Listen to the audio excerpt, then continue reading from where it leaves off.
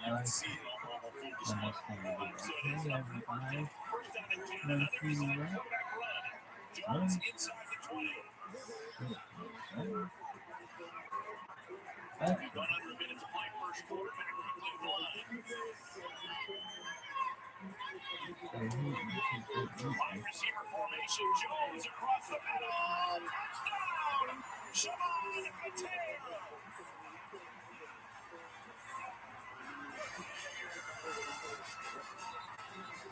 After all bunching up in first two drives, Cincinnati's figured it out. Patera is lined up at the tackle position, so they lose him. He's lined up at tackle, and so when he goes vertical, nobody even looks at him, and by the time they find him, it's too late. Very nice design and a very nice job by that Cincinnati coaching staff, offensive coordinator Brad Lea, putting guys in advantageous positions to be successful. The bite was beneficial for him. Third touchdown for the sophomore tight end. Part of their offense. 10-play, 75-yard touchdown drive. And Cincinnati leads for the first time this afternoon, 7-3.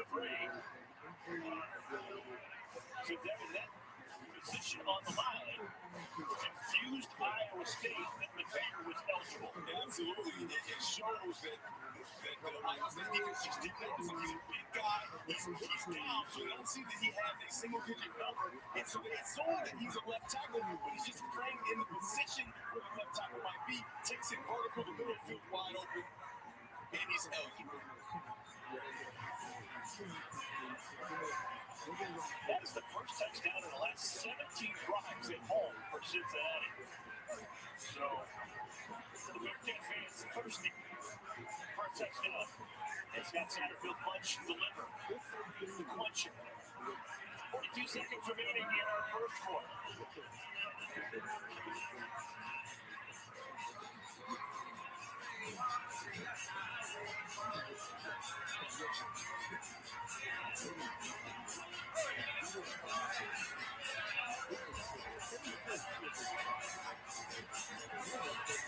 Corey Bell's going to kick it off.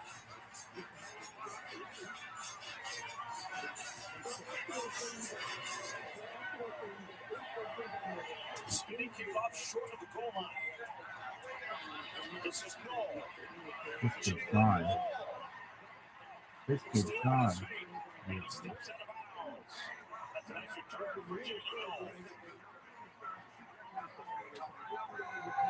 Let's take a look at this player. So successful to the top of the journey. This is John Williams, the left tackle. And then you're going to see the big fella gets down the field. Very nice job. But running just to the empty space down the middle of the field. And the reason that he's eligible is because the two outside receivers are off the ball, right? So he's the in there on the line of scrimmage. They ignore him. He goes right down the middle for a touchdown. That's one of those kind of football minutia things that every defender should understand when everyone is eligible. You have to check him in the record because he's wearing an eligible number. That goes down. Dingle rips him up. Maybe the final play of our first quarter. Iowa State wants to go quickly. Dingle is a linebacker who was playing really good football. They sent him down the middle.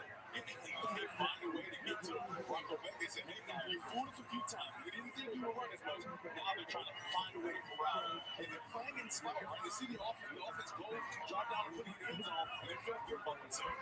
And that indeed will be the final play of our first quarter. So both sides will switch ends in the field. And we'll start our second quarter when we come back. It'll be Cincinnati winning 4 points to 5. They lead Iowa State 7-3.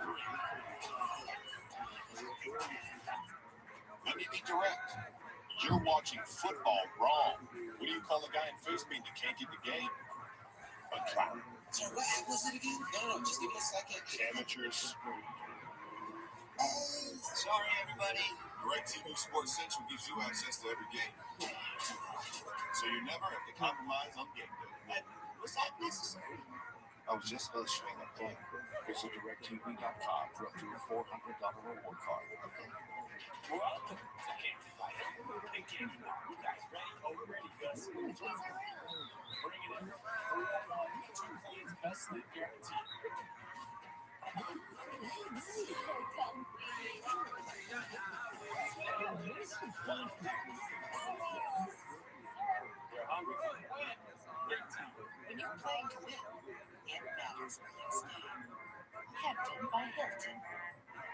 real tip for this game. I want to get punched. I want to take a beating. It's the episode America's been waiting for.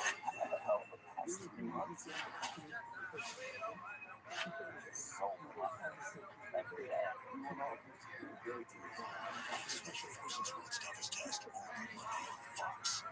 I got this KitchenAid stand mixer for only $56. DealDash.com. Online auctions since 2009. This PlayStation 5 sold for only 50 cents. This iPad Pro sold for less than $34. Go to DealDash.com and see how much you can save. I'm tired of overpaying for crochet. Harry's. I don't have to. Harry's offers 5 blade closeness and comfort. And refills cost as low as $2 each. Half of what I paid before. Go to Harry's.com/TV to claim your $5 trial. I'm about to show you how you get 100 milligrams of generic Viagra for just 87 cents. Here's what you gotta do. First, go to getfridayplans.com, and then you select why you need generic Viagra, quantity and the dosage, and your system will see if you qualify. Take a second to find the best deals. Boom! Look at that, 87 cents for each tablet. The prescription is shipping free. Go to getfridayplans.com. Try it for yourself. 7-3 as we begin our second quarter. Cincinnati leads Iowa State.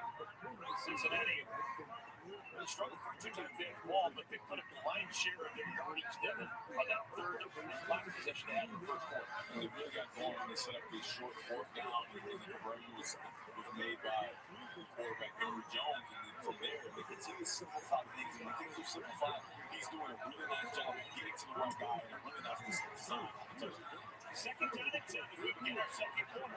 Rocco Bears. That's a bullet caught right at midfield. First catch by Ben Bramer.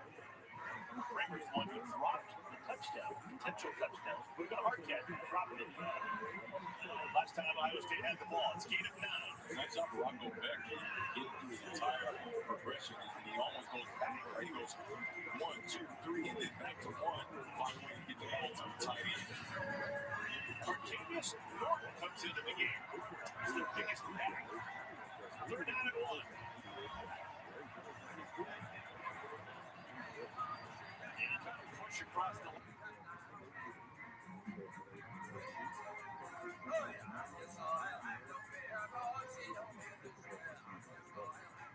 Talking about his team and the way that they would play, and this is not uncommon. You know, generally speaking, young people rally around challenges, and this is some adversity that they face. They lose an offensive coordinator. Waldell was fired, and here he comes in, Rod Carey. He's got 2 quarterbacks, and now these guys are trying to take advantage of this opportunity. It's basically a fresh start, Gus, and that's exactly how Indiana has played so far. 7 plays covering 77 yards. Indiana eats up close to 3 minutes to take that 7-0 lead. So how will the Wolverines respond? Being down on their home pitch from the 15-yard line, they'll cross the 20, get it up to the 23-yard line. Savage Morgan with the return. Coming up next on Fox, we've got some more college football coming your way as Iowa takes on Wisconsin in a Big Ten showdown. That's a big game, folks. Then 18-ranked UCLA and their stout defense faces number 15 Oregon State. It's all right here on Fox. Their young quarterback, UCLA, Dante Moore. He's from Detroit. Yes, he is. Martin Luther King High School. And he's been playing well. He's made a couple of mistakes, but that team quietly, they can beat Oregon State tonight. You know, they probably got their cleanest run than anybody in the Pac-12. That is an under-the-radar game. It can set the Bruins up for a potential run to the Pac-12 title down the stretch. First down at the 23 for a sluggish Michigan football team. Trailing 7-0 late form. Bring it down. Gain a couple. Philip Bleedy was the first man to him. Yeah, this defense has done a really good job of just staying home. And then the defensive line, this is the key against Michigan, is that they are holding their ground. Michigan is not getting displacement. They're not moving the Indiana defensive line into that second level. But because of that, they have the ability to run the ball right now. Second down at 8. Call remains in the game as the pistol back. Play fake. Here's McCarthy. Sacked twice already. McCarthy running and lost it. Dropped behind the line of scrimmage by Aaron Casey. That's a third sack of the game. Are they going to credit him with the sack there, Joel? Well, if he's behind the line of scrimmage, and Aaron Casey, look at his closing ability. McCarthy dangerously holding that ball out with one hand. The ball was fumbled a bit forward right there and then out of bounds. And I got to tell you, this Michigan offense doesn't look right. But you got to give Indiana the credit because the coverage has been terrific down the field, and it has allowed these front seven players the ability to get after the quarterback, in particular on third downs like this one, Gus. And that is a sack, a loss of 2, 3rd and 10. Third sack of the first quarter. Here's McCarthy airing it out. And puts it on the money. Nicely done, Colston Loveland. With the catch, first down Wolverine. Check out this tight window throw along the sideline. First of all, Colston Loveland, terrific receiving tight end. This is a really dangerous throw, and he makes it, though. That could be a confidence booster for McCarthy. That's really the only place he wanted to throw that one. Rolling away from the defender, and in particular, Warner trying to get back into phase and can't do it. First down to 10 at the 36. McCarthy hands it off to Cole. Cole with space, and Cole will pick up a first down. Talk about those sacks, though. The last time McCarthy was sacked 3 times was in the college football playoff semis against TCU last year. That didn't happen. Too well for Wolverine. Well, I remember how many times I had to throw it that day, right? That was just a very different style of game than what Michigan wants to play or is used to playing. They want to be like a boa constrictor and just restrict the offensive possessions of their opponent and just wear you down with this offensive line. But so far, they've had a complete inability to do that today. And that'll take us to the end of the first quarter. Surprising score. Indiana with a 7-0 lead on the Wolverines. Coming up in the second quarter. And over after this.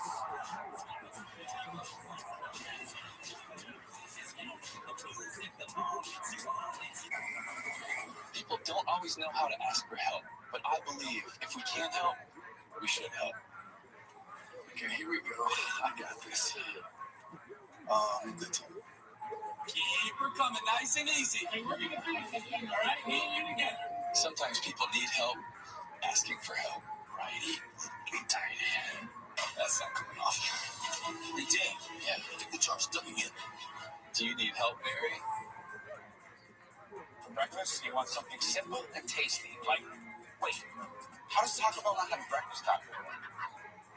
I mean, you're Taco Bell. It's in the name. You thought to put a burrito inside a quesadilla, but you don't have a breakfast taco? You have all the ingredients. Fluffy eggs, melty cheese, savory sauce. I don't normally agree with Pete, but he's right. That's things, Rhonda, but thank you. The all-new toasted breakfast taco. Simple, tasty. I did that. I made that up.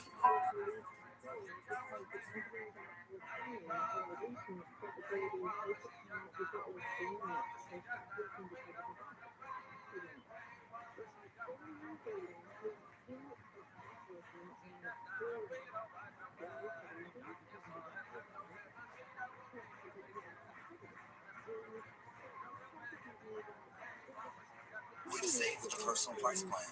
Like a good neighbor, State Farm is there. From creator Dan Harmon comes TV's #1 comedy. Winning story, funny and delightfully twisted. Boys, I was only yelling. You woke me up. And I was underneath a mountain above it. Join civilization's first comedic comedy that doesn't quit. Yeah, but now we have to evolve society to the point where women find hot and boring. ROTHSCHILD is only through Sundays on Fox and watch anytime on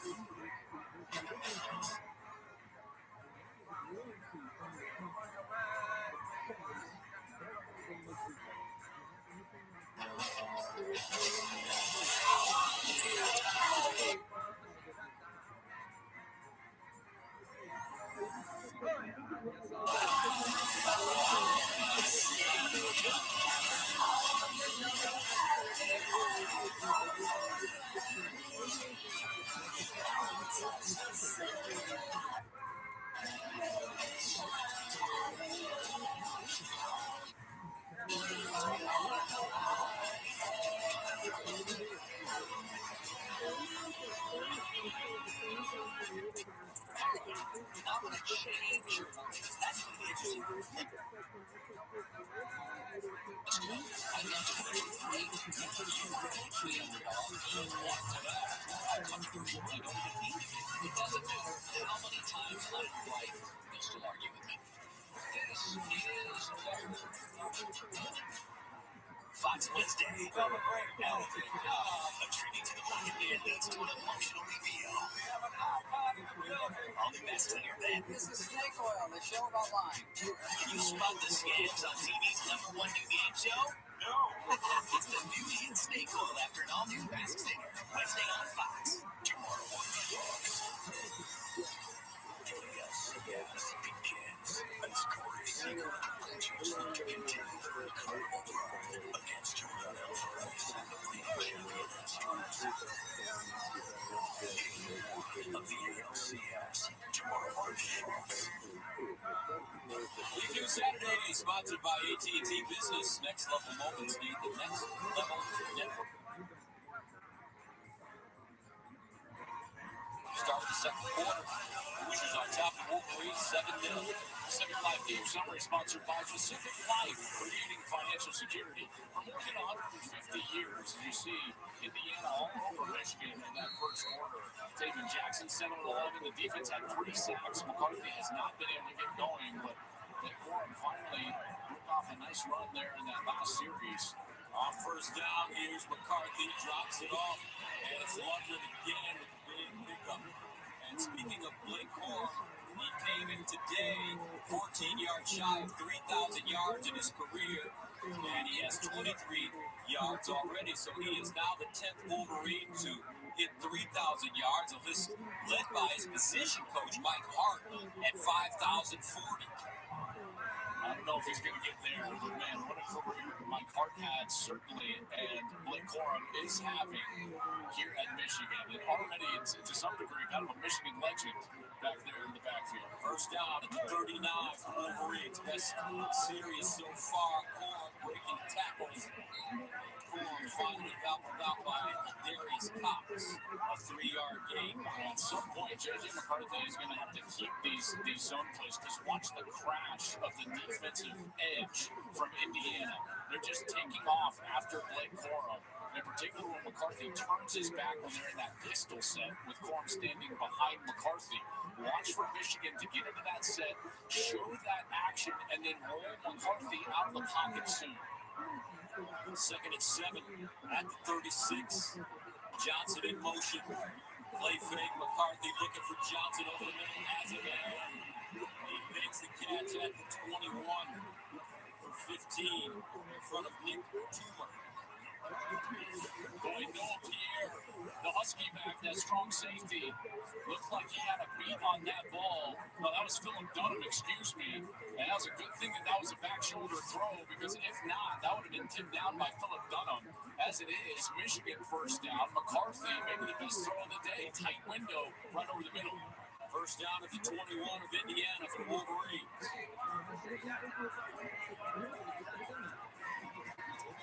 Here's a fake reverse. McCarthy steps up on the run, and he's tackled quickly as he crosses the line of scrimmage by Anthony Jones, who held on and brings him down. This is such a good job of recognition. Watch the linebacker, Aaron Casey, also the defensive end, as they get out into pass defense. Michigan's trying to get the fullback, Bredesen, 44 on that wheel route. Great recognition and defense forces McCarthy to take that ball and just get what he can get. And he only gets one.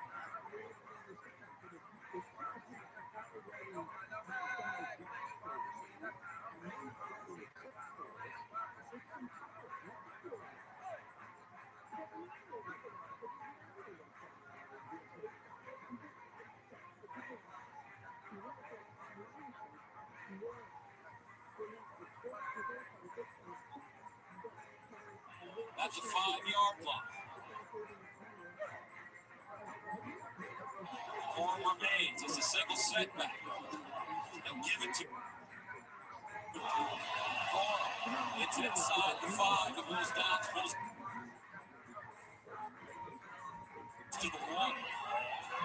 Not seeing a lot of Donovan Edwards. What's going on with that this year, Joe? Well, it's always been a rotation, and the established corner. Corn is the lead running back.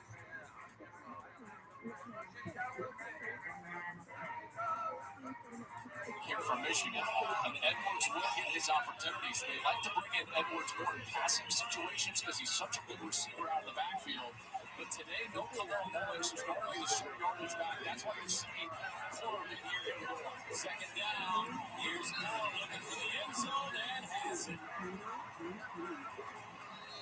Michigan on the board now. That's Blake Corbin.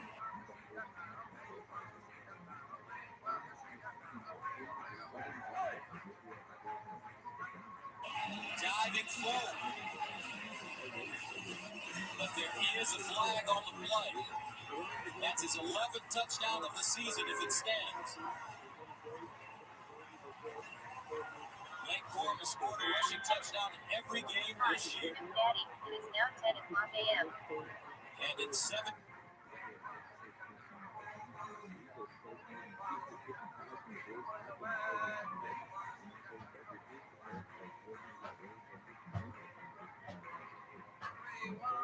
Quarters, still the athleticism to pull around, get that defensive end blocked out, and then here's Runner on the opposite side.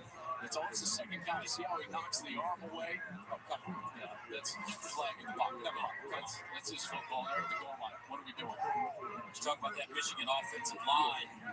They tell us that 7 of the players on their offense.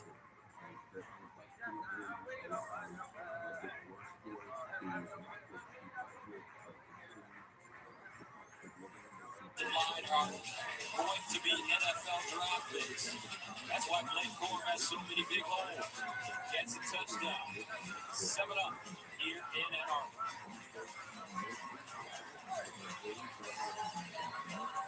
Some people just know there's a podcast about that. Those are the people who know to choose Allstate. Big tea drinker. Yeah. There's podcasts about tea. He knows, and he wants you to know too. I was listening to a podcast on the dogs know their dogs. There's a podcast about that? Just like he wants you to know about Allstate. There's a podcast about fly fishing called Why Is That Person Doing That? It's called Tea-rific. Are you listening to a podcast? Yeah, it's about multitasking. Some people just know there's a podcast about that. Those are the people who know you're in good hands with Allstate.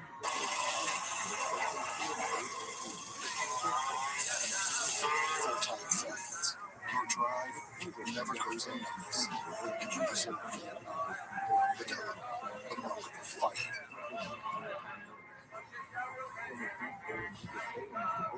You just said think of a laser handler for an Amazon. Because less help.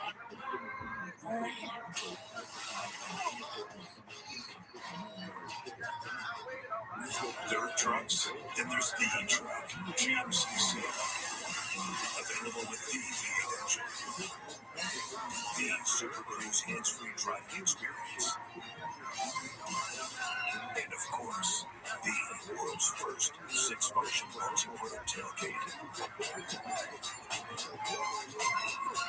GMCC. Not just any truck, the truck. The 3 for Me only at Chili's serves up bottomless drinks, bottomless chips and salsa, and an entree with sides starting at just $10.99. Wait, $10.99? Oh, someone's gonna get in trouble for this one. This Chili's 3 for Me is the best $10.99 you can eat. This is that makes everyone cry. Laugh, cry, ugly cry, and definitely totally not cry. But it's okay. You can always blame it on the altitude. It's the episode that Eric has been waiting for. Take a meeting.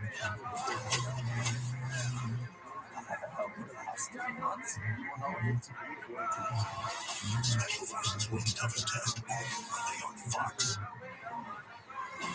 Blake Corbin with his 42nd career touchdown to level this game at 7 apiece. Wes Johnson, Joel Klatt, Jenny Taft with you from Ann Arbor. There's Mike Hart, who's a prolific running back from Michigan, one of the greats of all time here in Ann Arbor, also an NFL player. He's also an assistant coach in Indiana for a few years, so obviously knows that program well.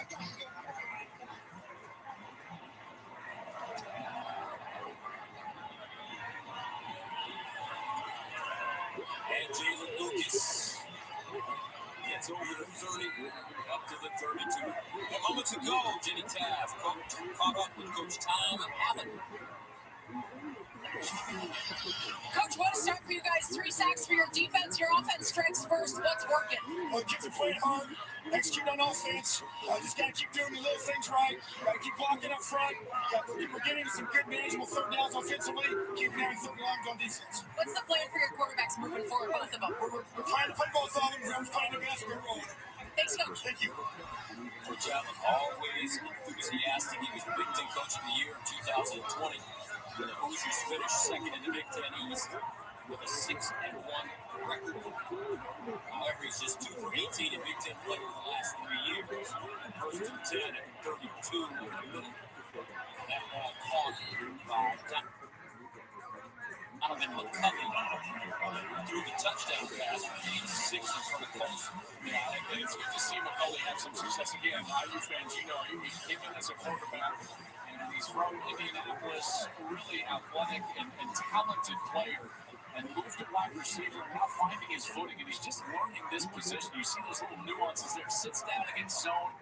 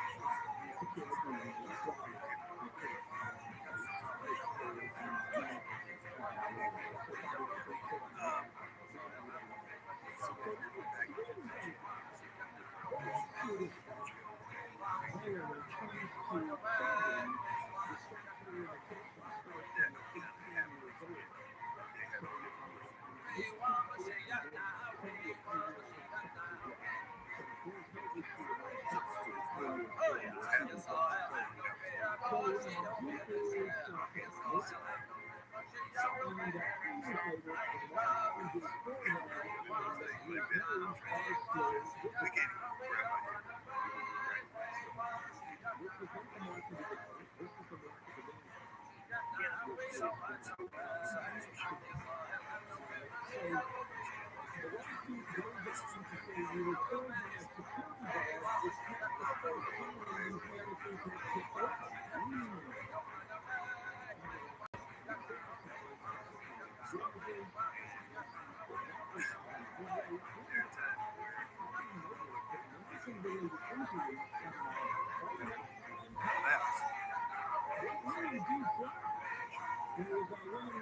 now.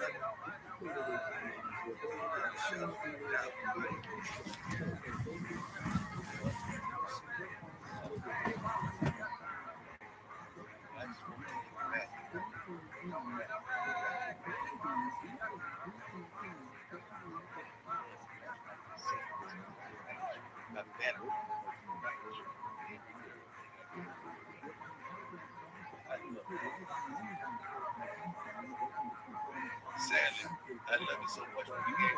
I forgot it.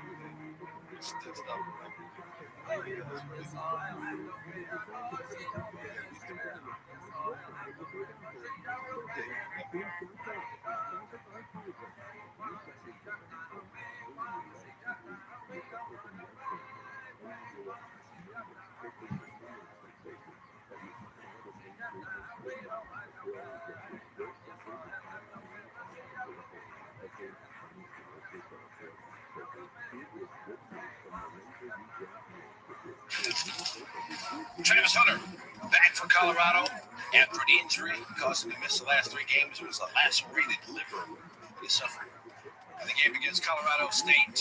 Late first quarter, Colorado up 7-0. That's where we pick it up. 3rd and 10 at the Stanford 24. Shedeur Sanders going to Hunter.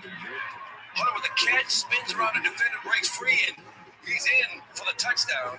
Another look at this move from Hunter. His first career Bull Subdivision touchdown. He had 13 catches for 140 yards. Colorado up 14-0. Second quarter now.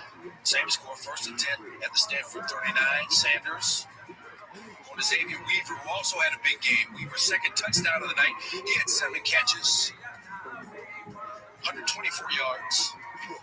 Next Colorado possession, Weaver on the end around. He's going to trot into the end zone. His 3rd touchdown of the game. Colorado 29-0 at the half, and the party's on in Boulder. But wait a minute. Here comes the Cardinals. Stanford down 29-6. 1st and 10 at their own 3. Ashton Daniels to Alec Iomanner, and he is gone. 97 yards for the touchdown. Stanford went for 2, didn't get it. It's 29-12. Next possession for the Cardinals. 2nd and 10 at the Stanford 40. Daniels. Iomanner again making moves on Travis Hunter, and then turns on the speed, and he's going to go 60 yards for another touchdown. back-to-back possessions. He's got big play scores. Daniels 27 to 45, 396 yards and 4 touchdowns. Stanford cuts to 29-19 in the fourth quarter. 22 of the Colorado 31. Daniels runs for no gain, but there's a penalty on Hunter for unnecessary roughness there. So the shove gives Stanford a first down. Later in the drive, first and goal to Colorado 1. Justin Lamson for the touchdown, 29-26, and they're getting nervous at Boulder. So when Colorado drives, second and 10 at Stanford 16. Sanders to Hunter. Sanders 33 of 47, 400 yards and 5 touchdowns. Hunter took a big hit. Got some help getting off the field, but he held on. Colorado back up 10. They've restored order. With the next Stanford possession, Daniels to Bryce Farrell for the touchdown. It's 36-33 after the touchdown. Deion Sanders and Carter Stoutmeyer have some words. It's a Colorado possession. Sanders looking for Hunter, but he overthrew it. Another look at it. Just too high for Hunter to get there, so Colorado forced a punt. Next Stanford possession. Second and 10 at the Colorado 45. Daniels back to Farrell for 16 yards on the rollout. First down for the Cardinals. Later in the drive, 4th and 9 at the Colorado 28. Joshua Cardi had missed from 37 earlier in the game. From 46 to tie it. Money. 36 apiece. Overtime as Stanford comes back with 36 points in the second half. In overtime, they're down 43-36. Daniels to Idlemanner. The ball is stuck on the back of Travis Hunter's helmet. Idlemanner holds on to it, gets him for the touchdown. 294 yards receiving on 13 catches. Most receiving yards in the game in Stanford history and 43 apiece. Second overtime. Sanders feeling some pressure, so he just throws one up. Olakani Gilman with the interception, and Stanford's got the ball. So any kind of score will win it for the Buffs. Came down to this. It's Cardi again, this time from 31 yards out. Got it. And Stanford with the biggest comeback in school history. Colorado with the largest blown lead in school history. As the Cardinals take it 46-43. Deion Sanders, post-game now on SportsCenter. Heads off to our opposition today. Came back and played hack again. We had a game in the second quarter. They went on to get the victory. I'm truly upset. I'm truly disturbed. I'm going to try my best to stay composed and do the best of my ability to handle this press conference that you deserve. My best, and I'm going to try my best to give it to you. Started off the game wonderfully. Finally put it together in the first half like I desired, like we desired, like our players desired, and the fans. Wonderful first half. 29-0, I believe the score was. Am I correct? And you surrender, I believe, 3 touchdowns unanswered, close to it, which I can't fathom. Right now, I'm still trying to wrap my head around it. And then the thing just kept going left. I mean, at halftime, I talked to him about, the old cliche people saying 0-0, but that's not true. It's not 0-0, it's 29-0. But I felt complacency going into the half because we stalled offensively. We gave up some yardage as well. And just in like how I felt going in at halftime, we come back out, and here comes the complacency. Here comes that team that I can't stand, that you can't stand, that you can't understand how in the world that happens to us. But it did, and didn't turn it back on, I think, until late in the fourth quarter when we were able to go down and get a score, and we go down, and then they tied up, and we got overtime, and you don't want to go in overtime because they have another. We're going to get back to Deion Sanders in a second. It's the largest comeback in Stanford history. Their program began in 1891. The 4th largest comeback in Pac-12 history. 2nd largest road comeback in Pac-12 history. Largest halftime deficit overcome to win in Pac-12 history. And the largest blown lead in Colorado history. So just a crushing loss for Colorado. Stanford with 36 points in the second half. All right, back to Deion Sanders then. Travis. Well, we didn't play well, not just Travis. I think it all started when we gave up a 97-yard touchdown, which was flat out ridiculous. That's when it all started. That's when all the foolishness, all the complacency, all the mess started. I mean, how in the world we give up Jesus? Our secondary did not play the best game, especially at the cornerback position. Coach Matt Smith, 143 The Fan. It seemed like in the second half, maybe just some communication issues there with the coaching staff. Did you feel that? And in what regards? Substitution errors. Substitution on defense. Yes, sir. Yeah. There's so many different packages that you run and so many different personnel, but you got to understand we're basing our change of personnel on what they're changing. So that kind of happens when they're having different personnel groups and referee is holding the game up, so we get a chance to substitute as well. What was happening is one guy was coming off the field appropriately, and he saw something, and he stopped. So that gives us 12 men on the field. Those things like that was transpiring, which we can't even wrap our head around because we practice this stuff repeatedly. Again, along the same lines of the substitution things, penalties, you've defended Coach Kelly at every turn. Yeah. This is one where now people are just going to start pointing fingers. Well, if you're going to point the finger, point it at me because if I'm allowed it should be on me, not him. Point it on me. We go over this stuff. And there are times where you know what group is in, you know what group you're on, but you have a lapse of understanding in those crucial moments. Right now, we're not built for the moment. We're not built for the moment. Some of our players aren't built for the moment where they have to make a play or they have to keep contained or they have to make a block or they have to get another yard. We're not built for the moment right now. Coach Tyler King with the Denver Gazette. Yes, sir. You guys had 17 penalties tonight. That was something that was positive for you guys early in the season, was a lack of penalties. I didn't know it was that many. What has led to the amount of penalties you guys have been accumulating over the last 2 weeks? Not being smart, not being disciplined, not understanding. That's what that is. Yeah, that's what that is. Coach Adam Muster, Tiger 24/7 Sports. We saw Trevor Woods play a little closer to the line of scrimmage, linebacker tonight. Yeah. Is that a matchup with Stanford, or do you like him in that role? No, I love him in that role. I really do.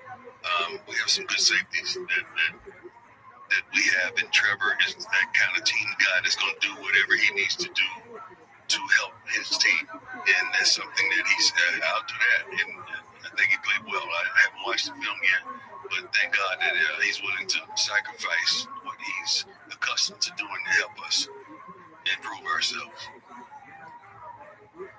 Coach Jake Schwann's DNVR. Just curious about Travis, just his conditioning. You feel like that his condition is great. There was some plays he made, some plays he didn't. Just so happens the plays that he didn't make at the end are magnified. But the plays he made kept us in the game. Hi, Coach. How you doing? Nikki Edwards, U Sports Report. I remember you said before that Sure puts on his cape and saves his games. Right. What kind of happened over time where maybe there was miscommunication on that play but turned into an interception? Yeah, first of all, he should have never thrown the ball. Should have never thrown the ball. I don't know if they played it on a replay to show what happened with receivers on that play. Did they show it? Right. Yeah, what happened? I want to see it because I know what happened. I want to see what they showed.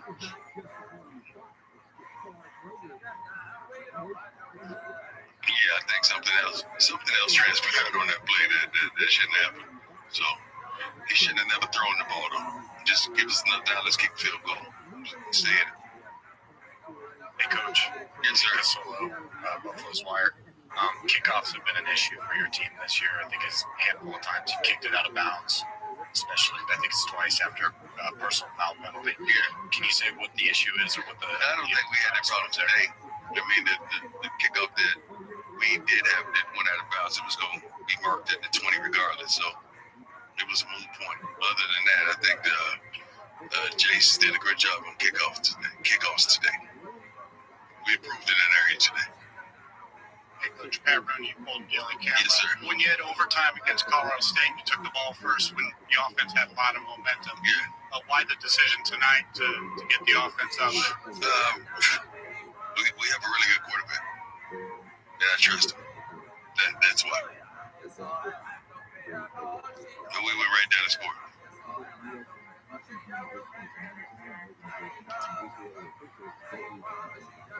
You mentioned that the complacency of this team. You guys now have 2 weeks before you play again. Is this a good time for a bye week to try to fix something? No, it's not a good time for a bye week. If you're having problems when you're injured, and you have quite a few injuries, it's a good time for a bye week. But when you play like you play, you don't want a bye week. You want to work it out. You want to make it happen. I wish we could play again next week. I really do. You talked about the complacency of the defense. Complacency of everybody. Yeah, I wanted to talk about the offense a little bit. I mean, giving up that amount of points in the second half is obviously unacceptable, but the offense obviously also has to contribute in some way. Can you talk about that a little bit? Yes, you're right. Not only you talk about it, you said it. Personnel thing. Juwan Mitchell, is he out there? Yeah. Is he with this team still? Yeah. Is he injured? Ask him what happened. Next guy. Just simply put, I mean, how does this team go forward after a defeat? We have no choice but to go forward. That's life. This ain't the only thing that's going on in life. I mean, all you guys are dealing with something. You're still moving. You're still progressing. You're still going forward. We got to do the same darn thing. We didn't expect that. There's a lot of things that goes on in life that's unexpected, and this is one of them. We got to knuckle up and let's go. We can't sit down and have no pity party. Y'all don't feel bad for us. Some of y'all are ecstatic about what transpired today, and I know that, but that's cool. We're going to take this one on the chin because we deserve it. 29, I've never been in one of these. I don't remember, from youth on, I don't remember being up 29-0 in a losing football game. I really don't. This is a little tough, and I'm trying my best, and I thank you all for your patience, and I thank you for your heart, because this is really tough for me, but you can see when I'm amping up and I kind of see this stuff coming, you can see why I go at it like I go at it, because I can feel my team. I can feel what's about to transpire, and here we go. I mean, how important are the next maybe 24? Every game is important. The next 24 to 48 hours in terms of flushing this and moving past. Well, you got to make it. They got to. What I just said in the locker room to the team is they got to make up in their mind. Are they in love with this game or they in like with it? Because when you love something, you give to it unconditionally. You give everything you got to it, but when you like it, that's just the button you push. And it lights up and like it. That's what they do on social media. So we got to figure out, do they love it or do they like it? And it's hard for me because I love this. I love it. Without a shadow of a doubt, I am truly 100% in love with this thing. And I just want people to match me. Just match my passion, match my heart, match my love, match my consistency, just match my mannerisms, just match every darn thing I give to this game. I love this. Sadly, I love it so much, but the game don't even occupy the ability to love you back. That's a strange love, isn't it? Coach, you spoke about Patrick Cousins, spoke about sports. You spoke about struggles in the secondary. What are some things that you and the coaching staff are going to look at throughout the bye week? Well, you can always look at personnel, but it is what it is. It is what it is. So it was hard to look at. Defensive backs either play to make a play or play to stop a play from being made. I like the guys who play to make. I really do. We got to get to that point.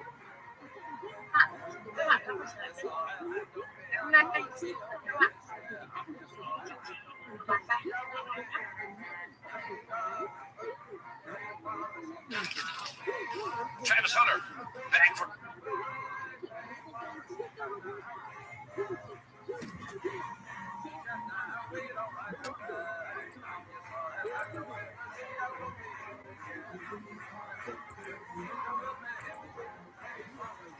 Look, don't be surprised if they just hand it to Edwards. First down at the 18. McCarthy throwing. McCarthy in trouble. McCarthy out of the pocket. Oh, he just pitches it. Edwards. And he goes down at the 2. Noah Pierre with a saving tackle, 16-yard gain. Well, there's magic in those McCarthy legs and in that decision-making of Flexen Rush. What a great pitch. McCarthy now with the handoff. Donovan Edwards denied the end zone. Gains a yard, but Darius Cox with the tackle. They don't have to rush. Edwards saying, no, I got this. Let me punch it into the end zone. You see that? He waves quarterback. He wants the run. Back there in the backfield, now with the clock winding down. And a timeout called by Michigan. Edwards is looking for that first TD of the season, Gus. You've talked about it so far in this first half. Hasn't really gotten going. I saw from the booth here, Corum looked like he was coming on the field. Edwards is like, no, let me in the end zone.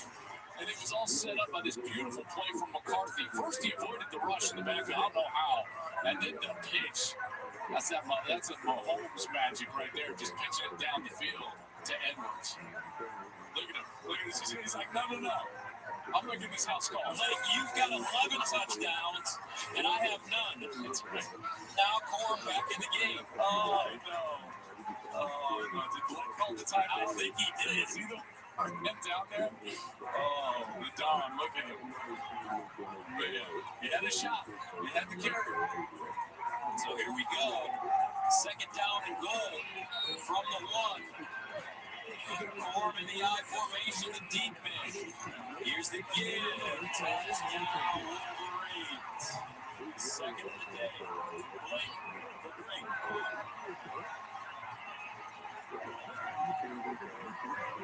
The Don will have to wait because it's Corum's time now. Second of the day goes like you said. And I'll tell you, this block by the left tight end, A.J. Barner, in Indiana transfer. You talk about moving people off the line of scrimmage. Watch the left side. Barner pushing his man just into the end zone. That's what allows the space. That movement allows the space for Corum to dive for the end zone here at Michigan State. James Turner comes in to attempt the extra point. And it's good. 21 unanswered points by Michigan. As the Wolverines take 21-7 lead with 11 seconds to go in the first half. That sequence is, in a lot of ways, backbreaking for Indiana. What just transpired in the last 4 minutes there. The offense gets back on the field, you get a great return. Then a penalty moves you down 15 more yards, and then Michigan can methodically work their way down the field with the 2 timeouts in the back of their pocket and score under 15 seconds, and then they get the ball to start the second half. These are those moments, and when we talk with the coaching staff, Jesse mentioned this, the defensive coordinator, Gus, these moments where they can kind of smell blood in the water, and it's like, okay, now it's time to squeeze, and you just witnessed that there in the last couple of series.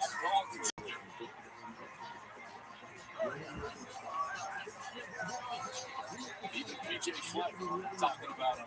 That's how he described him after last week's game, as that boa constrictor. And it's so true in so many ways.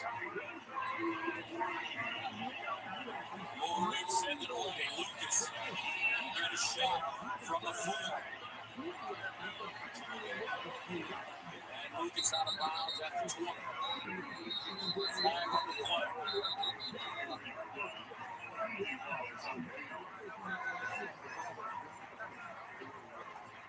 Jim Harbaugh not happy on the Michigan sideline.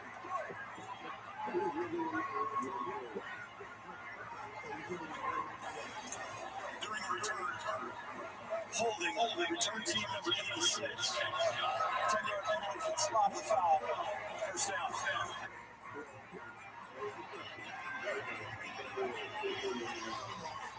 5 seconds remaining for Tom Allen and the Hoosiers offense. He scored the first touchdown of the game, took a 7-0 lead. Michigan finally waking up. Number 2 team in America. Blake Corum now with 43 touchdowns Second to Anthony Thomas's 49 rushing touchdowns in Michigan history. How about J.J. McCarthy, Joel? Yeah. He's 11 for his last 12, 153 yards and a touchdown. Jim Harbaugh says J.J. reminds him of a young Jimmy Harbaugh.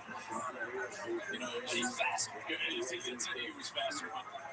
Another thing that he mentioned during that conversation was there are times when, you know, Jim, the head coach, sees a situation that McCarthy is in, and he's thinking to himself, like, do the same play, do the make the correct play, you know, run, slide, don't throw it in the back of the end zone. And at times, you just have to let him be an athlete. This is the review, by the way. Jalen Lucas, was that knee down when he caught the kick, which obviously would put the ball back? I don't think it was. That's obviously close there, and that look, this would be a much better look. I don't know. I'm not sure.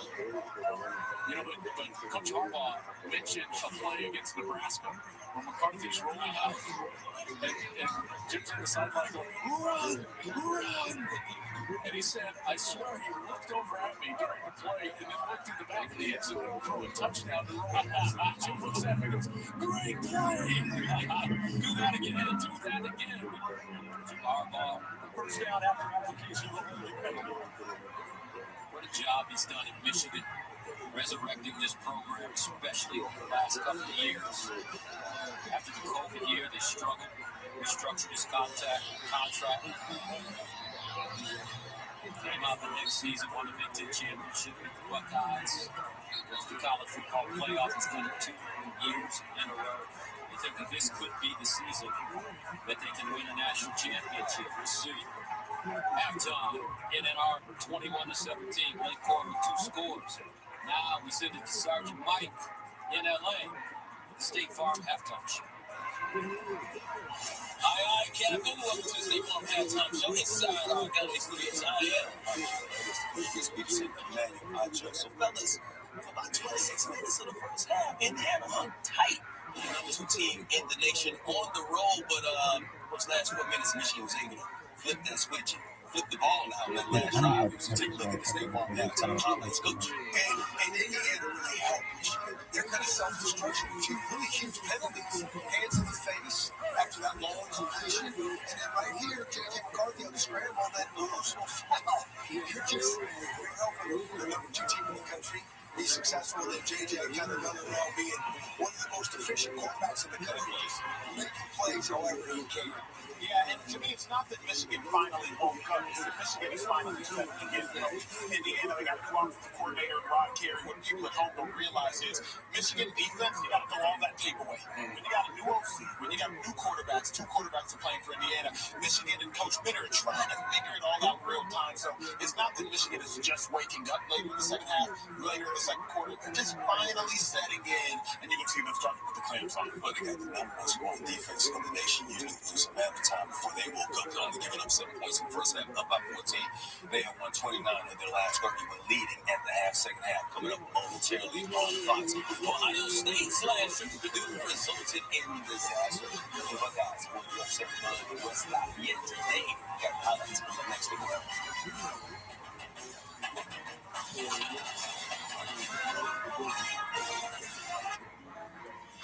All right, guys, listen up. This entire season boils down to one word. Bundle home and auto. That's 4 words. Not if you bundle them.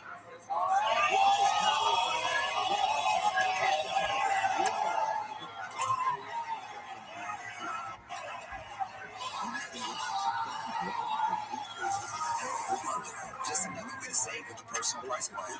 Like a good neighbor, State Farm is there. Gotta get to sack. You go.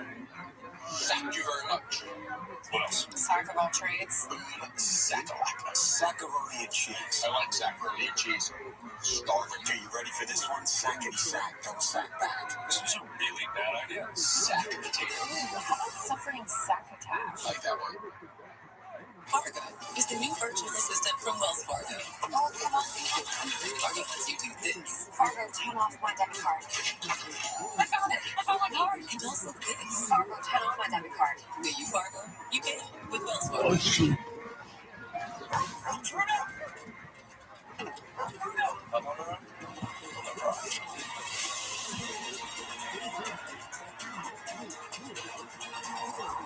5 drive modes, there's a walk in the park.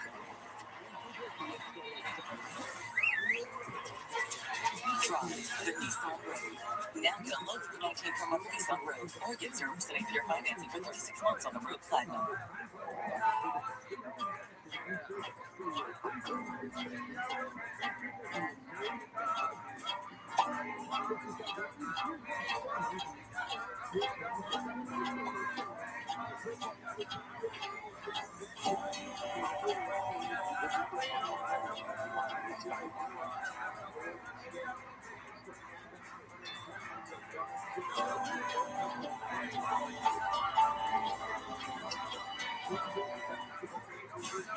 Honda's hybrid game is strong. With the Honda Accord Hybrid and the CR-V Hybrid on the field, starting at just $32,895. Honda hybrids never need to be plugged in. The onboard system charges the battery for you. Go further with hybrids that get up to 46 miles per gallon and 614 miles per tank, starting at $32,895. It's game on. Drive a Honda hybrid at your local Honda dealer today. Fargo, the new virtual assistant from Wells Fargo, gives you information you need quickly. But if you don't have your account info for direct deposit, you're not going to come back tomorrow. Fargo, what's my checking account routing number? Do you, Fargo? You can with Wells Fargo. Waking up with Good Day is the best way to make every day a real win. Welcome back to the State Farm Fox College Football Halftime Show.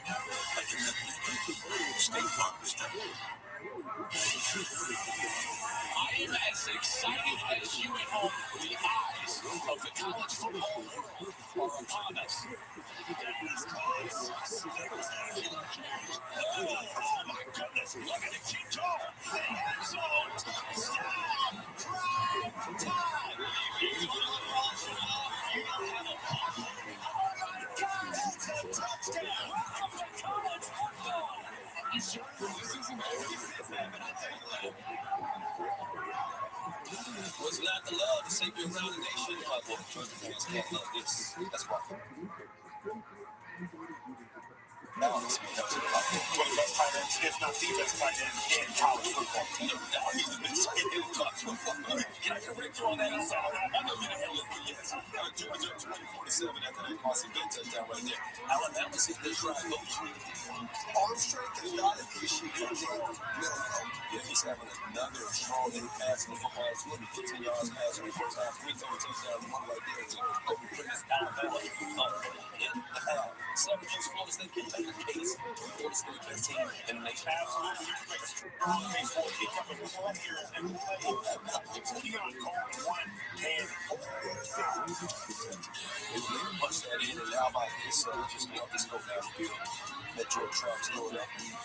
Let Cole bring that. I think George Travis is figuring out where he needs to go off of the football. Those up 17-3 at the half. Number 3, Ohio State, Purdue. Down the court, Mark Harrison Jr. Best number at the next. That's the player. You can say the best wide receiver next year for sure right there. Yes. Hey, stay right there.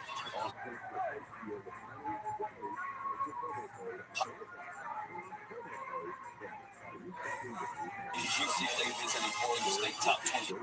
Pac-12 showdown. Catch all the action once again on this wonderful network we call It's one of the college football's most storied rivalries. UFC. No today. The head just makes that turkey at South Bay. Who's this kid right here from University of Michigan? I love Roman. Yeah, Michigan loves him too. They're 21-7 in the world.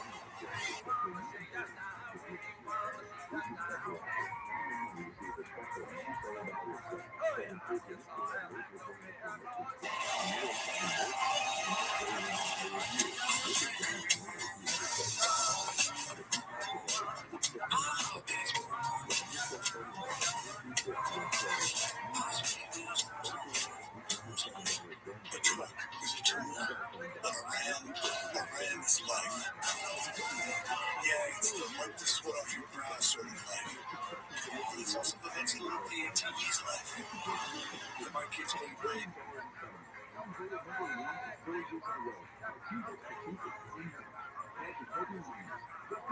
Too many sports life. But let's find a secret spot to fish life. That looks nice. Innovations, comforts, power trains, built to power up the lives you live. Ram. Riley! Riley's Realty. This listing sounds incredible. Let's check it out. It says here it gets plenty of light.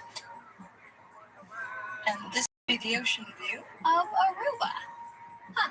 This listing is misleading. Well, when AT&T says businesses get our best deal on iPhone 15 Pro, maybe titanium. We mean it. Amazing. All my agents want it. It says here inviting pool. Come on over.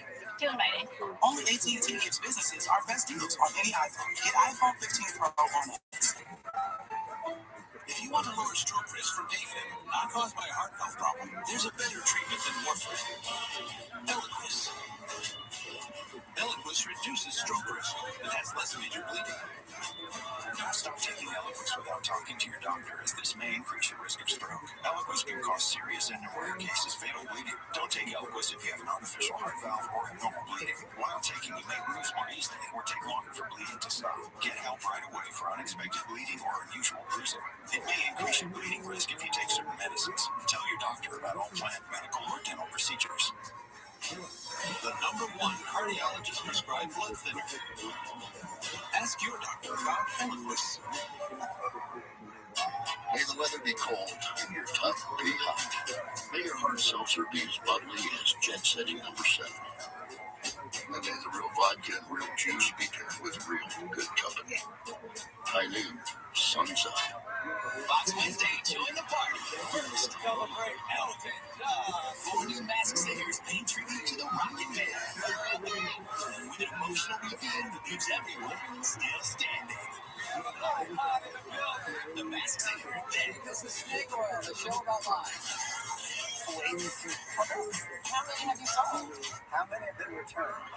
Is it real or is it snake oil? It's the new hit Snake Oil after an all-new Masked Singer. Wednesday on Fox. Good man. Late.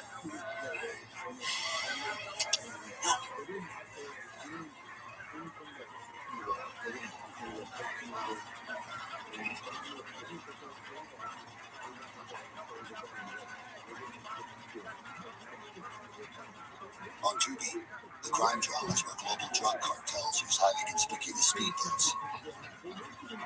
Just keep going.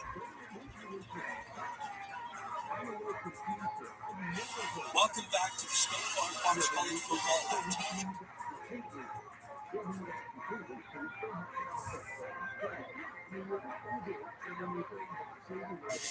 Tied at 36 is time.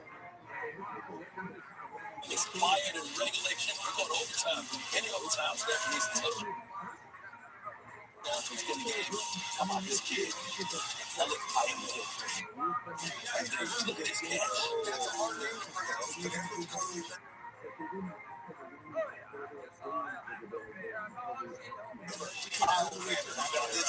13 catches, 294 yards, 15 in the second half. We won 7 overtime, tied at 33. Sanders, he never makes these mistakes, coach. This is the one bad decision I've seen him make all season. This is on 3rd down now. You know, Colorado's got to score overtime, second overtime. Trying to touch on the Cardinals. He can't get to the end zone. All the Cardinals need was this big Cardinals. One of the biggest comeback in school history. Colorado pushed line on a 29-point lead. And that may actually cost them when it comes to getting into a bowl season. Let's take a look at the way matchups are. Pac-12 is Raleigh taking on UCLA, Oregon State, USC, Notre Dame, also big, and of course, the Eagles. Oregon and Washington. We'll talk about that in just a second, but more tonight, USC Notre Dame matchup in South Bend is Rob Stone, big kickoff.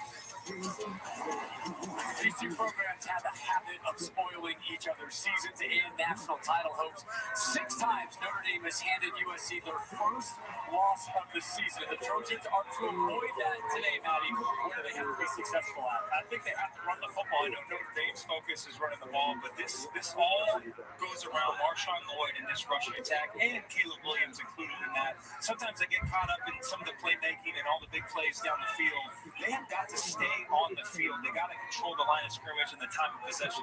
That starts with Marshawn Lloyd. He's averaging almost 8 yards per carry. He's probably the MVP of this offense outside of Caleb Williams.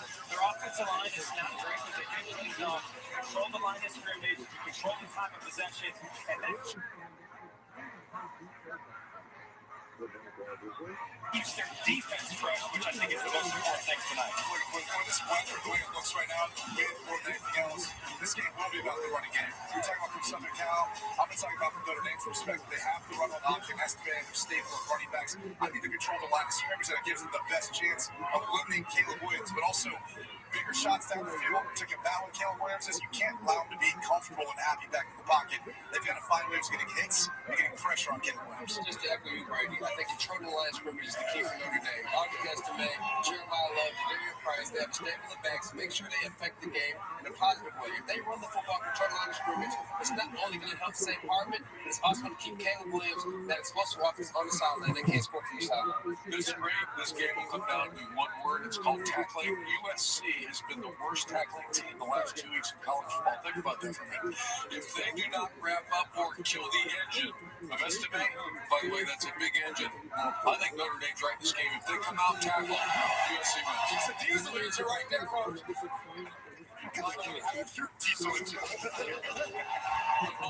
one, Estimate pushes Hartman into the end zone.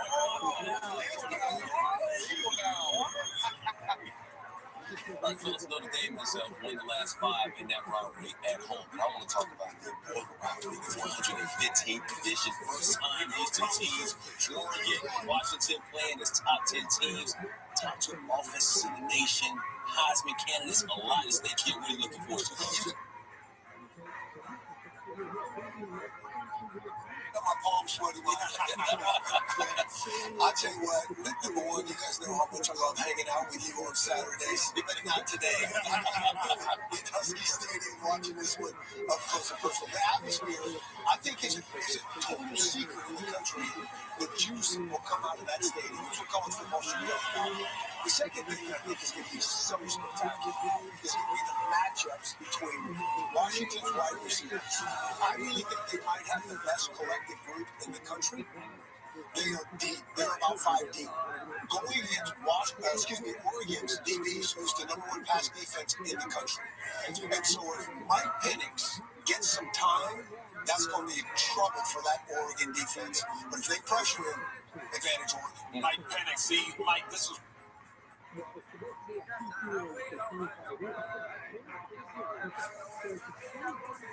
that's what is at stake tonight. You gotta be hype. Can we get on your private jet? Maybe we can make it up there in time. We just do the rest of the day. If I had a private jet, we'd be going out. We can just do the show from the jet. We can do that, man.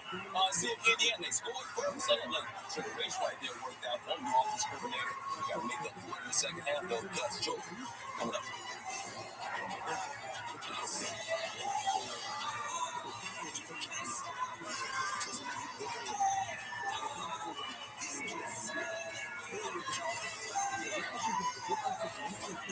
On a devastating fans move by Dr. Pepper. whoa! That was fast and furious. That's it. Season's over. Our program's cursed. I can't watch this. Every year I fought for the preseason hype. I beat all my sport. Never watching football again. Hey guys, that was the first play of the game. Maybe we overreacted. Dr. Pepper, the one fans deserve. It's the most anticipated matchup of the season. This big game Saturday on Fox. The third night Buckeyes. Up to the 6-night midnight lines. The best pregame, the best announcers, the biggest game of the year. Penn State, Ohio State. It's Big Game Saturday on Fox.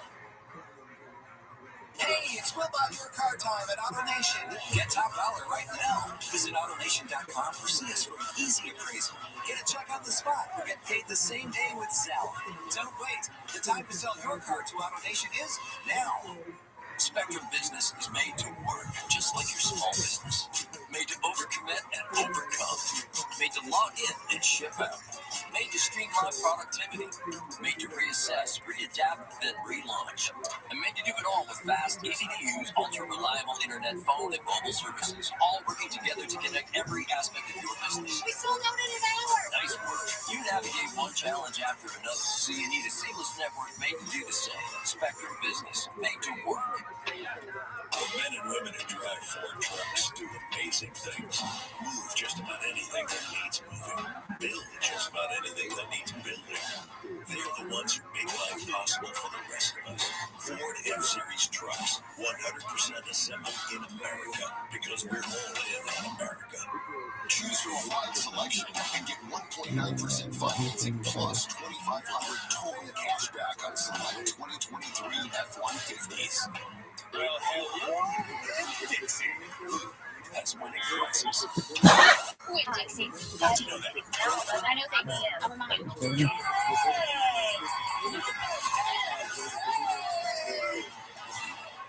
This is Karina. She's a Haverty's design expert. Haverty's free design service can help you explore your options.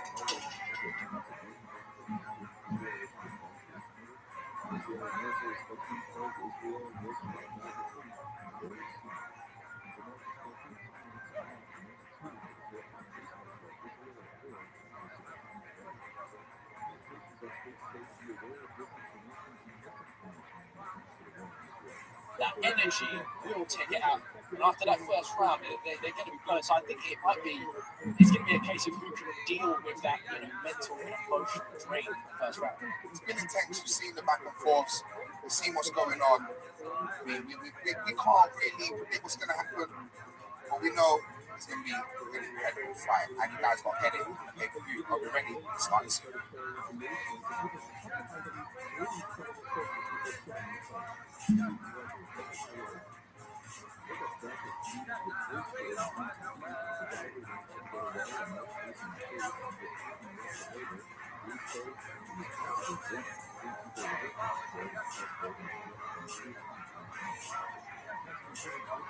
Biggest crossover boxing event in history. Live on the Zone pay-per-view October 14th. 4 icons of the game face their judgment day. Put five faces to the destroyer of influences 2050. And global superstar, local humans, explosive attack against Jiu-Jitsu world champion Dylan Dennis. Mr. Will be ready October 14th, Judgment Day. Series 10 live on the Zone October 14th. The energy in the arena is electric, and the only way.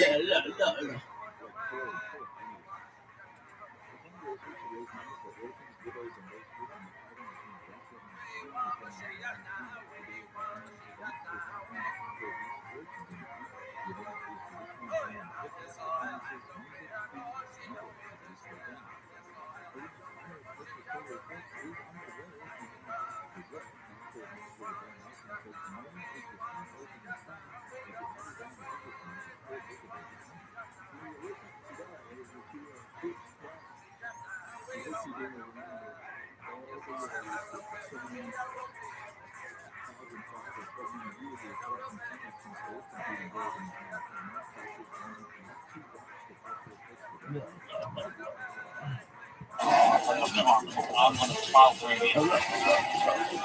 See, October 14th. Wonderful Manchester, England. Look at it in all its glory. It looks absolutely incredible. Home of two treble winners, Manchester United and Manchester City tonight, though. It's over. It's taken over. It's taken over Manchester. It's a very, very special occasion. There's the brand card, but it's X-Series Tech. Look at the arena. Look at this. Sold out. A lot of seat in the house at the Air Arena. They've had some big nights here, but this, I think, is the biggest. This is incredible, and it goes down right now. Wow. Look at this. Is insane. So, when they announced this 2.5 months ago, I was excited. I thought, okay, this is going to be crazy. Not this crazy. not this crazy. There isn't a seat available. And yours truly is here, Mr. Andy Oladipo, hosted again. I could do this by myself, but you know what? I got some very, very special guests with me. You guys have asked for special guests. We have went through the list of the VIP guests we can get, and we've got some special ones. I think one of the best middleweights on planet Earth, Chris Eubank Jr., coming out here, my friend. Look at this. Look who we've got. I love it. I love it. My brother Chris is here. See that kid on the Eubank. Last time Chris fought Liam Smith. Crazy performance. Chris, we did Misfits 001. Remember that? I do remember, yes. How good was that? I'm being a pundit, and it's great to be back. Great to be back on the stage. I was here only a month ago. Yeah, I was the one about to get into the ring. You enjoyed yourself a month ago. I'm sure he's going to enjoy himself tonight as well. It isn't just Chris. You're going to want more boxers, don't you? We've got another boxer as well. He's been on Misfits a couple of times. He's unbeaten on Misfits. He's unbeaten in his pro career. Idris Virgo, coming out, my brother. What's up, Manchester? Are you saying? Idris Virgo. You know, Idris is smiling right now. It's almost like that kind of pretend smile. He wanted to be in the ring. He's here with me. Idris might very good happen soon, though. I mean, it could happen very, very soon. Very, very soon. I'll find out Rabbi now in a ring if he's ready to go.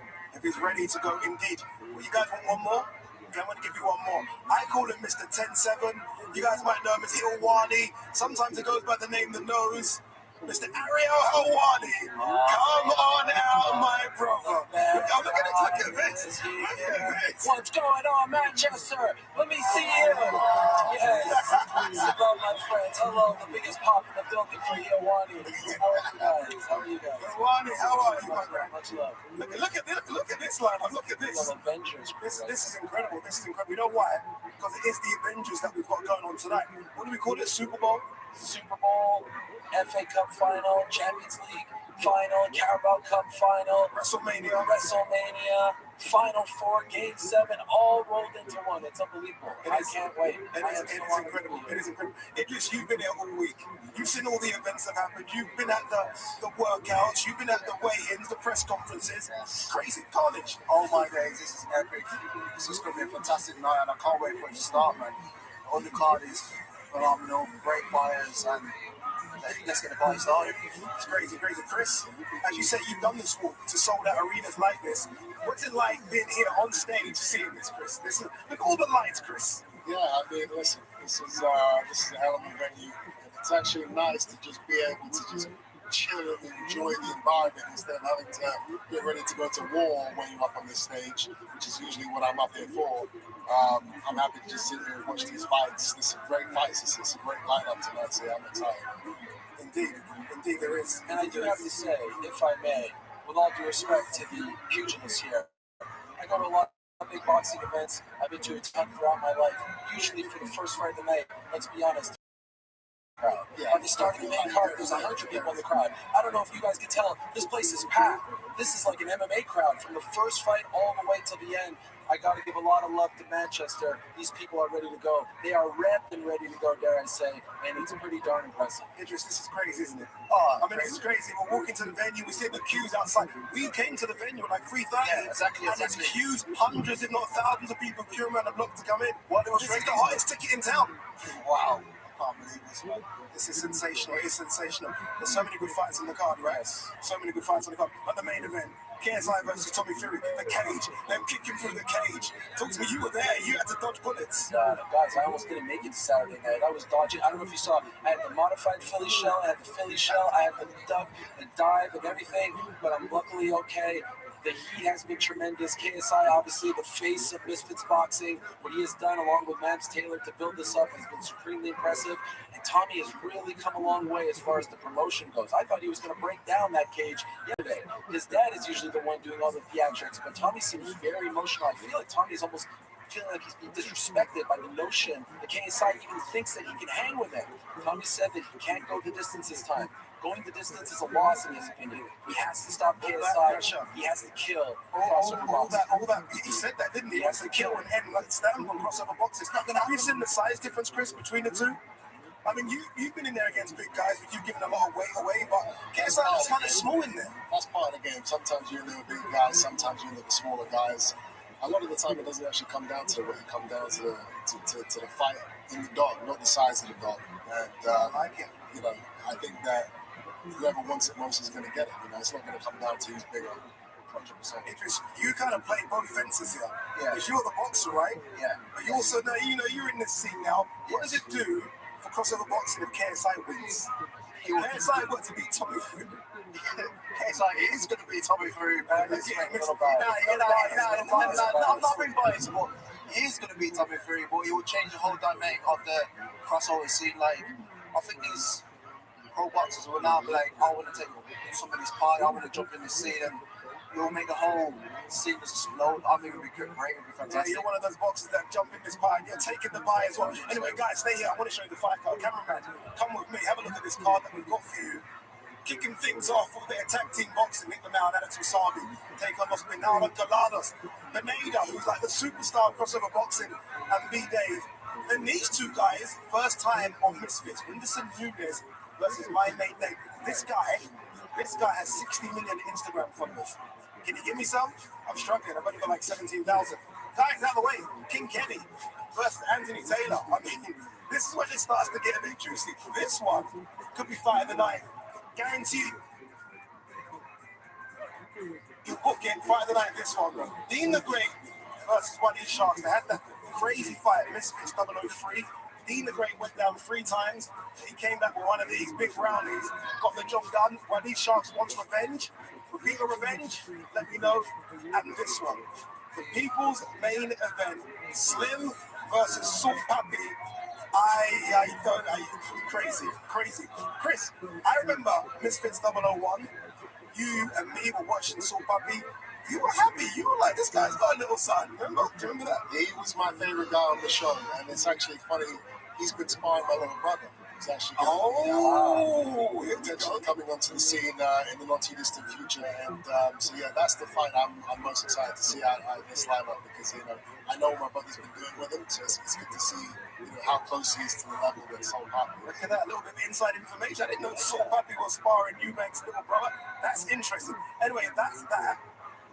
This is what we're coming to see, really, though, isn't it? I mean, let's go. Logan Paul versus Dylan Dennis. I don't know what to say about this one. We thought it was off, then we thought it was on. We thought it was off, then we thought it was on. It's on. It's on. That's crazy. This might be even crazier. This right here, KSI versus Tommy Fury. You heard Ariel Hawani say here, Tommy Fury's disgusted that we even given KSI a chance. He thinks he has no chance. I think he has a little chance. We'll see. Guys, let's go Logan Paul versus Dylan Dennis first. We don't fence it here. We don't do that on Misfits. Who do you think wins this one? Man, God, putting us on the spot. I'm putting you on the spot right now. Well, I'm a professional broadcaster. Professional broadcasters working events aren't supposed to make predictions. But yes, it's Misfits. You got to come out and make a prediction. I'll say this about Dylan Dennis. I met him in 2016. It's pretty remarkable to see him on a card like this, on a stage like this. He hasn't fought in 4 years. His knee is messed up. 2 surgeries. One of them failed. No one thought, as you said, that he would be here.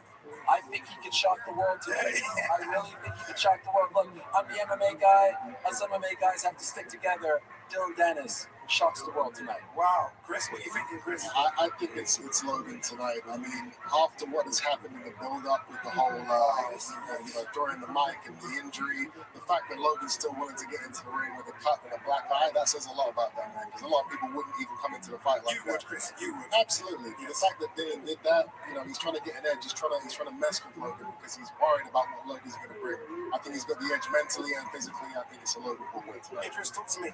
After how good did Logan look on the scales, by the way? Yeah, he looks incredible. That shape of Logan, he made me look freaking. I don't know about that shape, you know what I mean? But after that speech there, I'm telling my vote to Dylan Dennis, man. Wow. That speech. It's hard to read that. Wait, just like that, you just turned? Yeah, man. That's it. I'm embarrassed for you. That's the point. You can't just change your mind. Okay, guys, what about this one? KSI versus Tommy Fury. What are you thinking? No.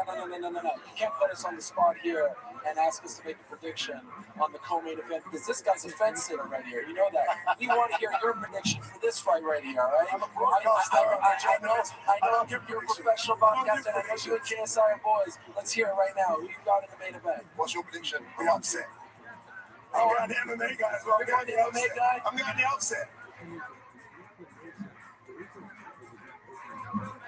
But we'll see. Hey, KSI versus Tommy Fury, what are you thinking?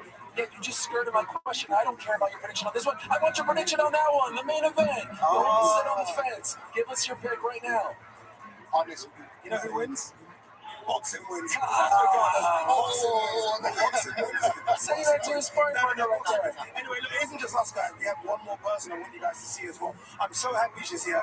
Olivia Mazzagalo is backstage. Olivia, talk to me backstage. What's going on? All the carnage. Yeah, Addy, it is busy, busy, busy. First of all, I just want to say some incredibly famous people have graced this arena. You've got Sir Paul McCartney there, Whitney Houston. Everyone loves a bit of Kylie Minogue, don't they? And if we walk on a little bit further, one of my favourites, Beyonce is right there as well. And of course, there are some huge names in here tonight. Of course, one of them is you, Addy Oladipo. You are one of the biggest names in the venue. Of course, today is going to be so busy. It keeps on getting busier. I'm going to be talking to a few of the fighters pre-fight, see how they're feeling. And of course, I'm going to be backstage. I'm going to be ringside. I'm going to be here, there, and everywhere, Addy. We've got a lot going on. All right, what's going on as well? I'm hearing there's a watch party as well where everyone can get involved. Tell me about the watch party. There is a watch party now. All you have to do, this is for you guys at home, is scan that QR code on your screen. Now, we want you guys to get involved. We want to hear, are you agreeing with each other? Are you disagreeing? Who do you want to win in the co-main event and the main event and all the other incredible fights we have here tonight? There are prizes to be won. There's cash prizes. There's also, if you're on the DAZN watch party in the UK, it's a KSI signed glove. In the US, it's a Logan Paul signed glove. Who wouldn't want to win those? There's plenty up for grabs. We want you guys to get involved as much as possible. All you have to do is scan the QR code, and if you want to ask the fighters some questions, that is the only way to do it. So as I said, get involved, scan that QR code. We want to hear from as many of you as possible. Fantastic. Good luck backstage as well, because I know it's crazy. Anyway, look, enough of me talking. All right, look, enough of me talking. I know you guys didn't come to hear Addy Oladipo as much as you guys love me. You came here for some boxing, so I think it's time that we get the show on the road. Why not start with a bit of tag team boxing as well? Nick now against Los Bernardo Galados alongside a special guest. Let's go to our commentary team. It's a good one as well. Todd Grisham. Can I go down there? I'm going down there. Todd Grisham, Radio Roundhouse, and the coach. Todd, take it away. Hey, that's a long walk on a Savior status. All right, brother. Welcome, ladies and gentlemen. The buzz is already in the air. I can tell you right now, Todd Grisham alongside Roundhouse and Jonathan Coachman, whom, ladies and gentlemen, is a former World Tag Team Champion himself. I'm a WWE Tag Team Champion, so everybody knows I'm the expert here. Let's think about the whole night as a whole, because the energy the guys talk about, it's going to build and build and build. You were a part of 12 WrestleManias. I've been the 13. We know what that feels like in this city. All of these people, all of them today, it leads up to this. I'm super excited. Hey, Roundhouse, you got to call the prelims. We had 3 fantastic fights already tonight. Actually, it was 4 fantastic fights, 2 knockouts, a couple decisions, but both of those decisions were great back and forth fights. And that's something that I love kicking off with Misfits here is you always start way faster. There's no waiting around, getting ready for it. The action is right away. And for the main card, we're keeping that going with something you only see on Misfits, which is a tag team boxing match. Where do you see that? What the fuck is tag team boxing? I give us a tag team boxing. Let's get this main card started. The place is almost packed out already. This is crazy. Here we go. Nick Lamau and Alex Wasabi. These men will be teaming up. 22 years old for Nick. Alex is 33. Similar heights and weights, but they're not fighting each other. This is scheduled for 4 rounds. Now let's look at Luis Pineda Colodas. I probably butchered that. Luis Pineda, obviously from Mexico, B-Dave. He's got the Hacksaw Jim Duggan look. He's got the mullet going. He's a fighter. Let's see how these two do as a tag team tonight. Let's get this party started. And we go into the ring and Haas.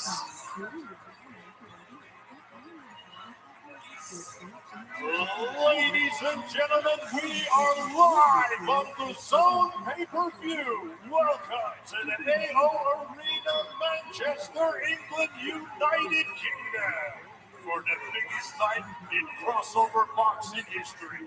X Series 10, the Prime Card.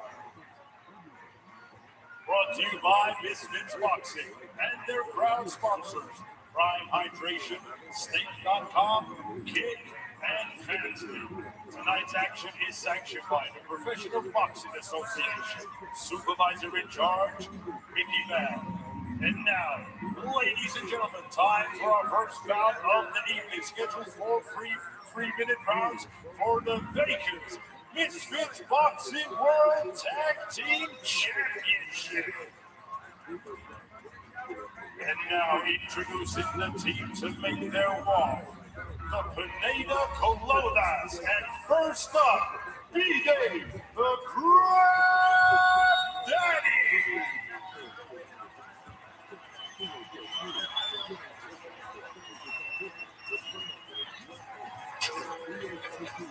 He's the Crab Daddy. He also likes to be called the White Claw Cowboy. Roundhouse, how would you describe B-Day's fighting style? I would just describe B-Day's fighting style as fighting. That's what it is. Is he boxing? Not so much. When he's coming in there, he's throwing hands, he's breaking knuckles, and he's getting after it. And there's a lot of people sitting at home right now saying, what in the world is tag team boxing? We had it earlier this year on Misfits. And these fighters, hopefully, they learn from that fight because there's strategy that goes into it. You also have to get along. Nick Lavelle was criticizing B-Day yesterday, saying, look, you had a chance to fight me in the last tag team contest. You kept tagging out.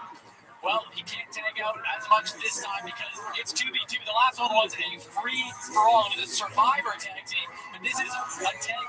They're actually on a team, and he's not going to be able to just hop into the ring whenever he wants. So the thing I love about this group, hold on, is the fact that when you change things up and you can't do that, well, they say, yes, you can.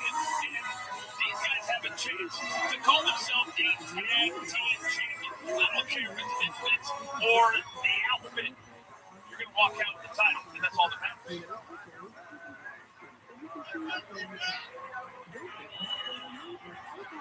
And now, ladies and gentlemen, please welcome his tag team partner, Luis Pineda.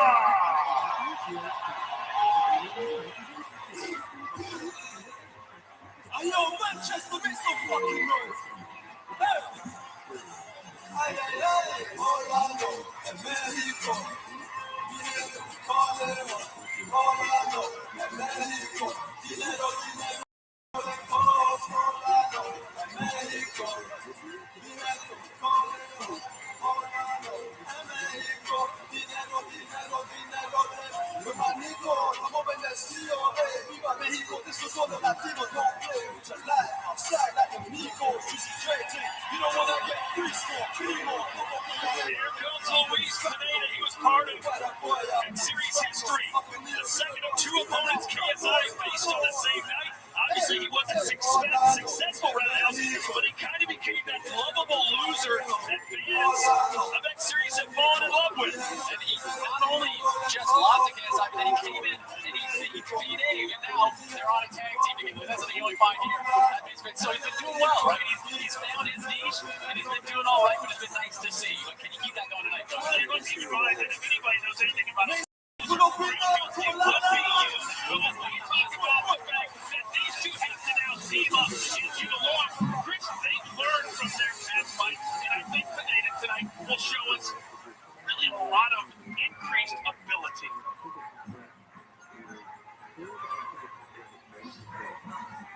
The watch party, who's going to win? So far, the votes go to Nick Lavelle and Wasabi.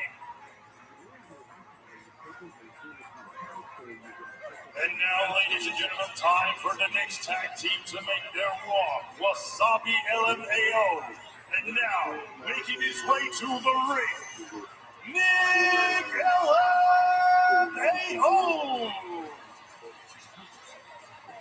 I thought it was Nick Lavelle roundhouse. Is it Nick LMAO? What is it, bro?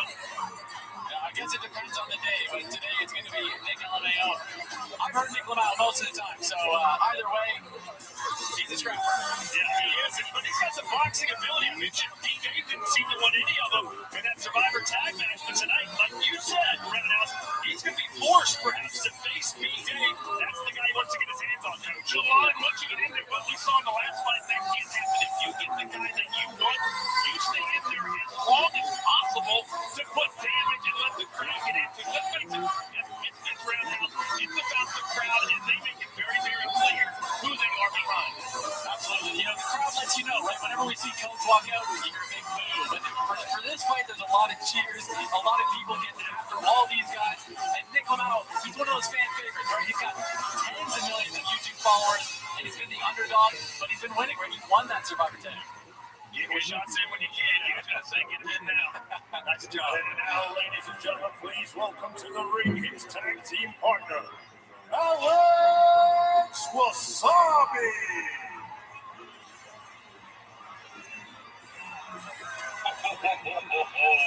For every good baby face, you gotta have a heel. And it's clear that the fan base here, the nearly 20,000 on hand, do not like this dude. Roundhouse, this is your world. Why do they hate him so much? Well, I gotta say, I don't have any favorites. He was supposed to fight KSI. He had to pull out of that fight, unfortunately. And it's been a while since we wanted to see him here. And here he is. V-Dave is staring at him, grilling him as he comes to walk down. And he didn't look back at him. So let's see what Alex Wasabi is bringing for us tonight. Scheduled for 4 rounds, and it is for the Tag Team Misfits Championship. History here tonight, Coach. History. I mean, you can get almost every single fight. I don't know that I've seen a card that has this many fights that people are really, really excited for from the jump. There's no filler, as they said. No.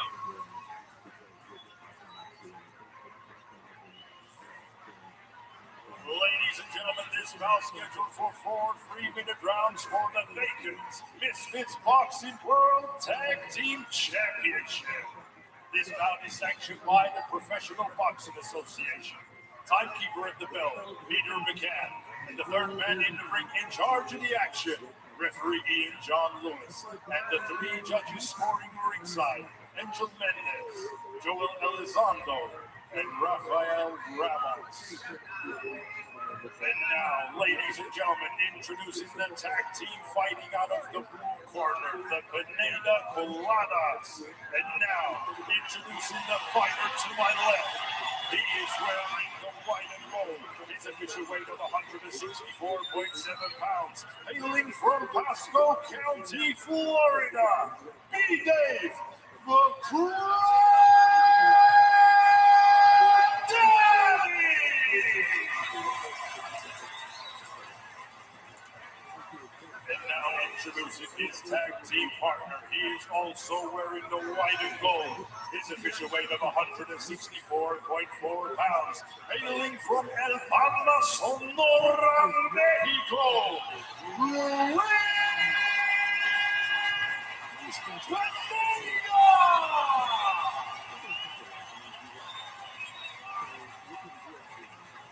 And their opponents across the ring, fighting out of the red corner, Tag Team Wasabi LMAO. Introducing to you first, the fighter on my right. He is wearing the purple and black. His official weight of 164.4 pounds. Hailing from Los Angeles, Nick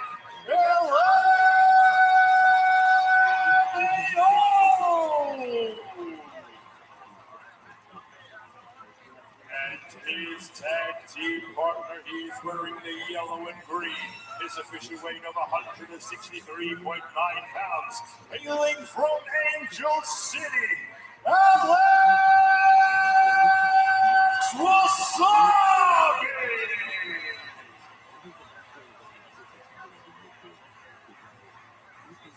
It's shame to see who starts out first for both these teams. On the referee, I might not come out at all times. All that rules, but your heads get your punches up. Now shout quite clean. And remember, defend yourselves at all times. Touch him up, lads. Touch him up. Bruce, you bring up a good point. With me and Nick LMO, we both flew from Los Angeles. I, of course, was in first class. He was a coach. But the big question was, is it harder to win or defend as a tag team champion of the world? In my opinion, it's harder to win it. So we'll see which team can really settle down now with the lights are out. V-Day! Oh, the swerve on us, Roundhouse. Let's go. He's letting him know he's not scared at the start. Now, guys, we've had some interesting judging, and tag team is especially interesting to judge. So I want to see these guys come in and put a statement on it. Dave likes to start, and he's coming out with power punches.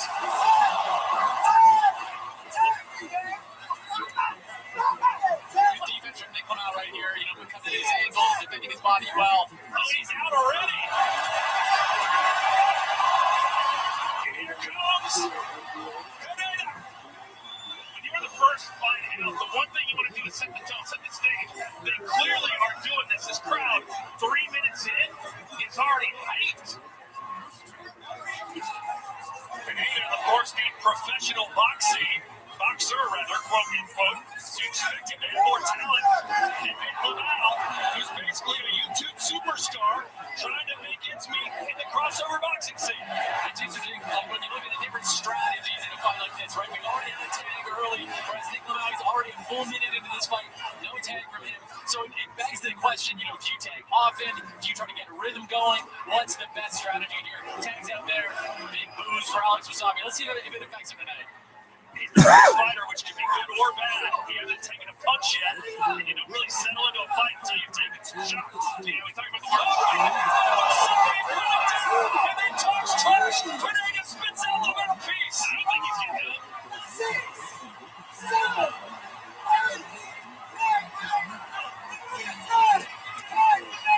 Oh, that was a pro move right there. Use the mouthpiece to delay the kick. Oh, this is interesting. It's gamesmanship for sure, but the referee is going to review. No, he's probably has a start. Wow. Hold on a second. The referee's got to get control here. Great strategy. I gotta say, the ref bought that one hook, line, and sinker. That was an old school move, and he bought right into it. He didn't even go to a neutral corner. Meanwhile, B-Dave's got to buy some time for Wasabi, who just got put on his backside. Wasabi looking good right now. He's doing well. There's a great counter right hand. Good jabs from him early. Wasabi's got lots of proof tonight, right? Because people, as you can hear, are talking about his center. So let's see what he's got. Somebody heard something. It's not a wrestling match. It's a boxing fight. For B-Dave, I think it's a whatever he wants kind of fight. B-Dave with a cross. Wasabi shaking his head. No, but you can't get much to go down. He's maybe going to get knocked down. And now B-Dave's going to tag back in Pineda, who's looking at it like, man, I'm still coming up with concussion, kid. Let's go. I'm here for this. Let's go. 2 knockdowns in round 1. Let's see if Nick Lamau can test Pineda's chin. Nick Lamau really well with that counter left hook. Luis. Oh, and it's classic Luis Pineda, right? Rubbing the back of his head. You can tell he gets bothered sometimes by big shots. Looks for wildly lays out his situations. He's very experienced in that regard. With big shots coming in early against Luis Pineda. What an opening round in this tag team championship. I told you that shit.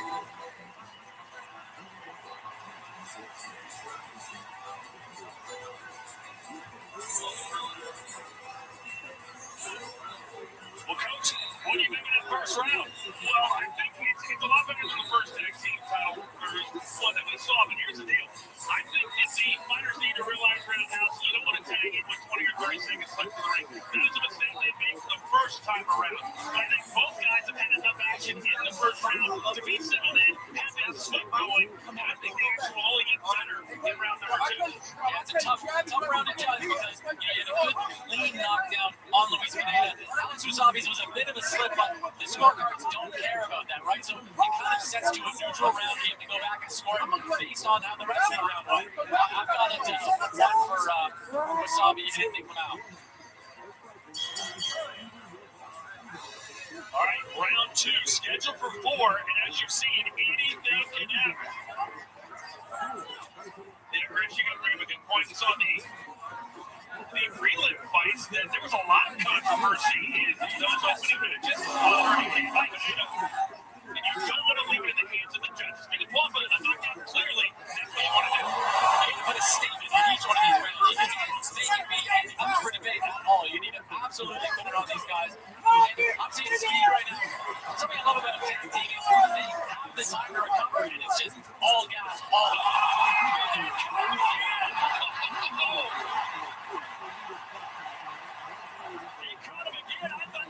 scored a knockdown. It should have been scored a knockdown. He was going down and unfortunately wasn't allowed to stay down. I think that was a mistake. He should tag about something. Hey, he should tag his partner in. right hand is like a magnet to Wasabi's chin right now. It just seems like he's got it figured out. Newsflash to the boxers when he gets hit in the mouth. It hurts. He's complaining to the referee about something. He's been winning a knee in the mouth because as they were going down to the mat. David spends a lot of energy in there. He goes for like 30-second bursts. Let's see what happens when he slows down. Nice combination from Wasabi there, Phoenix. He's not going to have himself. He's going to stick to his fundamentals. Phoenix going to stop grabbing the head from behind. Wasabi's starting to find his range in his combinations there. Big uppercut. Yeah, that'll send B-Day into the corner. Good right hand sent B-Day scurrying. He did a good job there, not to get hurt. Boys, but Nathan wants the other guy. He wants Wasabi. Sure does. Coach knows a lot about people wanting the other guy, right? He's 2 for 2. Oh, Pineda kind of stumbling around. To be fair, Todd, I'm about 0 for 10 in the grand scheme of things. He comes Don't to get me backwards. I respect it. Boy, it has been non-stop action since the opening bell here. Well, we've had 3 knockdowns. A lot of complaining coming from the team of Wasabi and Nick Lamau. You know, sometimes you just got to focus on the fight, right? People are going to do that. That's fighting. It's not going to be, totally clean all the time. You got to be able to fight through it. You got to stay in the fight, not get too distracted. Well, can't we all agree that every misfits of the fighters clearly are putting in the work? They're not professional, but they're getting better every single time. This is who Pineda won him. Now he's got Alex Wasabi. They come to fight. There's no fight with these guys. It is very simple. You got guys, Chris, that are trying to make a career out of this. When you're a pro boxer that comes up from a little kid, that's what you look at as your career. That's a big difference. Wasabi doing a good job at trying to set traps right now, right? So he's trying to bait in. And he's doing great at defending the shots coming in as he's trying to do it. And I don't think that tag will be able to get made as the clock counts down. This is for round number 2. The crowd showing their appreciation. And we're here ringside. Todd Grisham, the coach Sean, the coach of course Roundhouse. I really don't know who's winning right now. It's been exciting to call. We've had so many knockdowns and so many moments of explosion. Who's winning? Well, I think right now you could say it's 1-1 because of all the knockdowns, and it's been different people, so it's really hard to tell. I gotta say too, strategically, it looks like Luis Pineda and B-Dave had it figured out pretty well because B-Dave got hurt, immediately takes himself out. There's a good timing on it. Whereas when Wasabi and Nick Lamau, they get a bit agitated in the ring. They don't use the advantage of the tag team, and I think that comes down to a bit of the experience within the tag team rules. This is where he's complaining about the knee, and yeah, knee did land on Alex, but I don't think it looked intentional. Let's see from this angle here. Bottom of the right hand. That right hand looked intentional. This is where if he would have just thrown one punch right there and then backed off, I think that Wasabi would have gone down. All right, so here we go. Round 3 for scheduled for 4. Nice right hand for Pineda. They're smothering their punches right now. I gotta say too, in the clinch, they are all fighting in the clinch. They're not just like resting in the clinch. When the clinch happens, they're throwing each other off, trying to throw those tight shots inside. It's nice to see. Wasabi needs to remember to actually put his hands up after he throws the punch. That's how he's been knocked down. That's how he keeps getting clocked right in the face. Yeah, he's not even a fundamental guard up at all. He's just kind of using his hands to carry. It's a bit frustrating to see, but stylistically, sometimes that's how people like to fight. Nice body shot from Nick Lamau. Good angle made from him there. Yeah, Nick Lamau thinks he's got B-Dave's number. He was calling him out yesterday. Let's see how quick B-Day tags out. B-Dave has a tendency to kind of come down with his head, and Nick Lamau's doing a good job at reading an uppercut. It's clear to me, though, at least both of these teams have a strategy. A few months ago, there was zero strategy between all 4. Oh, good body shot from Nick. Oh, and right back.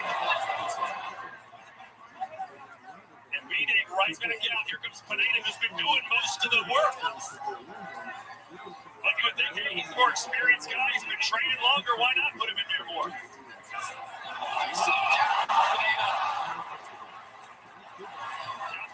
shooting in the back. That's a few shots in the back of the head there.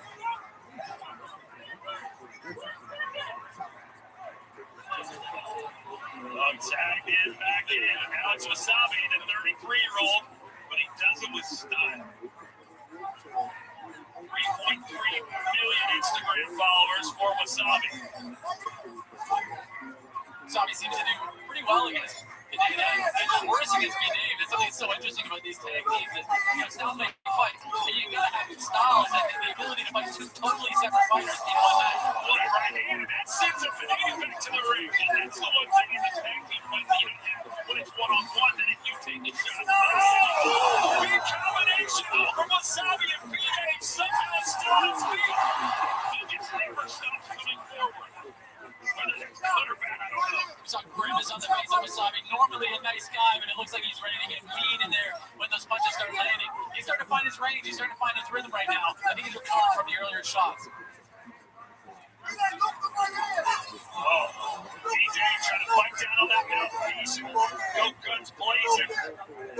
Something I absolutely love about DJ because he's got one gear, and it's forward.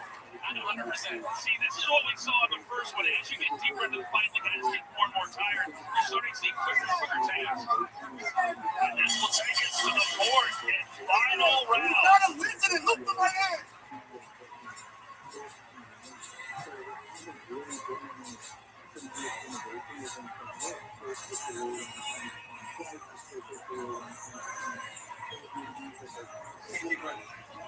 You only look at the counter with the checkbook. Counter with your right hand. Slip, get to that side, come over the top with the right hand on that long ass jab. Just winding it up, baby. And you stand it right there. And here comes Wasabi. He had a nice little flurry there that did the same to B-Day. That was Alex Wasabi's round for sure. Yes. Hey, water. Give me some water. Hey, wait. So here's the question I got. How do you decide who gets to sit on the stool? The last man in, the last man in. Because Dick's only in for 20 seconds. I wish the guys had a little bit more ring awareness as far as the clock is concerned and not tag in with 15 seconds left. I want to see them fight to the bell.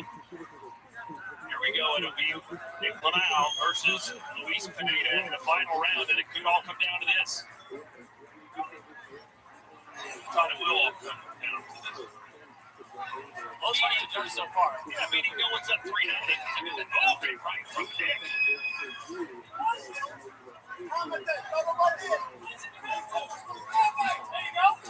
This has been a very close fight so far. You guys have had, moments, but as the judge, I wouldn't be having too much fun right now. These ones are especially hard to judge.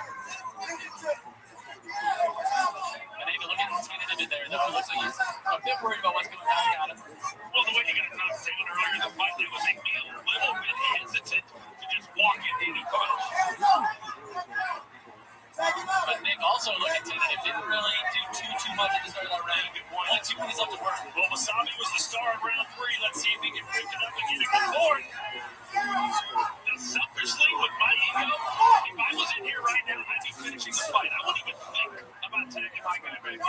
Especially because Wasabi's been doing so well. He's definitely had the better moments in the second half of this fight. I don't know, maybe he just didn't fight as much in the first half, and that helped him with the conditioning. Maybe that was their game plan, right? That they wouldn't fight as much at the start.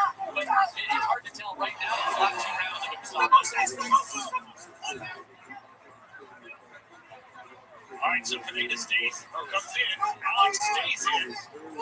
Alex looked back, though, and thought about tagging it. It had only been about 30 seconds. But he stayed out. Good call. Pineda can set that one up. You can hear his corner calling for it, and then he just deemed it right up his head. If there are any fighters watching in the back, they need to learn and understand, Rick. Don't turn around. Don't turn your back to your opponent, because they're going to hit you. Even though they're not supposed to, they are going to hit you. Final minute of the final round. Tag team titles on the line. Nick Lamau in there right now with Luis Pineda. Who's going to be the hero? We're going to knock down these last 45 seconds. That's going to be the one. They mock this right now. B-Dave style. He comes out, he sprints, right? So give him his last 30 seconds, right? Give him that last sprint. But it's hard to tell if it's time. Oh, nice big right hand there from Nick. Oh, he's in. No, don't bring him in.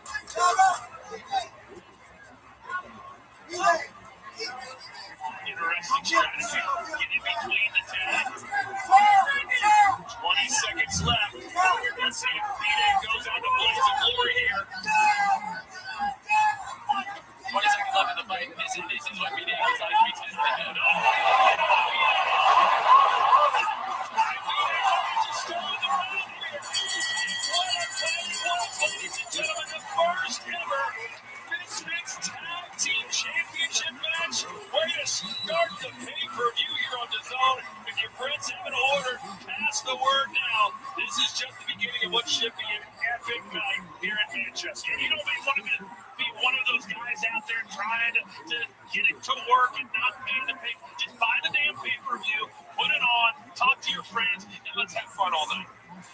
Roundhouse take us through these highlights. It started out like a blaze of glory in round one, didn't it? It did. Honestly, great strategy from both teams. Big knockdowns right away, and I think that set the standard, right? All right, maybe we got to slow down just a little bit. But V-Dave had his moments right at the end there. He decided to be tentative for the first time in his career, and it really paid him off because he was able to kind of sit down, take the shot that mattered. Good right, straight hand, Luis Pineda. Great combinations from Wasabi. Each one of these fighters had their moments, and that's what's so exciting about the tag team. But tough fight this pro. I tip my cap to all four of them because when you're the first fight out on the main card, it's a very, very difficult place to be. But if you told me that this team won, I'd be okay with it. If you told me that team won, I'd be okay with it. Would you be okay with the draw? Because that's what I think it's going to be. Well, probably the way I was describing it, yes, I would. But here's the problem.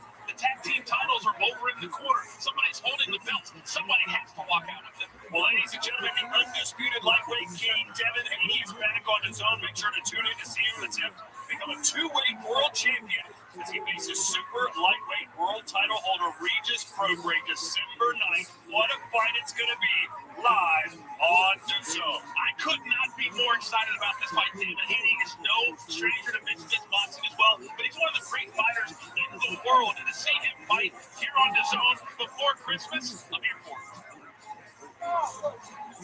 Well, both teams, Roundhouse, seem to be very confident that they get enough to win. And that's a lot of what we saw earlier in the prelims was people, thinking, hey, I won that fight. I'm super confident. And then the result going the other way. And that's one of those things where I kept saying it and I'll keep saying it. If you want to win, make there no room for debate. Go out there and put a stamp on it. And you know why these fights continue to get better is because the fighters now are getting 3, 4, 5 fights under their name. And when you come up the first time, you get that, okay. But now they understand. And I think, Rich, we're seeing much better fights. And we're going to see this tag team division grow as well. Nick Laval fights out of Singapore. There's the Mexican Luis Pineda. Of course, he the American Sabi as well from the United States. I cannot believe when I was walking around Manchester the last 24 hours, how many different people from how many different parts of the country have come here, parts of the world. That's what I meant, parts of the world, yes. I mean, it's amazing how excited. They're on sides of buses. They're on billboards. They're on sides of buildings here in Manchester. It's really impressive to see. This isn't one of the biggest boxing nights of the year. This is one of the biggest entertainment events of the year, of the past few years. This thing supersedes the sport because it's so unique and different. Well, the judges obviously having trouble tabulating the scores. They're going to figure it out, right? Here we go. Here's us. The 4 rounds of boxing, we go to the judges' scorecard. Judge Angel Mendez scores the bout 39-37 to the Pineda Coladas.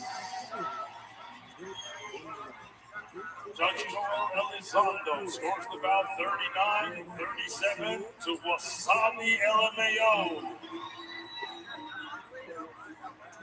Judge Rafael Ramos scores the bout 38-38. This bout is a draw. There you go. I called it.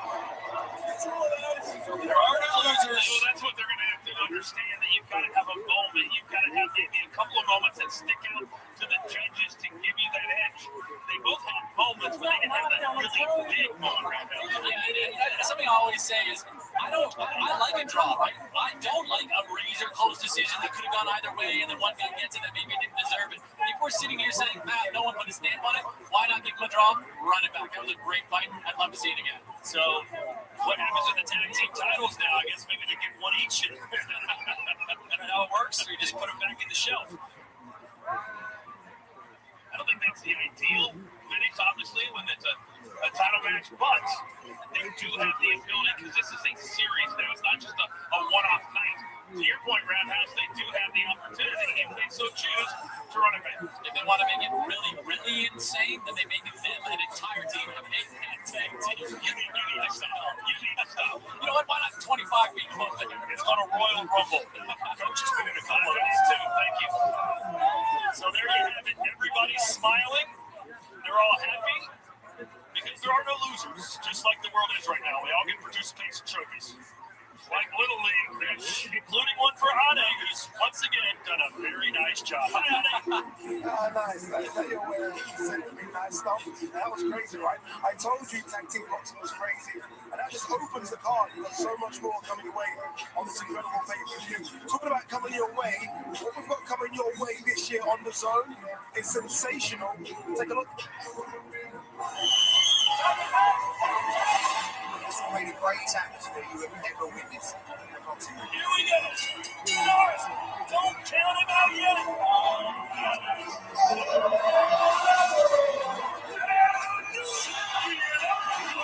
The arena crowding in passion. Undisputed world champion.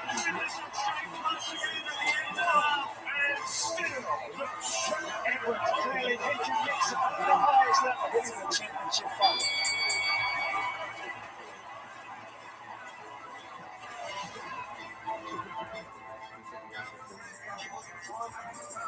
What an amazing year we've got right on the Zone. Honestly, incredible next couple of months. Talking about incredible. Look what we've got on the Zone for you. All you NFL fans, I am one of them. NFL Game Pass is available now every single NFL game. UEFA Women's Champions League starts November the 14th. Incredible. Every single year it gets better.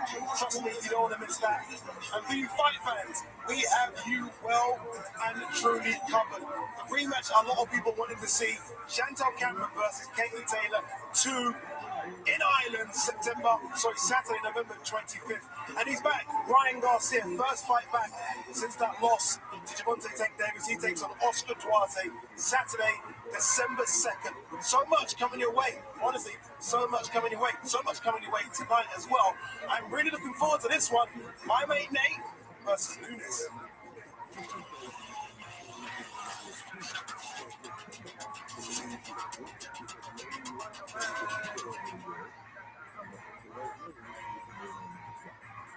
I'm my main name, 30 years old, and I'm from Bangkok, Thailand. Born and raised in the U.S., but I moved to Thailand when I was 19. I make entertaining videos online in the Thai language for people in Thailand. Right now I have about 14 million followers. My opponent is Whindersson Nunes. He is something else. Over 100 million followers. He's more than just an online entertainer. He's a celebrity. He's a superstar, and the thing I love about boxing is you can't rely on anybody else. It's just you. It's not like other sports, football, where you have teammates. If you're not having a good day, you can rely on them. It's just one versus one. Boxing, combat sports is one of the biggest things in my culture. And so the fact that I am a representative from the country, they're all excited around here.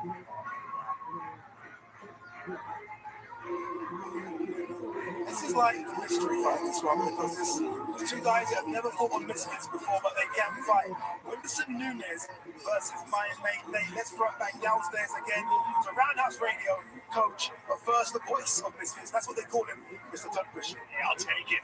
I'll take it, baby. My mate Nate taking on Batista. No, not the Batista bomb from the WWE we're used to, but this guy, Roundhouse, is a social media sensation in Brazil. He's about as big as it gets, right? And he's about as big as it gets in all the other avenues he's ever done. But can he bring that skill, that work ethic, and that determination into the ring tonight? Chris, when I hear the name Batista, I get PTSD. He wants to knock me out, throw me into a roof, Todd Christian, but that's not tonight. Tonight's about can you turn your followers into boxing fans by having a really good performance. All right, so Whindersson Nunes, Batista taking on my mate Nate. Here is our tale of the tape. Nunes looks like a mean mofo. I'll give him that much. 5'7". He's 3 inches shorter, 5 inches shorter than my mate Nate, who will also have a 5-inch reach advantage. This one's scheduled for 4 rounds in the light heavyweight division.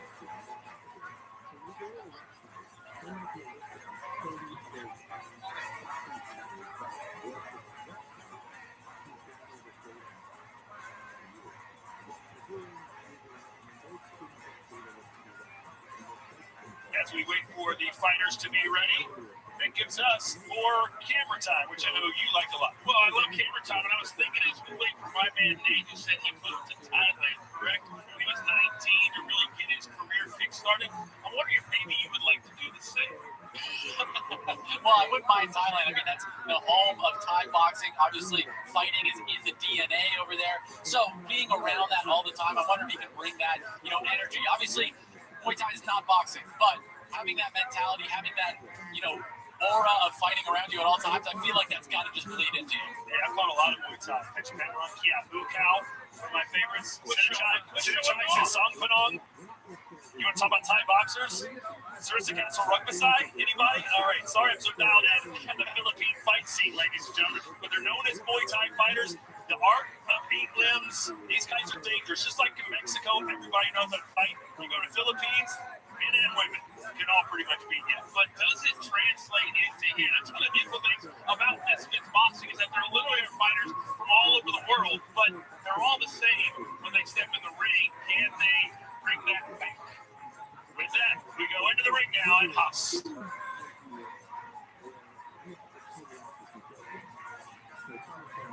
Ladies and gentlemen, now it's time for our next bout of the evening, scheduled for 3-minute rounds in the light heavyweight division. And now, please welcome to the ring, my main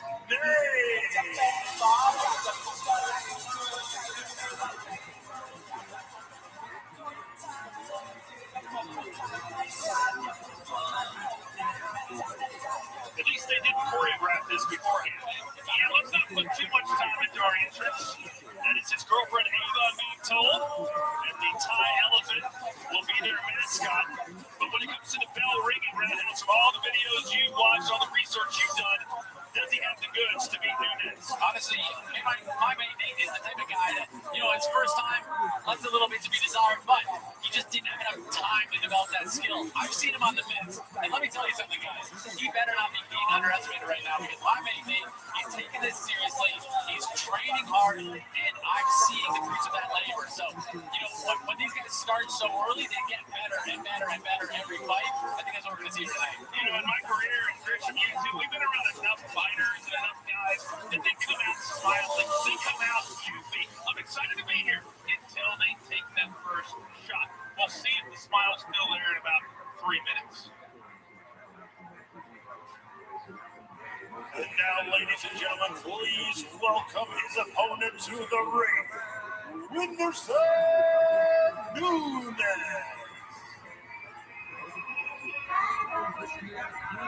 He's barely dropped the Batista. He just wants to be known as Whindersson Nunes, and who am I to argue with that? He has a legendary fan base, 44 million YouTube subscribers, 60 million followers on Instagram, one of the biggest social media influencers in the world right now. Yeah, he had a tough night out last time he was out, but a lot of the time that builds a fighter, that makes someone better, right? It shows them and exposes to them where they need to improve, and tonight was going to be about, did he make those improvements? Did he fix those gaps? And that's something we're looking forward to. Yeah, these fighters have a lot of haters. Let's be honest, they have millions and millions of followers, but they are putting their reputations in their own minds, Christian, on the line when they come out here in front of the world and do something that's completely out of their element.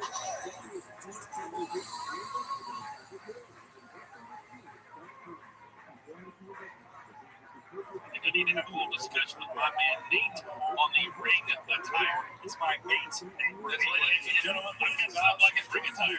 3-minute rounds in the light heavyweight division. This bout is sanctioned by the Professional Boxing Association. Timekeeper at the bell, Peter McCann. And the third man in charge of the action in the ring, referee Roberto Ramirez.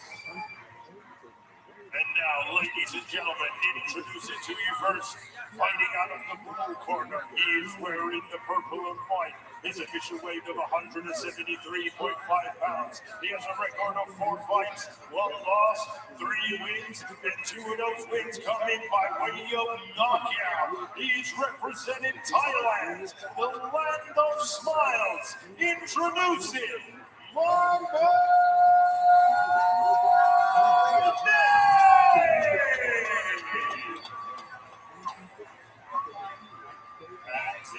his opponent across the ring, fighting out of the red corner. wearing the red and white. His official weight of 174.8 pounds. He has a record of 4 fights, 1 loss, 1 draw, 2 wins, and one of those wins coming by way of knockout. Hailing from the great country Brazil, introducing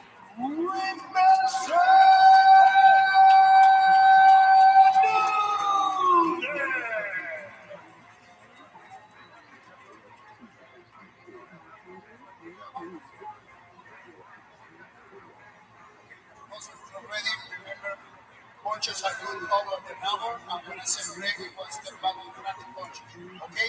But ready, go. Thailand versus Brazil. Hi, it's Daddy. It is now 12:00 p.m. Here we go. 4 rounds, light heavyweight division. I think this is a sneaky chance to be a really good, exciting fight with 2 guys with different styles. Here we go. My main mate, purple and white. Anderson Nunez in the red. Right away, some nice crisp jabs from my main Nate. Good footwork right off the bat, but good head movement and defense from Anderson Nunez. Like you guys are saying, I think this is one of those dark horse fights that people aren't talking about enough because it's closer and more competitive than most people give credit for. And in most boxing events, you really don't put a lot of stock in the open workouts. In this event, there's been so much reaction and attention put to those open workouts. Guys, a lot of Anderson Nunez's game comes from his guard. It comes from his ability to kind of stalk his prey down while being defensively responsible. Now, if his opponent figures out that guard, it can be a long night for him. But right now, he's doing well, being defensively responsible, taking his time. So it's looking good off the wrap. Nice 1-2 landed there, though. Realize I don't say this very much about you, but you were right on point about my main Nate and his ability to hit pads. He's got a really nice stiff jab and a nice right hand. Well, I'll take that, Coach. I'll take it. I'm actually writing it down right now. Compliment one. Here is that 1-2 that my main Nate has been throwing. Good forward from my main Nate, giving him the center of the ring, but not giving him the ring generalship, kind of baiting him in, keeping it at range. And you can really tell how much more experience both of these men have. Either it's in the gym that they train in, but they're both not going crazy, not moving too much, too fast. Honestly, this is looking like a way more experienced boxing match than you would think it is. Earlier we saw a fight. This is boxing. And 4 rounds too, right? So they do have to actually fight. They can't just go out here and completely go 100 miles an hour. They've got to have a game plan, and they've got to implement that game plan. Right now, my main Nate is doing that very well. Great point later tonight. The co-main event. There's 6 rounds live on his own pay-per-view, and even a little bit more of an opportunity to feel out. With these 4-rounders, you got to get right after it. Nice body shot right there from Anderson Nunez. A little butt shot. Oh, nice body shot there with the left. Good speed from Anderson Nunez. Kind of starting to find his range a little bit.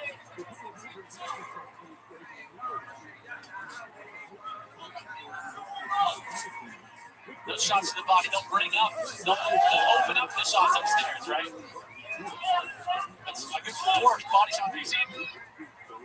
Well, it's pretty clear that my main Nate is far more willing to engage.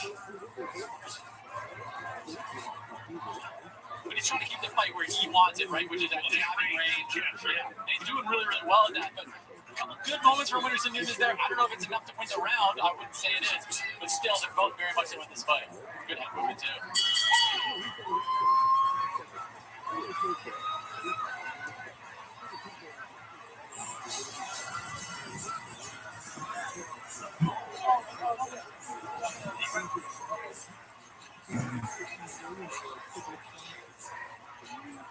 Ryan Garcia is back, ladies and gentlemen, for the first time since his mega fight against Tank Davis. He'll be looking to get back on track against the extremely dangerous Oscar Duarte Saturday, December 2nd on DAZN. You know, Garcia, we love King right here at DAZN, but Duarte right now, the run that he is on and the momentum that he has going heading into December 2nd is going to be a really tough fight for Ryan Garcia.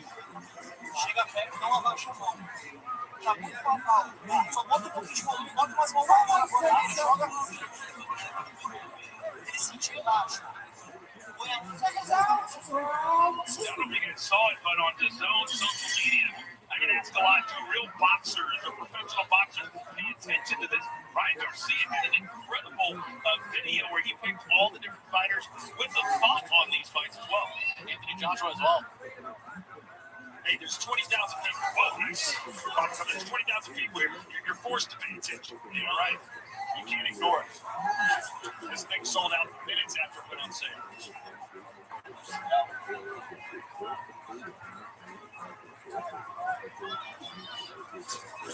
Good head for Winters and Nunez, but my man is making a good adjustment where now he's throwing in combination, right? So maybe he slipped the first one or the second, but that third one is starting to catch right now. This is good. This is good improvement from my man Nate here.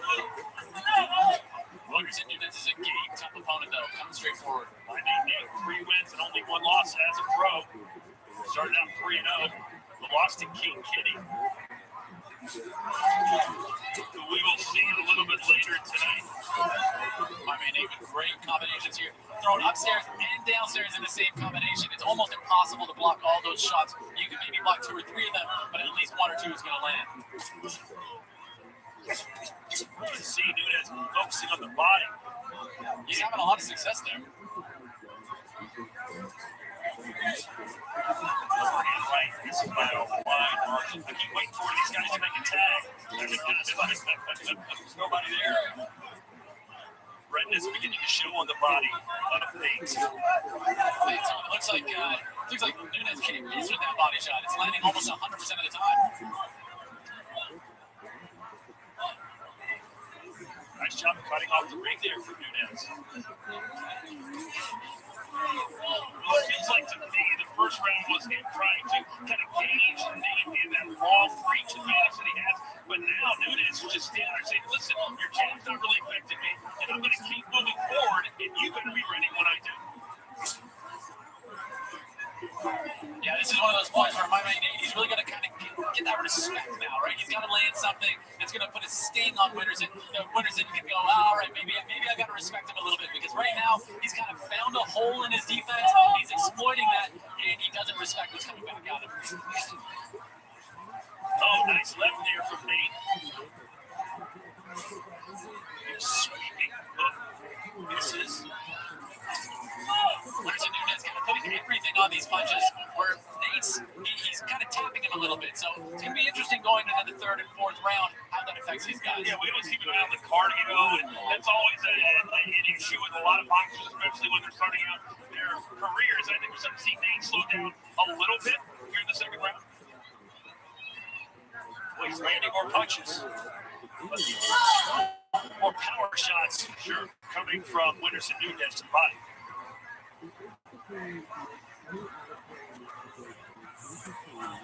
Earlier tonight, Olivia caught up with Anthony Taylor.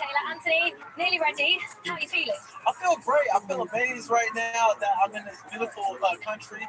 The UK is just in general. I love to be here. It's my 2nd home. I'm ready to fight. A lot of people have you down as favourite for this fight. Do you relish the pressure that comes with that? I mean, look, I should be the underdog. I'm coming from America. I'm fighting the bigger, longer fighter. But at the end of the day, I'm always the favorite. I'm even your girlfriend's favorite. And your opponent, King Kenny, he comes into this fight off the back of 2 wins. Does that bother you at all? No, not at all. Like, this is kind of like a Muhammad Ali moment. I'm 34 years old. We're the same age. I'm more of the older, experienced fighter. You got King Kenny, who's like George Foreman, the younger, heavier, stronger fighter. Well, you mentioned experience. Do you reckon that's going to be key tonight? Absolutely. He needs a hug. He needs a hug. Anthony, thank you very much. Good luck tonight. He's never shied away from a microphone or a camera. So here we go. We're in the 3rd round, a technical fight, unlike the slugfest opener we saw in our tag team contest. But perhaps these guys might open up a little more here in the 3rd.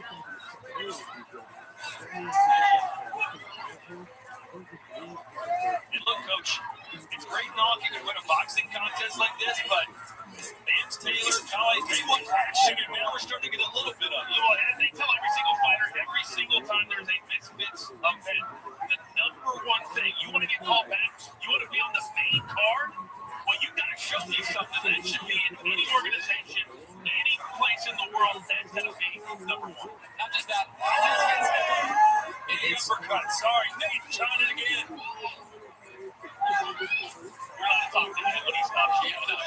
I'm just saying, if it's not the end of the world if you lose. It really doesn't matter. They'd rather have exciting, important fights that are, back and forth, that maybe you come up short than something that might be, just a technical win. We're just past halfway through this fight. There's still a long way to go. Yeah, those body shots are really starting to affect my mate Nate. You can see the grimace on his face. Richie running a good point, power versus volume. And I think as we get into the second half of this fight, we're starting to see the power Nunez take over the volume of Nate.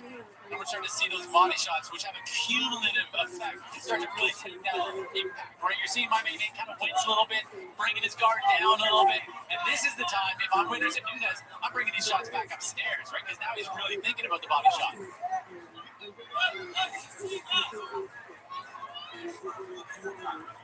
Tough fight to score, though. There's moments for both of these guys. Well, the jab's been there all fight long for Nate. I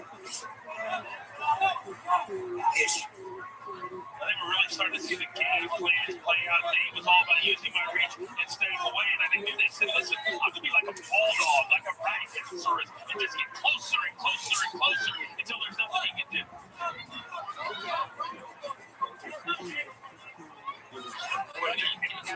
This was a 10 or 12 round, which it obviously isn't. Those body shots are really starting to play a factor the longer the fight went on. I'm starting to see a lack of head movement from Winters and Nunez though now. I think he's gassing him just a little bit. He's kind of relying a bit more on the guard. And those hands of Nate are dropping to protect the rib cage. Look at that on the inside. He immediately drops him around his waist. That's where, as you said, Nunez can come on top with a memory right, maybe catch it. Yeah, we would talk about knockouts to the head, but you can get knocked out to the body just as easily once they start to take their toll. 1 round to go.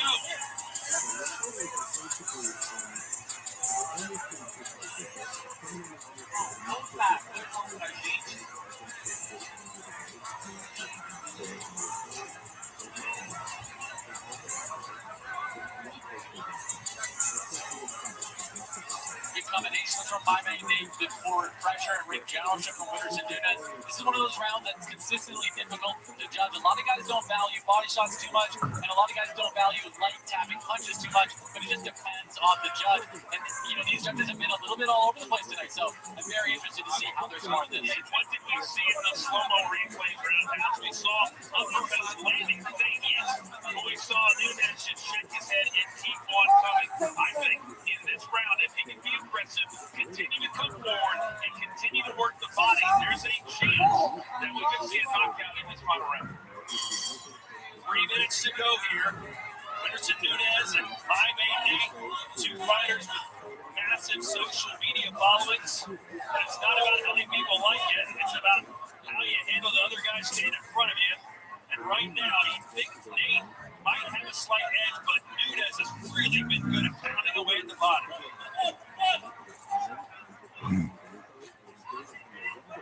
I think a knockdown at this point could have such a big impact on the rest of the fight. I think, Rich, you said that this is a boxing exhibition and not a fight. And both guys now, they're still keeping their form. But I would tell them if I was in their corner, let's unload the chamber. Let's get it going because this round, I think, is going to decide everything. Especially if you're a guy like Winters and Nunez, where, I'm not sure how the scorecards are going to go in his favor right now. And if I'm in his corner, I'm saying, look, this guy hasn't really shown that he can hurt you. So why not take a bit more risks and try to get that knocked down? Seems like that's why he gets there and lowered his hands to try and bait Nate into throwing something. They say styles make fights, but styles also make really good efforts when it comes to the judges as well. If you're exciting, and Nunez's style isn't particularly exciting, but it has been effective.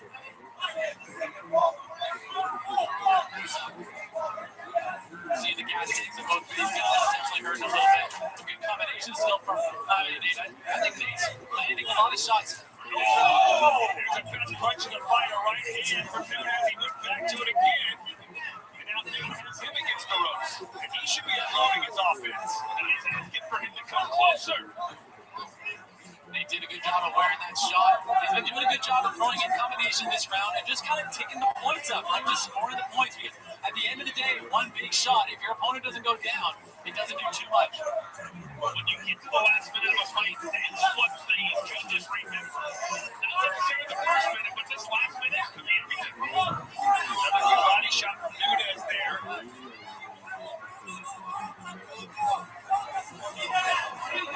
It's just tough when you don't do this for a living to be able to dig deep in the fourth round. This sport is so exhausting. It's like running on a treadmill while getting punched in the stomach.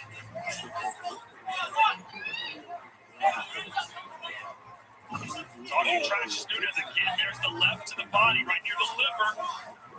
Those body shots cannot miss for him tonight. That's literally been his game plan for the entire 4 rounds. But wasn't enough. He's landed a bunch of body shots. Wasn't able to put Nate down. And I don't want to say this, but I feel like we could be seeing a second straight draw. Good head movement from Nunez.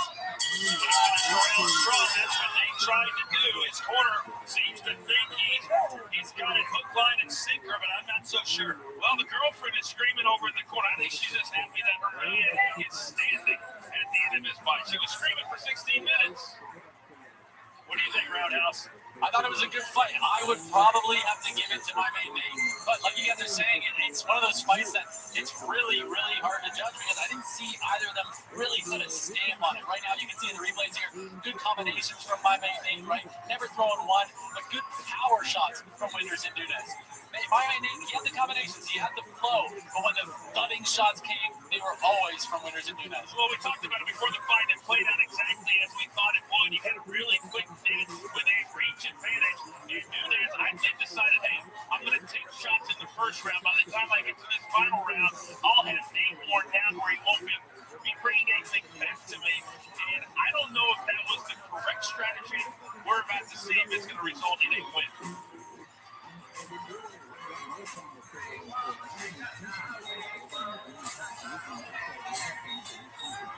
Crowd has been electric all night long. Unlike most boxing events, these fans show up at the start. How about Cameron versus Taylor? They're running it back. One of those highly anticipated rematches in recent times takes place Saturday, November 25th, Thanksgiving weekend in the U.S. Chantel Cameron, Katie Taylor, head-to-head from Ireland. You want to see a high-level boxing fight, match, whatever you want to call it, that's a high-level boxing fight because those two ladies, they don't particularly like each other, but when you run it back the second time, you know what to expect. So it's about the changes that you make between one fight and the next that usually is the difference. So my main Nate again, his corner thinks they won this rather easily. I'm going to say draw. What do you think, Rick? I'm going to go 3 rounds to 1 for my main Nate. I think that's the way the judges will stand. But a draw, yes, I don't see how Nunez won 3 rounds. Okay. I could see a draw. I can't see Nunez winning, if that makes sense. Here's Haas.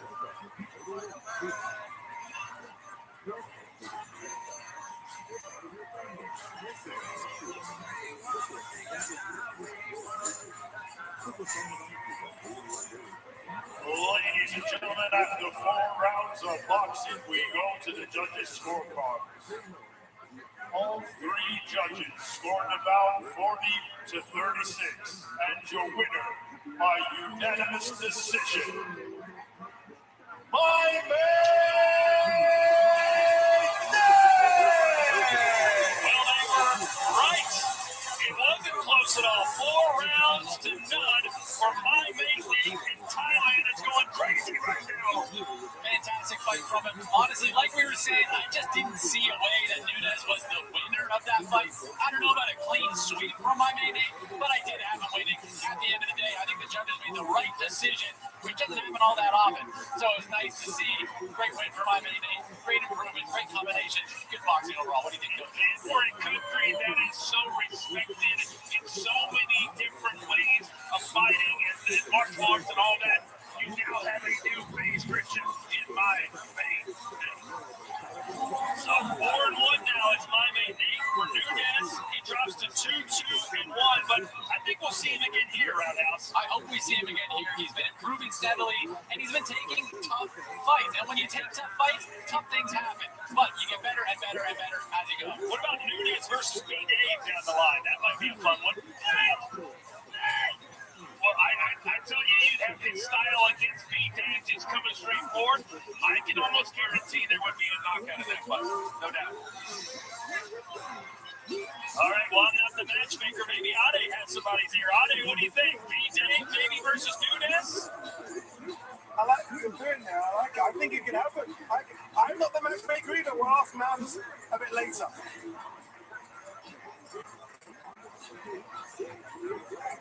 All right, look, they're not here to see me. They're not here to see anyone else but this man. KSI is in the building.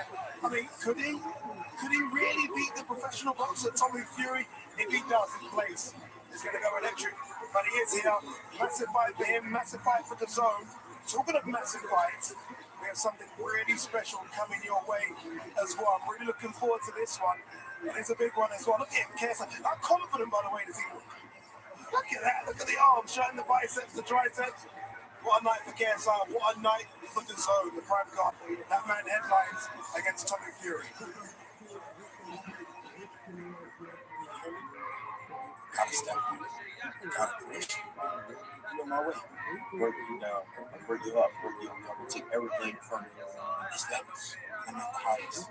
Everybody that's there, all your people, bro, they gonna see you get knocked out. And I'm gonna knock you out going reaches. Coming for you.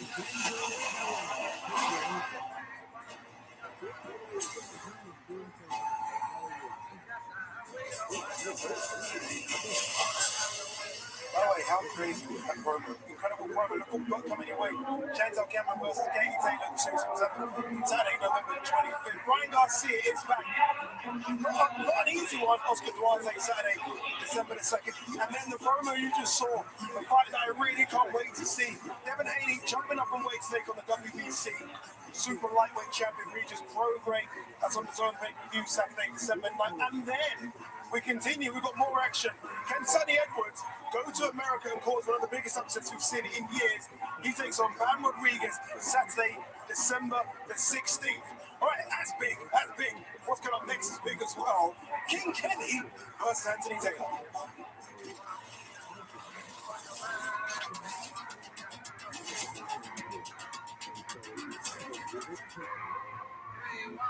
My name's King Kenny, and I'm fighting. I'm excited. I love competition, and I'm fighting. What makes me the best fighter? I mean, look at me. I'm pretty. Everybody's the ugly bear. I think it's annoying. God sent me on this earth to piss everybody off. Ain't nobody bar to bar can step in that ring with me and I'll talk. He's got some experience on his side, but I wouldn't say that's what I fight the hardest opponent. I can overcome any adversity in that ring. I think I'm the better boxer, better team. I just come with me. I'm the next face of Misfit. He is the perfect fighter to take right now. When he comes up with someone who can box, he comes through with the gets back to him.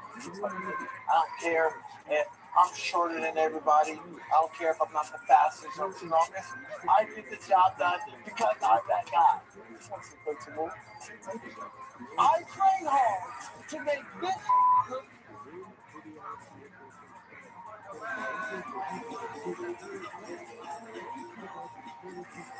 Right, for me, this is where it starts to get juicy. This is what I like to see because I think this is a genuine 50-50 fight. King Kenny versus Anthony Taylor. And I've just been told Mans is now part of the commentary team alongside Coach, alongside Top Grisham. Let's take it away. Indeed, you are right again, Ada. You've been fed the correct information. We have the co-founder, the co-creator of X Series right here, man. First of all, when we talk about this fight, how about the fact that your dream became a reality with this event here tonight? It's just the beginning. We're so excited. The atmosphere is electric tonight, isn't it, Tom? Do you have any news about upcoming fights? Yes. Am I allowed to say? Is he allowed to? John, our producer, can he say it now? Yes, you can say whatever you want. Your man's Taylor, baby. You're in charge. We got the return of Jarvis in London, November 17th. Misfits in the Zone in Series 011. Wow, the train continues. What about the opponent? We decided who Jarvis is going to fight. It's almost there. We're going to announce that next week. And we've got a banging card as well. I mean, you can't have the prime card followed by something that's a dud. We're going to have plenty of action for everyone, and it's going to be a big one. There's going to be a lot of pressure on you when you have a night like this. We're calling it the biggest in crossover boxing history.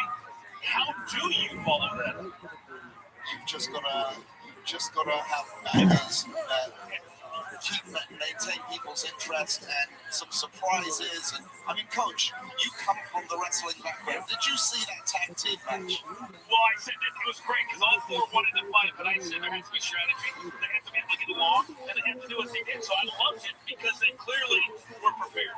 Todd, was that the best tag team match we've had on Misfits Boxing so far? I did like the Survivor Series, but that really wasn't a tag match. That was good, and I can't wait to see who the tag team champs are going to be because we had a stalemate in that contest. I'm being told we got to move on. We got to do the tail of the tape, ladies and gentlemen. And this fight could steal the show.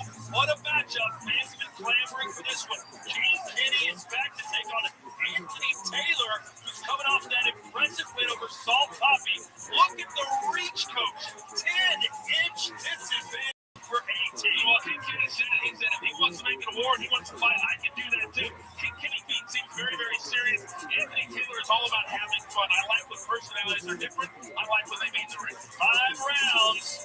Light heavyweight championship on the line. Here is us.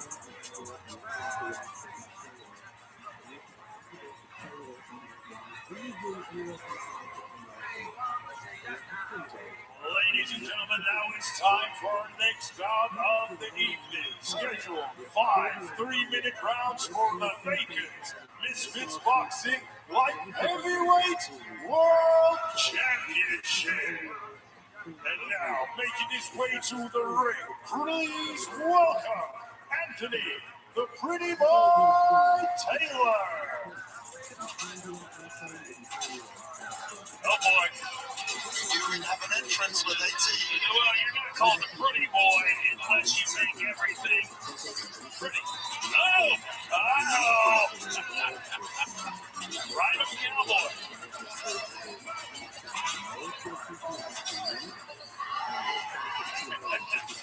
Coach, is this a modern day Val Venus and Ramesh Rick Room? Well, you bring in two very, very good names, and minus the body oil, it's very, very close. Yes. He is entertaining, and he's always game to fight. So here's the thing, Chris, is that these fighters, and really any fighter or athlete in the world needs to understand, yes, you can be noticed, but when it's time to perform, when the lights are the brightest, when you're in front of a sold-out crowd, how do you do that? Well, you got to do it with your interest, you got to do it with your music, you got to do it with the entourage, but then everything comes off, the cowboy hat gets laid down, and you got to throw punches. Yes, but we should have a cowboy match where you get to keep your hat on. Well, then you would have to fight. I will. That's the only way I'll fight, with my hat on. The cowboy never lets another man touch his hat. Or something else, too. I mean, well, I know that you had a hard time finding a hat here in Manchester. I found one of it. It didn't look as good. I went for the statement look tonight. I wanted to look like you, Coach. The prayers are up. And now, ladies and gentlemen, please welcome his opponent to the ring, King Kenny.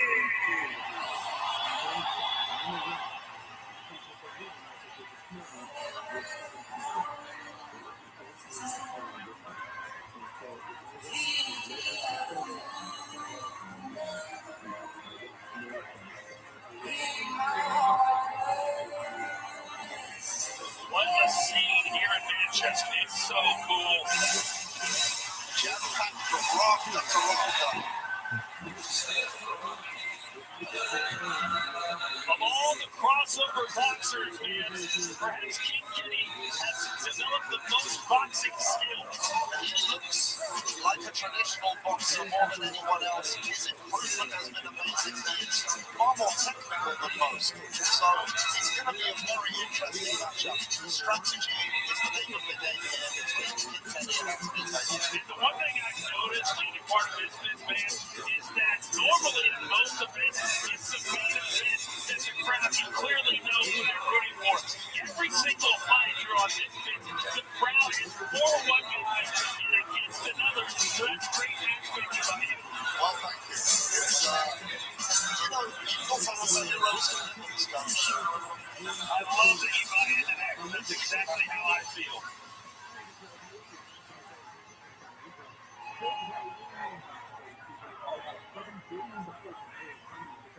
Ladies and gentlemen, this bout scheduled for 5 3-minute rounds for the vacant Mixed Boxing Light Heavyweight World Championship. This bout is sanctioned by the Professional Boxing Association, timekeeper at the bell, Peter McGann, and the third man in the ring in charge of the action, referee Mark Colloy, and the 3 judges scoring ringside, Joel Elizondo, Rafael Ramos, and Roberto Ramirez.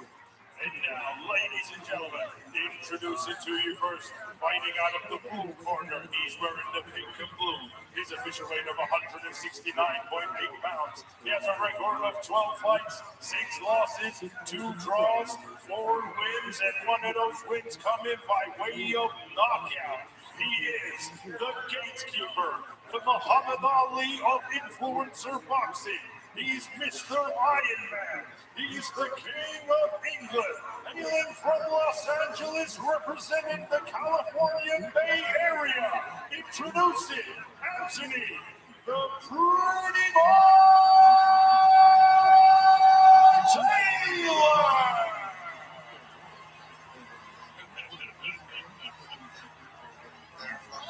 And his opponent across the ring, fighting out of the red corner. He's wearing the gold black. He's a decent weight of 168.7 pounds. He has a record of 6 fights, 2 losses, 4 wins, and 2 of those wins coming by way of knockout. He's representing the Beta Squad. Hailing from Oxford, United Kingdom.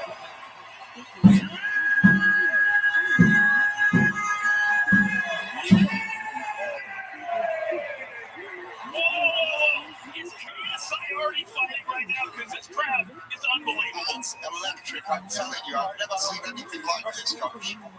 Obey my commands at all times. Most importantly, protect yourself at all times. Just as a reminder, if I say stop, stop whatever you're doing and listen to my commands. Punches here and upper good. Punches here and upper good. Resistance force is the immovable object. To be said. Boxer versus brawler.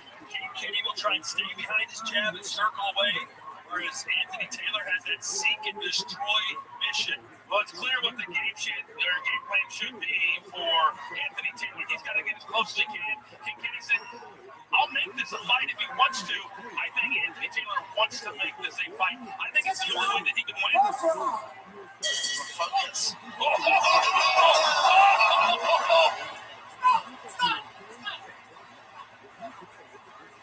Well, they're seeking destroy. Interesting. Yes. So Kitty's got to give out his onslaught early. He'd be wise just to play a little defense here, man. Absolutely. To be planted him like a freight train. I thought he was going to come out with a flying knee. We have fans literally watching all over the world. If you don't know what they're saying here in the arena, it's Kitty as loud as they can. Right hand from Taylor. He likes that dirty boxing. Tries to put his forehead right on your chest and bang all over your rib cage. You know, Anthony Taylor was making fun of King Kitty's hair all week. What's the verdict, man? I think we have no trick Kenny, which is good luck for him.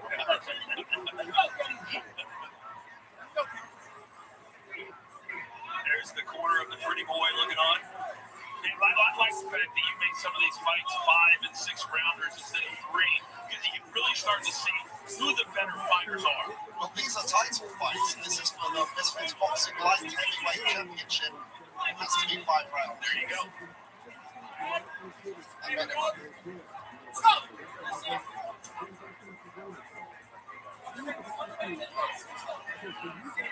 Anthony Taylor was able to basically confuse Saul Poppy in his fight. Poppy just couldn't figure him out. It may take Kenny a little while to do so, too. Taylor himself, he doesn't mind being the shorter fighter, and sometimes when you're a really tall fighter and you have to fight somebody shorter than you, that can take a little while to really get the distance that you need. Yes, this fight, the key is definitely distance. Anthony Taylor closing it well, getting in there early, backing up, throwing that overhand right, hoping it'll hit. But Kenny doesn't seem to phase so far. More of a feeling out round this one.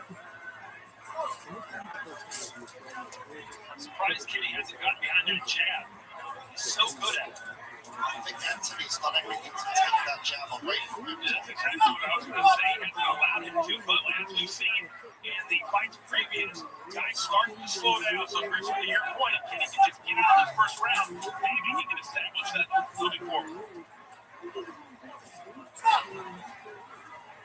Kenny does have one of the best jabs on Misfits Boxing. How much of you've been here, obviously, you started this entire operation. How much better have both of these guys gotten in your mind? Significantly. Anthony, as a team, that tries to implement a game plan now, and he really sticks to it. And Kenny, just unbelievable. Like I said, technically probably the most improved.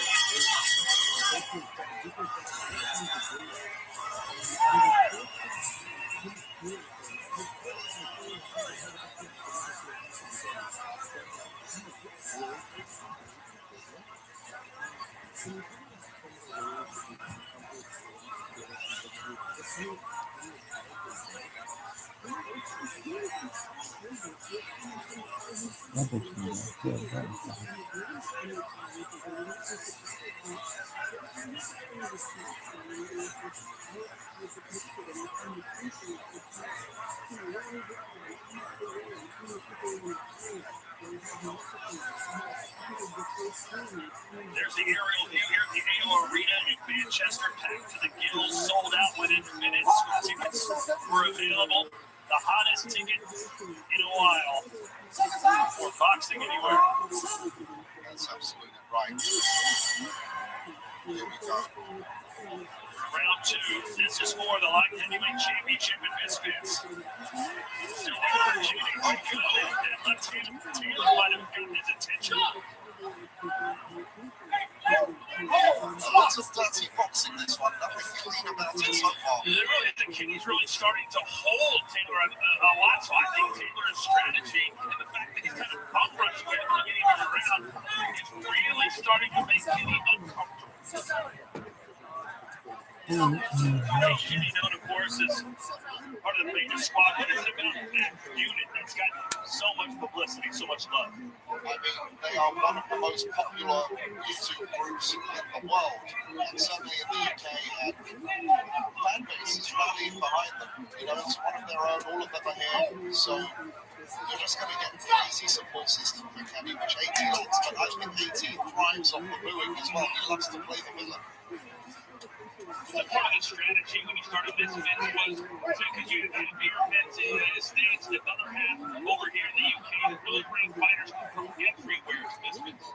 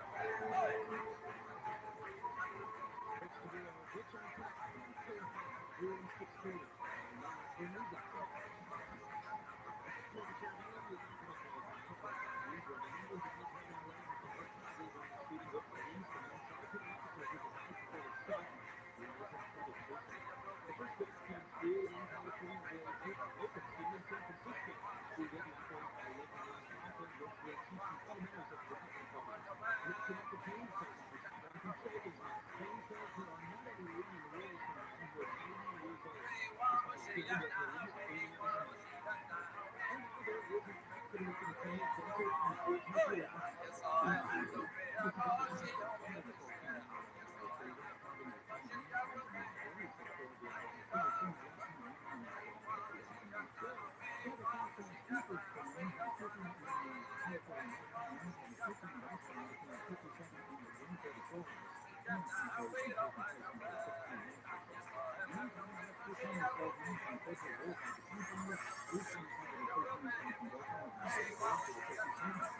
going there with a little two-piece, gonna be sleep, face down, ass up again.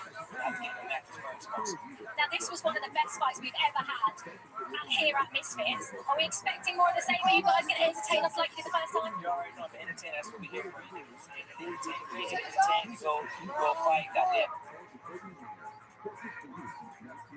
Entertain, we're gonna entertain fans. Shout out to everybody that came out. Love y'all, you dig? Love y'all. Good luck tonight. Thank you. Thank you, Olivia. We continue on here live from Manchester, England. Kenny versus Ted. If people haven't seen the first game that Greg Wally talked about, you missed a banger. These two guys don't like each other, and they are ready to go. You just missed a nice three-piece combo there from Anthony's. I think he's shifting strategies. Well, he needs to. Well, I disagree. I mean, to me, Taylor's won every round. But you said Kenny needs to. I think Taylor needs to. If he wants to have fans happy, and really show the judges, not only can he get in a dirty box, but he can also land from the outside. It's all right, the man of the people. We need to keep them entertaining. Damn right. Well, hey, I think Andy's doing his part. We got a 10-inch reach disadvantage. Hey, that might be karma trying to take advantage of Taylor slipping, and then Kenny slipping. Hey, you can't blame the little guy for trying to get inside and bang away. What do you want him to do? No, the strategy I'm saying is fine, but this isn't just regular boxing. This is about entertainment and making the people want to come back, and that is not the right strategy for them. That's one of the issues with having more rounds. More time to settle. Take your time. Right here, Taylor on the way in.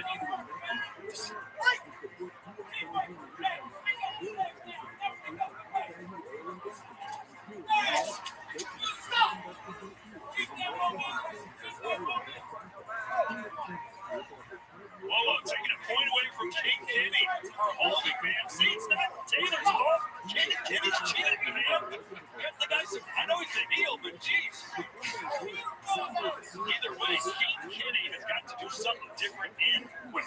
Yes. Daly has been screaming at everyone passionately. Daly knows he's got to make some changes. I feel like it's in his head right now, because every time he gets yelled at, he comes back.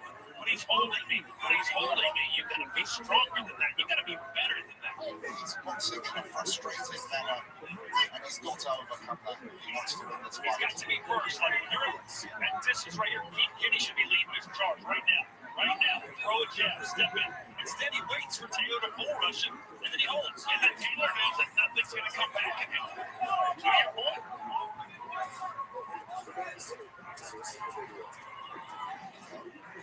It's such an awkward style to deal with. A seasoned professional wouldn't have much trouble with Taylor.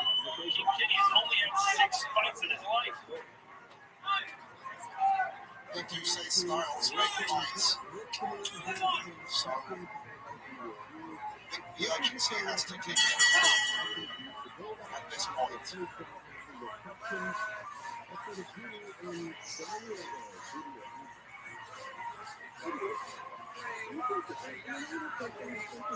The Saudi Pro League is coming your way here on DAZN every Friday and Saturday. I think you recognize the guy on the right there, Cristiano Ronaldo. You can see him live from Saudi here on DAZN. You know, after he signed up with Taylor, I wonder how you're going to do this. You think he can afford those? I don't even think he collects the goods. The company's just figuring it out. There is the man for everything it means. Ladies and gentlemen, you must have a heel. Say what you want about Dylan Davis, but the man is in the building, and he has promoted this fight to the engineer for that. All the talk he's going to stop tonight because he has to step in against Logan Paul. Very agitated and angry. Logan Paul. Oh, Taylor again. Was that a knockdown? Say no push. Slapped around like it's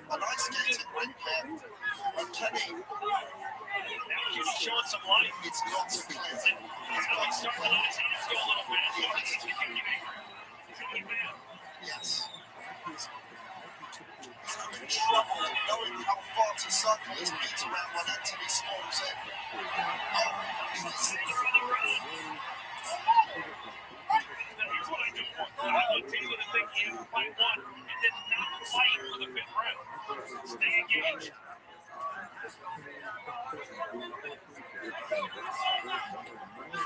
Again, this is for the light heavyweight championship. I feel like we're beating a dead horse, but Kenny simply will not change his strategy. He will not move. He will not back up. And thus, he's landing nothing. He's got to circle his feet around and anticipate Anthony's entrance a little bit more calculated manner, and he's got to throw that punch in and time it. The accuracy is missing. He's frustrated, but he did try at the beginning of the round. So he's just got to keep that energy. And keep in mind, he was deducted a point for holding as well. So he needs not just a knockdown. He probably needs a knockout to win this fight. I agree with you. I don't think there's any way right now he wins this fight without a knockout point 96. Well, two of his 4 wins have come by KO 50%, so he's done it before. And now with a title on the line, he has to do it again. Anthony Taylor is a tough man to knock out. Many predicted that Kenny would win this on decision. Are you surprised? What do you think? You never know what you're going to get, but I think we were all hoping for that technical improvement from Kenny to be implemented in this fight. And Taylor just hasn't allowed him to show up. And that is a really good thing that a boxer can do, especially one with not a ton of history. I guess that's just something. Yeah, look, Anthony Taylor, like I said, he's got a strategy and it's working. So to his credit, he's doing what he needs to do to get the win. Bounce in on his toes. Kenny comes in with his gloves up by his ears. He's got to roll the dice. Charlo would not do it against Canelo. He just simply wouldn't try and win it at the end when he knew what he had to do. Let's see if Kenny was willing to go out on his shield here. It's a great analogy. Sometimes fighters just either get tired or they just get to a point where they say, I can't beat this guy. And I wonder if Kenny's at that point. There's a swing and a miss with 10 seconds to go. And we see a miracle from King Kenny. The crowd would love it. And it just wasn't his night. Anthony Taylor, to his credit, completely discombobulated King Kenny. Taylor just did something that's very, very difficult to do. He made this crowd quiet. They put them back in their seats. They were electric during the ring announcements for the 2 guys. And then very quickly, Anthony Taylor said to the crowd, listen, sit down. I'm not going to allow you to get behind your fighter. And it worked for 5 rounds. You're supposed to You are incredible. You really, really are. Honesty, I love it. And this is what it's all about, Chris, too. I mean, Dan's bringing a good point. This is about entertainment as much as it is.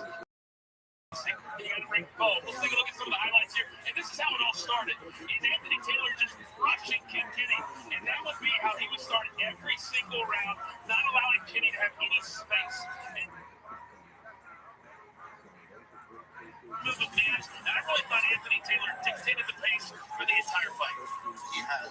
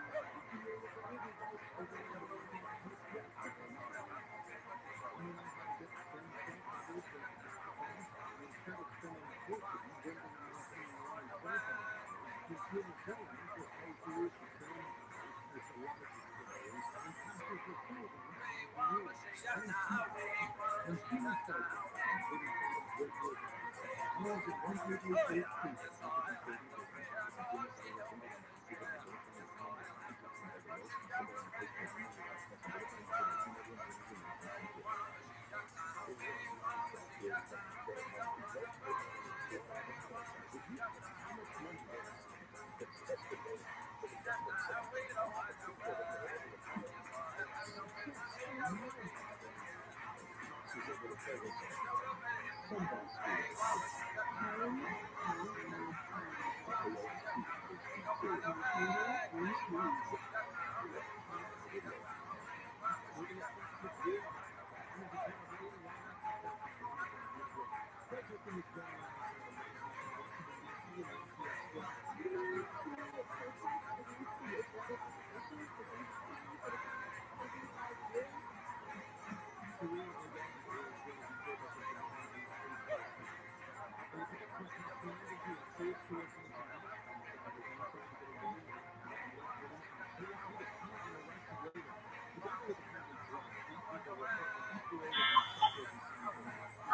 I'm Daddy. It is now 1:00 p.m.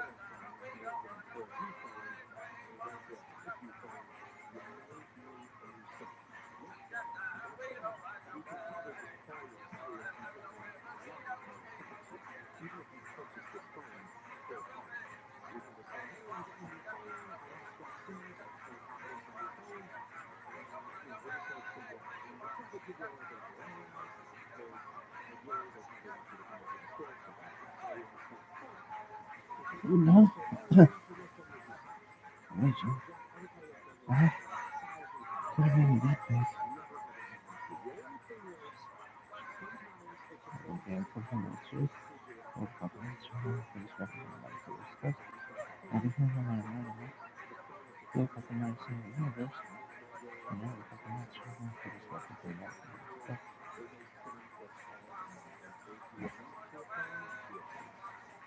That we're going to perform a series of last number of instruction to discuss anything about an error.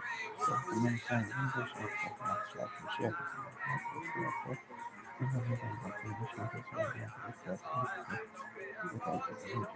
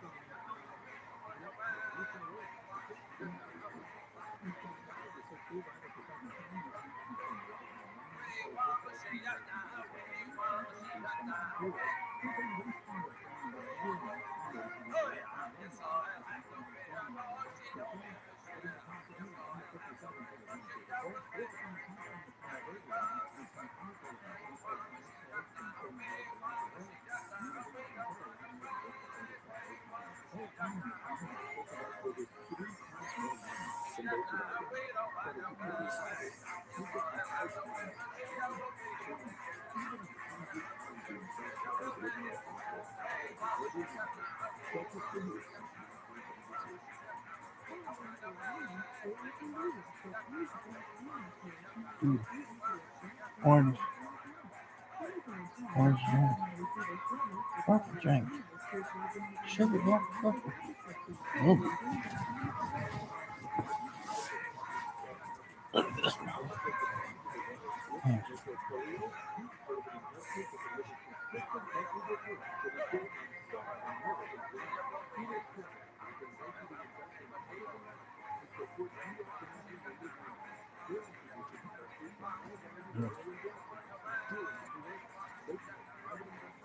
It's round two for Dean the Great, and he is stumbling many times.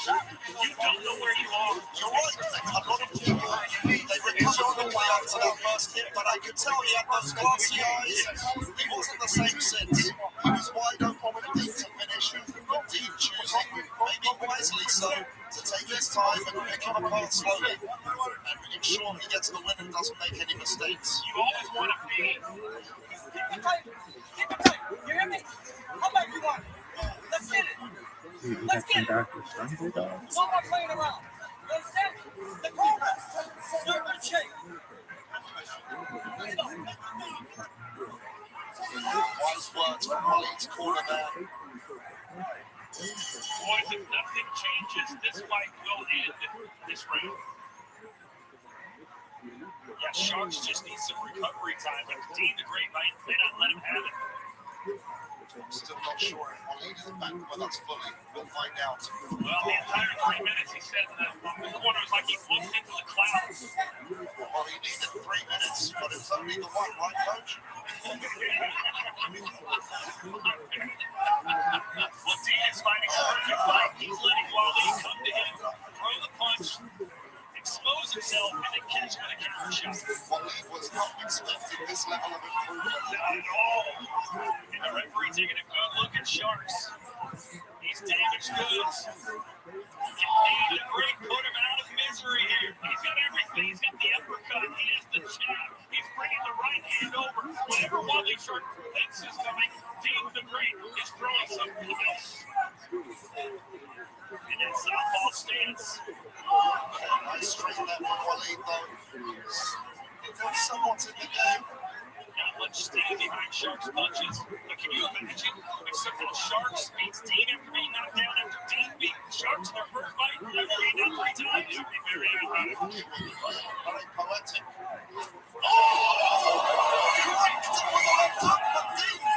He didn't even seem to face it. He told you the iron chin technique.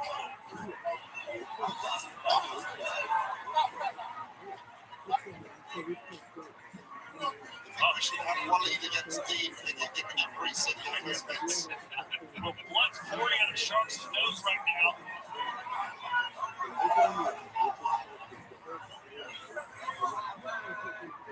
Referee says you pushed him down. That was pretty obvious. But Sharks at this point, time is a good thing for him. The longer he hangs in there, the better. Well, here's the problem that we're starting to see, Rich, is that now he's taking steps forward. Instead of stepping with his left foot. And if he walks into another one of those from Dean the Great, he may not get up that time. Step that forward with that jab. Still very much in this fight now, recovering nicely. Not fully, but he's on the way. In a 5-round fight, 2 knockdowns, though, devastating. Another right iron straight. Well, Dean's made great adjustments even since the first round. He's now waiting to counter, which is something he wasn't doing in the first round. I was saying, how is Shark still on his feet? Let's stop the clock for Wally Sharks to put his mouthpiece back in. He looks like he wants out of this fight right now. Well, you know, it's about the will to win, but it's also about the determination not to lose. And Wally has been very determined not to lose ever since that first knockdown. The humiliation. Oh, the tension, look at it. The heart both of these men have. Tremendous.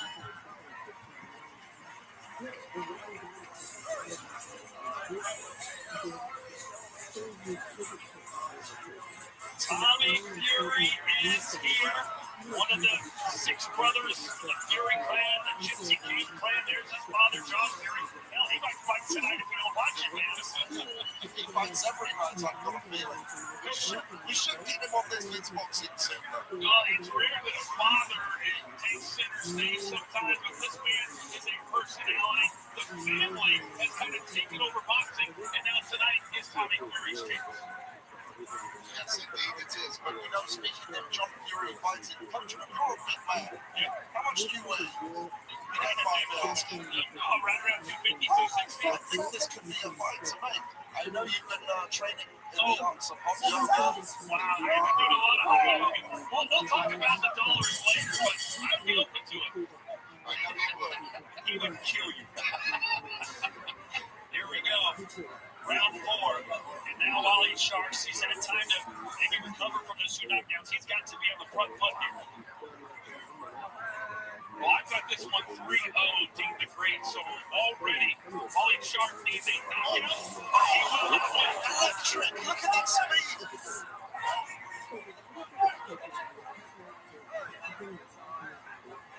Sharks still just trying to find a way in. It's just hasn't been his night. He got a good big right hand that landed in the first round, but since then it's been mostly Dean the Great. I cannot give Dean the Great the credit for his strategy, his game plan, and also his willingness.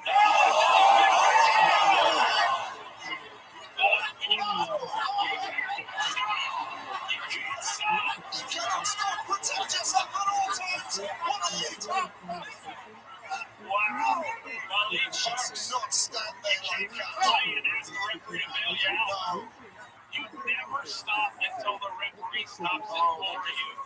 I think he's still la-la-la, right?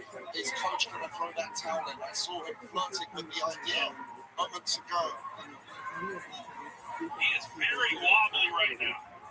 I don't know about you, man. I knew it would be an exciting fight. I didn't think it could be this one-sided either way. I've been surprised. Well, he did get the best of Dean in the first round, if you remember right. I think so, anyway. Just about. And then Dean came back, measured him. Oh! And they might want to throw it down. Waleed Sharks have been beat pillar to post. But Dean the Great, the counter right hand is money again. The reflexes and the ability to miss and then counter has been astounding. Oh, Waleed Sharks walking on the moon right now. Yeah, he's taken so many hellacious shots. That's Waleed Sharks. Yes. Talk about the creation of a star, and it's when you perform the best match on the biggest stage. Dean the Great knew this was the biggest stage he's ever been on, and he is using it big time. There it is again, just waiting for that right hand. And Waleed Sharks is being running into it. How much credit you got to give Waleed Sharks? We spoke about Dean's chin, but Waleed's chin is unbelievable as well. I thought it was going to be over last round. Well, Sharks showing a lot of heart, just being in there right now. Some 2 knockdowns and more than enough other shots that would put most fighters down. Yeah, the ring down there, excuse me, the referee. Because it Dean the Great, the way that he's adjusted around this fight, knowing that Waleed Sharks has to come forward now, he's really adjusted. Waleed's still in it. That'll do it. 1 round to go here in Manchester. Wow. This is every bit as good as I thought it was going to be, but it's very different than what I thought it was going to be. It's a repeat, but the opposite of the first one. That's Waleed Sharks find a way back. We've got 3 minutes to find it. It is 3 minutes in this round, right? It's well, every round is 3 minutes. The time in between is a minute. Well, here's a patented right hand that shoots the mouthpiece out again for Dean the Great. And this is where some of these guys need to understand, man, and their inexperience takes over sometimes. Because right there, Dean the Great did exactly what he should have done. He kept throwing punches until the referee stepped in, and then here's the count that I'm talking about. He waits for the shot, and then he brings another one over the top. And right now, Waleed Sharks can't see it. And these aren't repeats. These aren't the same shot. It's over and over and over. Yes, Waleed Sharks looks like he's on wobble leg streak right now. And I think we're going to have to call Waleed Hearts after this. Well, either way, I think Waleed Sharks has earned respect for Dean the Great and vice versa. I certainly hope so. Yeah, if you're Dean the Great, you're just sitting on right hand. Why do anything else?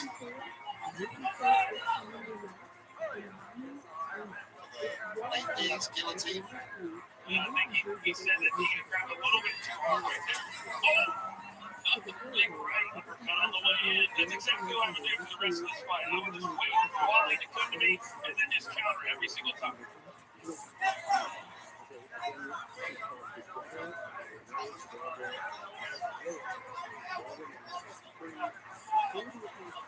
Nice hip movement there. Dean the Great. Dean's leaving his chin open there, fans. His goal in this round should just be not to get knocked out. That's exactly right. Can't relax too much. You never know. Waleed knows the only way to victory now is the knockout, surely. So he's got to be swinging for the fences here. Dean the Great is posing for pictures because all the photographers are on that side. Hey, that's what Waleed was doing in their first fight, man. We know what happened there. Yes. Any elements of overweight lady six. Trying to right hand to be PC in it. Well done. You're doing a great job.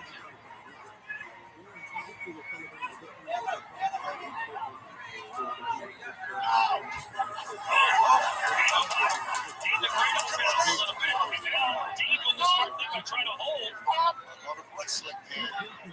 Double leg takedown attempts. The corner while he's screaming. Fighting to get on Dean. I think Dean's still hurt from that shot. He's trying to buy some time.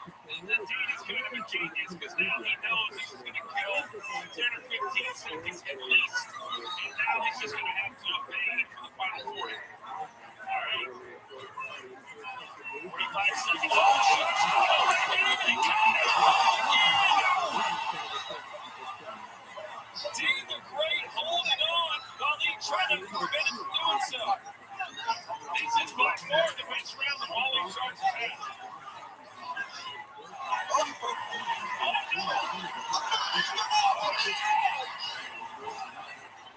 What is Dean doing? 20 seconds to go. Jeez. He's not even going to take the goal.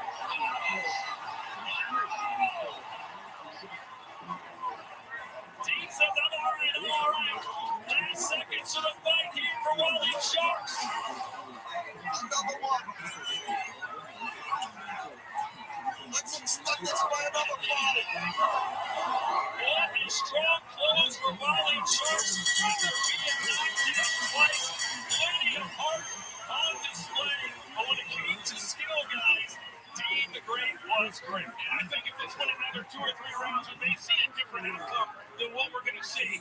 But at least we saw them embrace at the end. But that was high-level boxing, as good as it gets, especially at this level. Like, unbelievable. I've lost my words here. Fights of the night so far, there's no doubt. Absolutely. I mean, Waleed really has heart. Look at him. He really came back for the win. Dean, impeccable second, third, and fourth round. Waleed started off well. Dean measured him. Well, I think there's a lot of people that understand, Rich, that as we look at some of the action from the last round here, and this is when Wally Sharks almost knocked Dean the Great out, and then he just kept coming forward. And we saw at least 4 or 5 different shots that really got to Dean the Great. Another 20 seconds in that round, another 2 or 3 rounds may be different. But I'll give credit to Dean the Great. He knocked Wally Sharks down twice.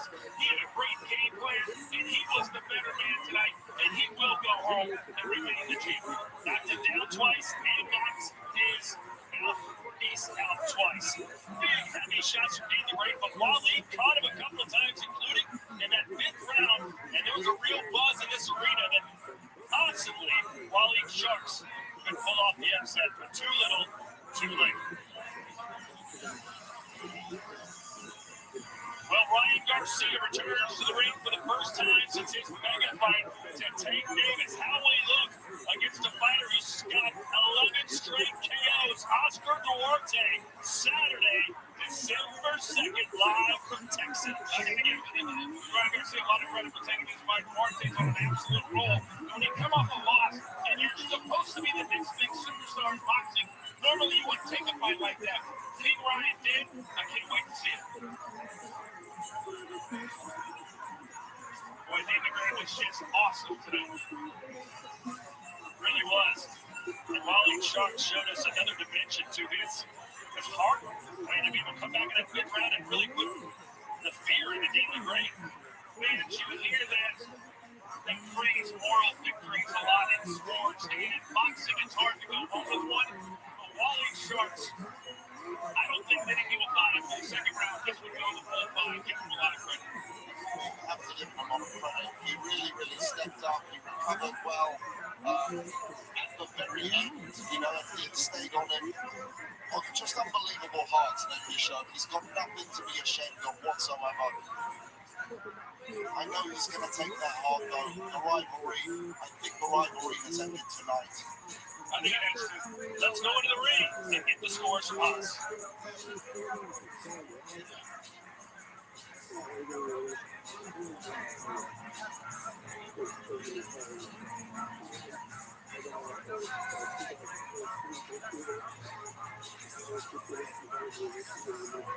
Ladies and gentlemen, may you please have a round of applause for these 2 fighters.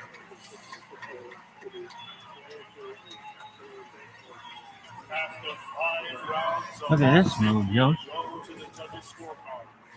Both judges, So, Ramirez and Joel Elizondo, scored about 49 to 44. And Judge E. John Lewis scores the bout 48-45.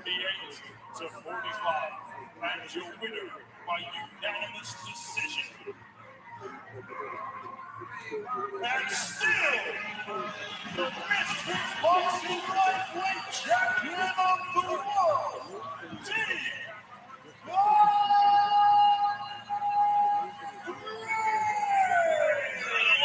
When you think about everything Dean the Great did and everything that he's about, you brought him to Misfits because he's an entertainer. But he showed tonight that he's working on his game, and he showed tonight that it's only going to be better with him moving forward. He brought in a whole new energy. Really wanted to feel out Waleed, see where he is from last time, and this time, the adjustments, the improvements, Waleed was not ready for. It was an incredible game plan was set up to Era Hawaii with Dean the Great. Yo, dog. I was doing this last night, and the video crashed or something. And it sucked. Why? Because Zuckerberg sucks. All this shit sucks. Really? Yeah. So, are you done? Doing? I'm watching some boxing and also watching Oregon. Who do you want to watch the Oregon? Probably Oregon.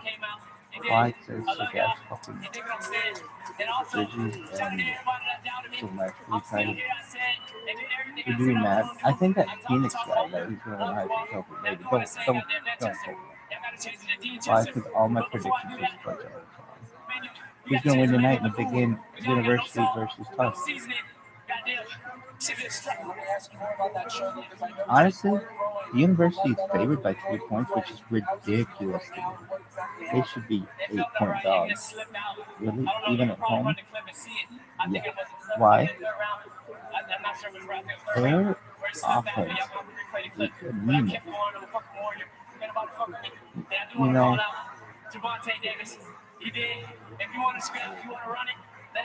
do you like Freeman? Why? Just under. He's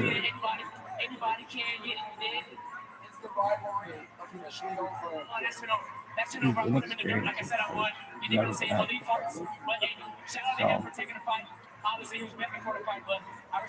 he just always seems like unsure of what he's supposed to do. I still can't believe they hired him. I still can't believe he's going to win that. Anyway, is that the end of your story?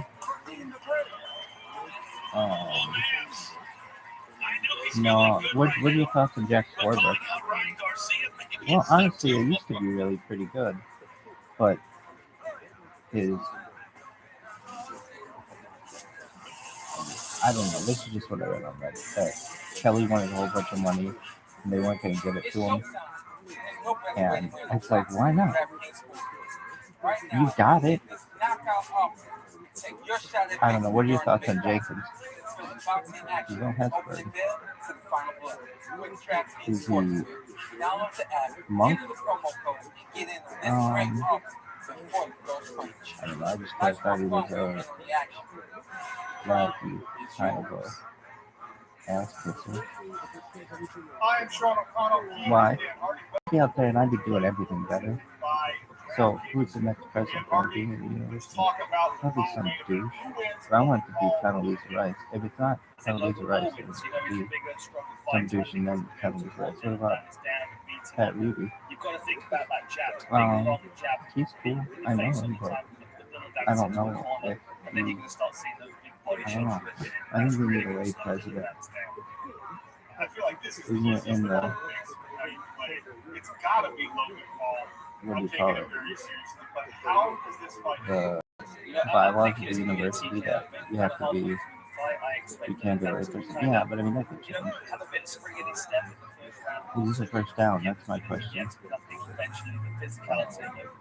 I think for sure it's a first down. Are you sure?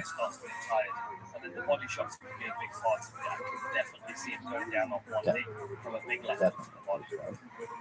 I don't know why they don't use electronic first down. This is a great play, though. That's very good. I don't think this, as much as I'd love to see it, I don't think Logan gets the finish here. Probably go with Alright, so are you done? You were telling stories about working at a startup. I'm not going to go into all of that again. Really? No. Why? Because I talked about it for like an hour and a half. Well, are you done with it? No. Well, about what were you talking about? Ended. This girl Jasmine, she really liked Harry Potter. She was going to get married to this guy from England who I met. He was a nice guy. I don't think they got married. And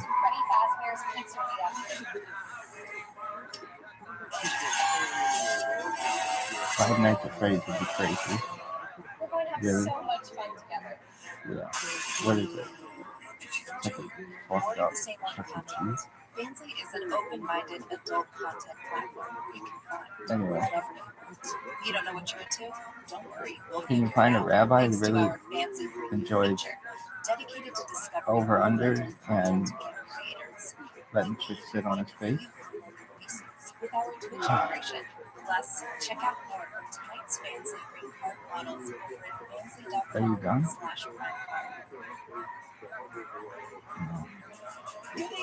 Alright, so keep talking about what you were talking about. Okay, so if you're like, whoa, how the hell did you get this job and all this other stuff? It's on my other fucking... I talked about it last night. So just watch it on that one or those or any of the other ones. Anyway. So then what happened? Well, I told the story where Luciano, if you're like, who's Luciano? I'm like, I already explained who Luciano is on the previous one. I went, well, so what changed? Something changed with you. Yeah. What did I do? I got a raise, and I even told the owner of the business, I told Alfred, yo, dog, I'm gonna dress up, but I need to make more money. I'm like, I can do better than this. And I had been wearing the same clothes like day in and day out. And I had this pair of pants, this pair of suit pants. It had a rip in the butt. And the way that it got a rip in the butt from the way these pants got a rip in the butt was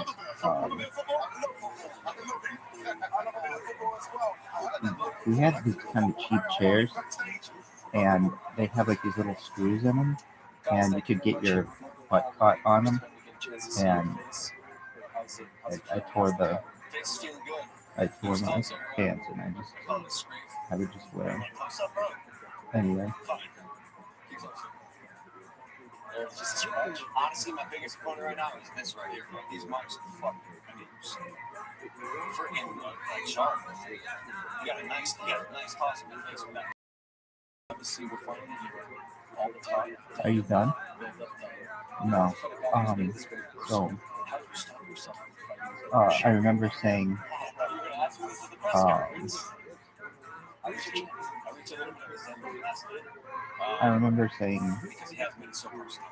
well, I remember this friend of our family, Tom, was nice enough to allow me to store my ties at his house. And I called him and told him I would pick him up.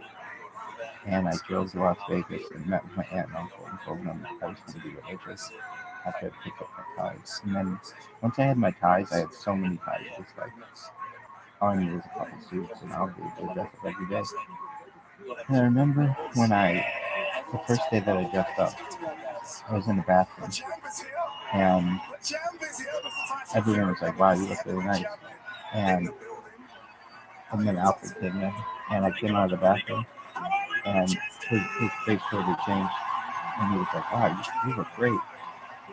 I bet you date my sister looking like this. Like, yeah. Anyway,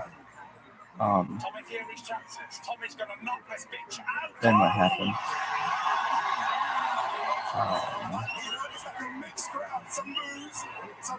Well, I think Luciano kind of, he was just jealous of the relationship that I had with Alfred, because he and Alfred were very close, and Alfred was really mean to him though. What would he do? He would say like, I don't know, I just feel like when Alfred would get frustrated, he would just kind of lay into his kid. He wasn't a kid that was older than I was, but it was just like, what would he do?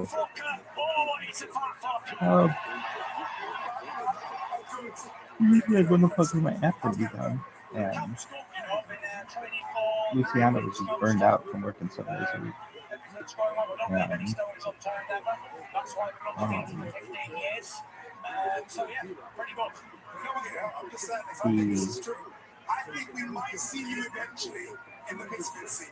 But also he was in over his head,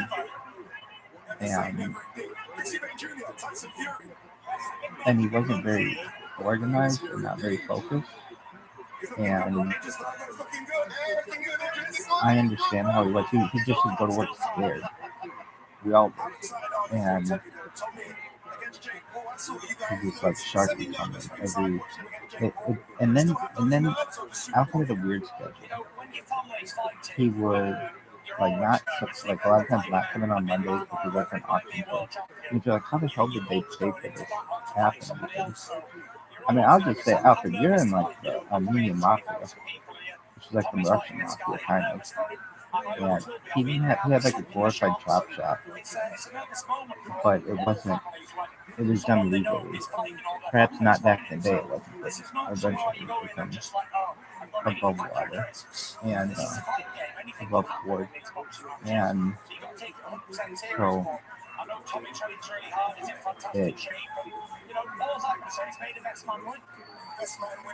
so Alfred came from a world where he was born in the Soviet Union, which is kind of weird. He was very patriotic for both the United States and Armenia. And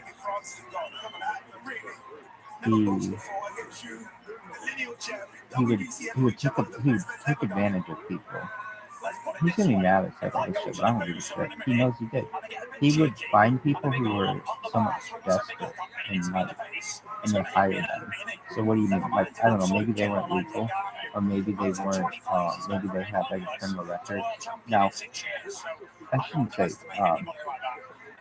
There's some good in that. There's some bad in that. Why?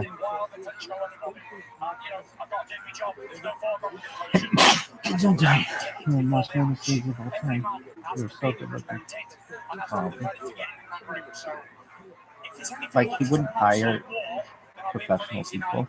He just thought they were too expensive, which they likely were.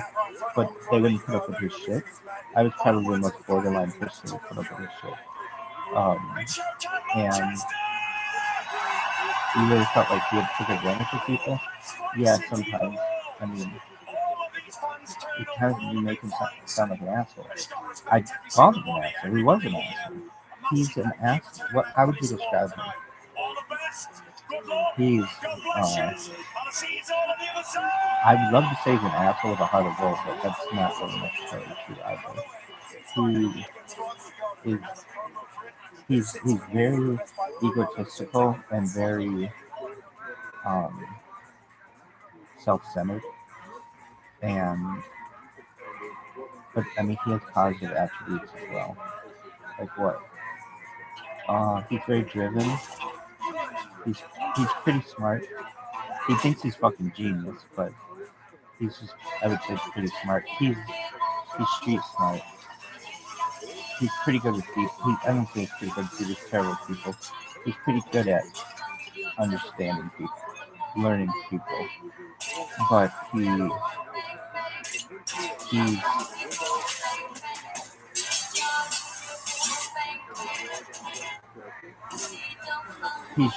he's usually the richest person in the room, and because of that, he thinks he controls you. But that's not always true. What do you mean when he takes advantage of people?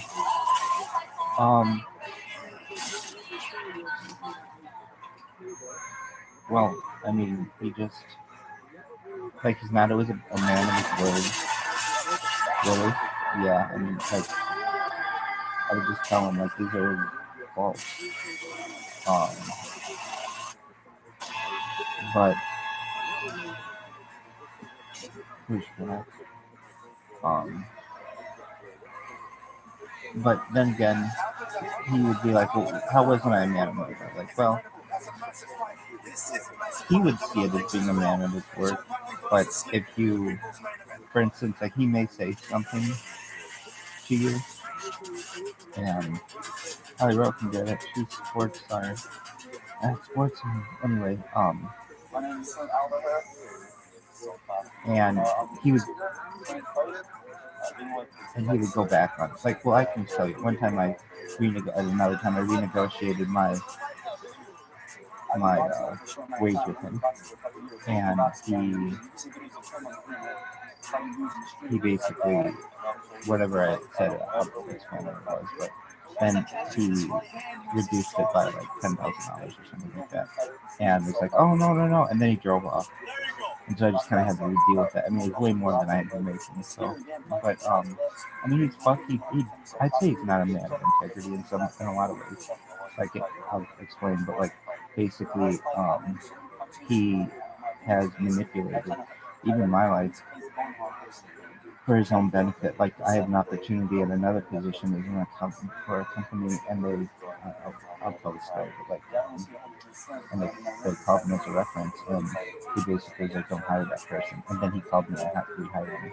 Really, yeah. So, I mean, that's kind of, and so I'd be like, that's shady shit. He's going to say, well, I was just doing it to, because I needed you or whatever. And I was like, yeah, but that's not integrity. So would you go into business with him? Yeah, I mean, I think he could be very successful. We've seen a lot of success, but not. So I don't know. I'll talk about other things, but I mean, I could give you. He'd be like, "What do you mean? You're very like." He's like, "I was really good to you," and I'd be like, "You were good to yourself because you knew I was good for your business." But like, he would tell me, like for instance, I'd even said in the previous video, he said he couldn't pay me for working on the weekend. And he very easily could pay me for working. Like, he would tell lies like that. And I know he's trying to keep costs down, but that was definitely something that he could have done. And I mean, I'd tell him that he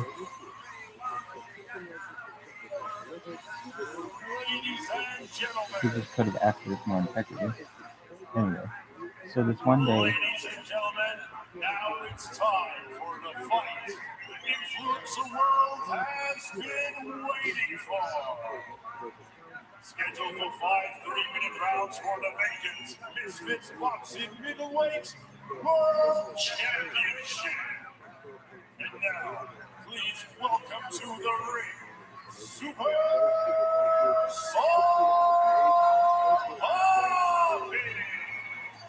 So, what's that? Is that the end of the story? No. So what else happened? I mean, he's going to be like, how else can I act with integrity? I'd be like, you didn't follow the law. I mean, I could just tell you what was written in that $45 million lawsuit against you or whatever. Like, all that is kind of bullshit. Because those people weren't employees. I mean, it's arguable. I mean, in some way, I would say that they would be not considered employees before the year 2000, but 2020. But then after 2020, and I warned him about this, they would be considered employees, and he was too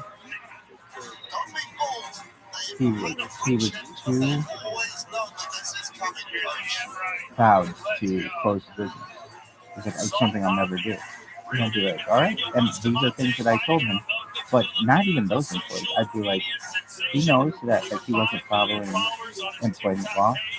And he'd be like, oh yeah, but it's so expensive to like have, like, you know, to provide for overtime and all that other stuff. I'm like, yeah, that's why it's considered illegal, some of these practices. And so what he would do, if anybody ever went to a labor board on him or anything like that, he would just settle with them because he had enough money to do it. But he didn't have unlimited money. He doesn't have $45 million to be able to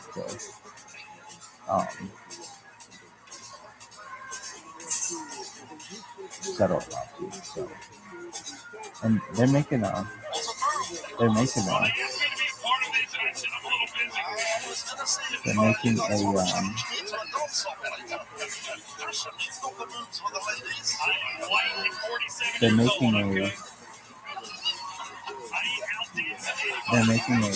an example. He's like, well, how? Like, what do you mean? How did I act out? And like, I just named a bunch of ways, and he would be deaf to all these things.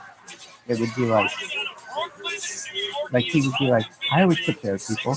Yeah, but that doesn't mean you're following the law. Like what? He might take someone for 40 hours during the week, and then on the weekend give them $100 cash. And so the person would be like, oh, this is great, I get $100 cash. But in reality, they should have been making time and a half, which would have been more than $100. And he'd be like, yeah, but that's so expensive. He never ever once paid an hour overtime. I don't think in his entire career he's ever paid an hour overtime. And it's just like,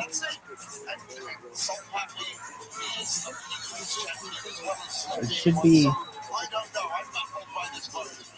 I mean, that's, so he would consider it taking care of someone because he compensated them, but he didn't compensate them according to the law. So that's why I said there'd be a lack of integrity, especially when he knew the difference. He'd be like, but I did so many nice things to you. And he did a lot of nice things. But again, it would be like, it was for his own benefit. Like what? Well, like for instance, he and I used to go out tonight. Though I eventually would tell him because of the liquor reasons, I couldn't go to lunch with him anymore at the places where he wanted to go. We had to go where I wanted to go. He didn't like that. Anyway, but he didn't like me taking lunch. Why? And I didn't really, like, I would work, when I first started there, I'd work like at least Luciano, he would take the lunch hour. I would not. Because I felt like if I took lunch, then they needed some kind of leader there, or else the employees wouldn't be disciplined. So I didn't take lunch for the first almost a year that I worked there, and then I started taking Hebrew class. So I would start taking lunch then, and I would study Hebrew and easy to easy perhaps. Anyway, is that the end of your story? No. He's like, bro, I don't know how. What you're saying? Like, how is that a lack of integrity? I feel like it's not following the law. I mean, he's like, yeah, but I took care of people, and like whenever anybody needed any extra money, I gave it to them. He's like, yeah, but then they owed you, and I mean, not like they owed you, but like then you could like use it against them, and like for instance, like he had some employees. I remember one employee who gave $1,000 to. But it's like, if that employee had been making what her normal rate would have been at time and a half, she wouldn't have needed $1,000. He would have everybody work.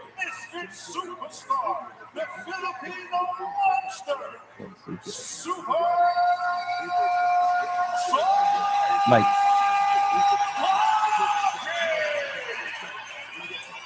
I mean, I could just be like, I'll post it all the time. Anyway, and he would be like, I don't see that as not showing integrity. I'd be like, dude, if you just paid people what it was according to the law, truthfully, you would never be in this fucking situation. The state is the one that's telling you that you had integrity issues. I'm not the one. You got $45 million looking you dead in the fucking face, and all you did was have people tell you, me more than anyone, I should say, and I told you more than anyone, you're operating this illegally. I told you this in my fucking interview that I didn't think that this was legal. I told that you when I read the contract, and I told it to you when you had 2A guys, and I told it to you when you would block people on the app because you didn't think they did a good job, or you just felt like whatever day of the week it was, I told you this was going to happen. So for you to be like, oh, I can't believe this, like, I'm sure he's like, I can't believe this is happening to me. You asked for it. I mean, you were too proud, and it should be humbling to you in front of the whole world now, if you ever saw this, that you should understand that you were warned. You were warned many times. Even the state warned you. The state warned you, and that's what I knew. I didn't even know what was going on before I got there, and I didn't open the mail. That was one thing. I was very happy I didn't open the mail. Why? Because then I would have been, I feel, more responsible for like having to explain the stuff to him. It was like, I remember being like, I don't think I should be opening the mail because I'm not the person on it. A lot of times it's personal for you, and I don't want to be opening up your stuff. And because initially it was like, you should open the mail. I'm like, I don't think I should be. If it's got your name on it, like, that's not for me. I'm not. And he was like, yeah, you're probably right. And so then he would have his assistant look at it. Anyway, I just know we didn't do a fight. He didn't fight with anybody over anything. He's like, okay, aside from labor stuff, how was I not good to you? I'd be like, well, I mean, I can, do you like this person? Yeah, I do. So I mean,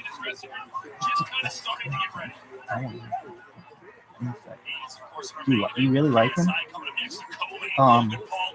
Yeah, in our own way, we were. So I always said that I thought he was 55 years old because he just came in with like such a, like, you could just sense his stress.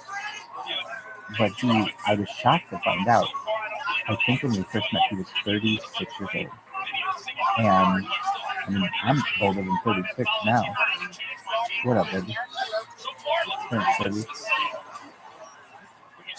And so it's shocking to me that I'm older than he was when he started the business, or even when I knew him. And I mean, I don't know. His hair was turning gray because of all the stress. I'm like, I don't have that issue. Maybe perhaps someday, but not now. And he just stressed a lot. And I understand. But he kind of brought a lot of his heat on himself. Honestly, if he were smart, I mean, I would just tell him, if he were smart, he would just have his company First Class Collision, and he would have just been happy making $1 million or $2 or $3 million a year. But he wanted to make $1 billion. And when you take a big risk like that, and you make it really big, there are consequences. But if he were really smart, he should have just continued doing what he was doing, making a really good living with that. And he wouldn't have to deal with all this shit. Now I got to get him out of all this trouble. And so I guess this would be a tongue lashing to him, that he should understand that, you know, I mean, like, he'd be like, no, how did I take advantage of people? I'd be like, well, I remember telling him I thought he was cheap. And I thought he was cheap. I thought he was an asshole. I thought he was a bully. I told him all those things within the first, when I went for a raise. And I can't believe you call me cheap.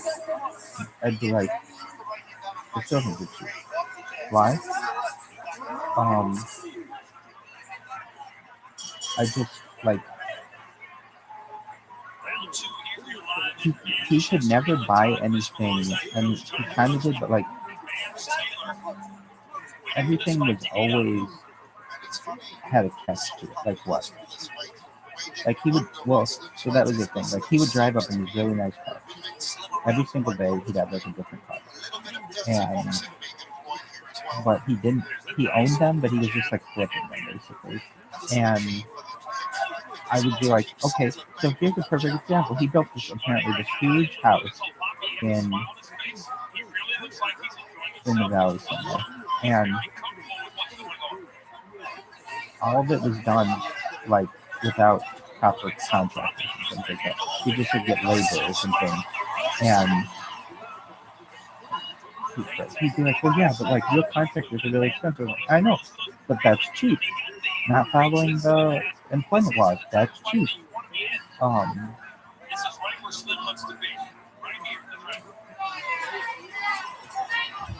Like when I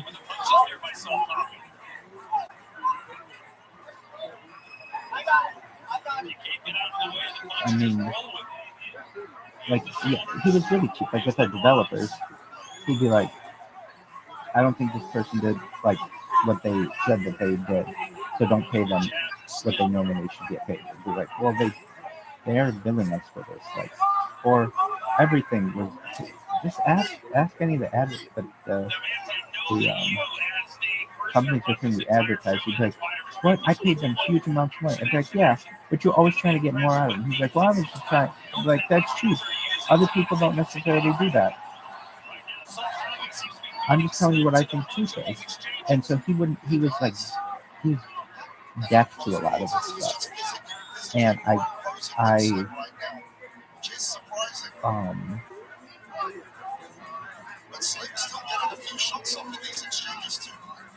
just remember he'd be like, that was a big insult to me, that fucking sheet. I remember that. But I stand by it. And again, it's like, it's a lesson to him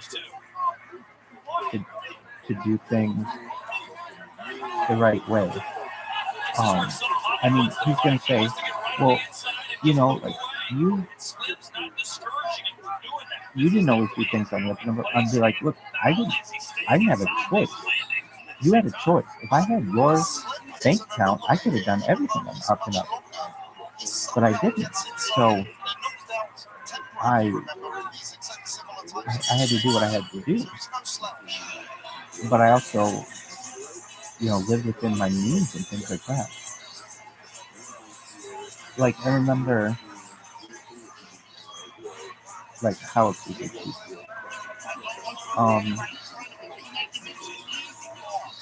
Well, I was talking about, he'd always come in with, like, a new kind of car. But it's like, I don't think he ever owned a car here legitimately. Like, where he would go to a car dealership and buy it. I don't think he ever did that. Everything was always like what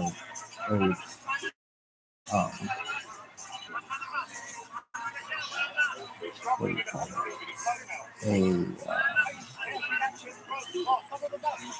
What kind of car?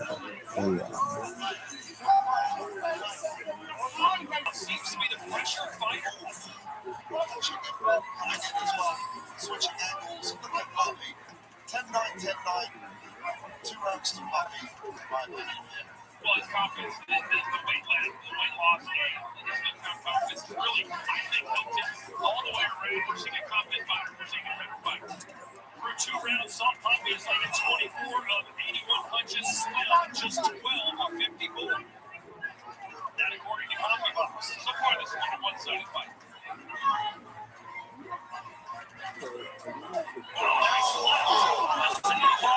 Slim clean. He's smiling, he is licking his lips. And you know, Slim had to lose weight to get to this weight class too, guys. He looks a little drained. Looks tired, fatigued, doesn't he? Slim was the one who wanted to drop the weight, so I think he said his natural weight is even lower than this. I don't know. It seems like the same Slim we know and love so far. Usually he's dancing between rounds and bouncing up to feel the music, sticking and moving. location hasn't got to it. It can definitely be an issue because when you've been around all day, you're 3 fights from the end, it's late night in the UK. Sometimes they like you. They're talking about car titles. Why? Because he never. Like I remember this one time. What do you call it? Which is ineffective. He has to let those halves go. He has to lead with that jab. Calculate the distance and find his way. It's like when a car has a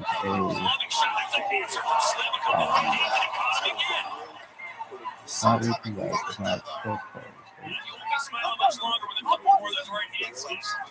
You know, we saw this in the Anthony Taylor fight. Not only did he want to fight the very boxing, but he also was quicker.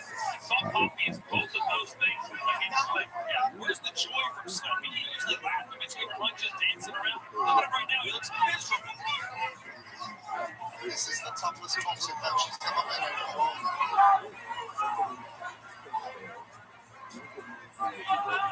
It's like when it's on a full week card. What do they call it? We talked about it all night. The other fighter, the opponent, is inside of his head. Sometimes they end up, I just want to get out of here. I'm not saying it's Slim is going to yet, but he's now doing the holding. But Salt Huffy is the one that's pressing the issue. Still very much in the fight. Slim. Again, now Slim's waking up. Yeah, Slim might have stolen that round there.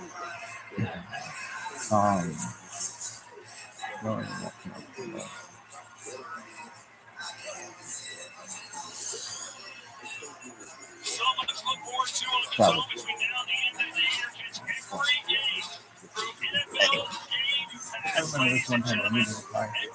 And you tried to sell me a car with a salvage title. And you didn't tell me that it had a salvage title. Until I heard ask. Like, there's the things that you would tell someone, you know, if you weren't trying to fuck them. Yeah.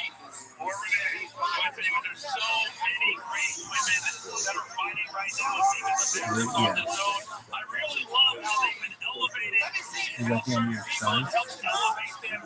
No, like even like he was just really stupid stuff.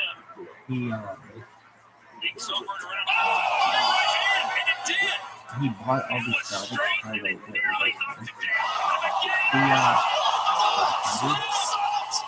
and he wanted them to be like wireless watch vehicles, where you don't need a case. He wanted to be able to baby use it. He's good at it. Smile's gone.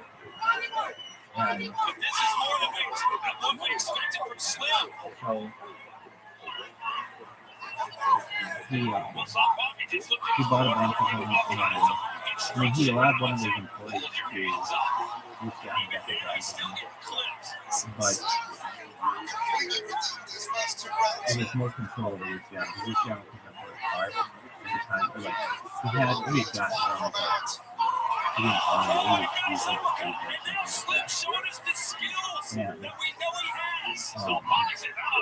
there was more control. He basically knew that this kid couldn't leave him because he had that. So one of the cars did not have air conditioning.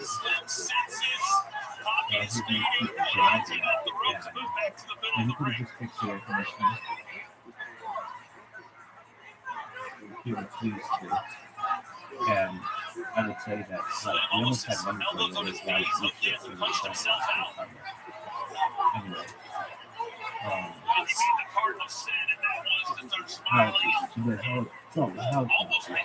if you could feel cheap, I'd be like, I mean,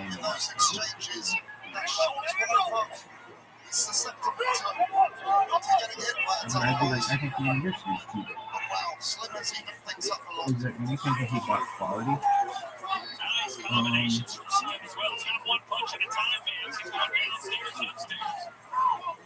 That was his thing. He always wanted to deal on something.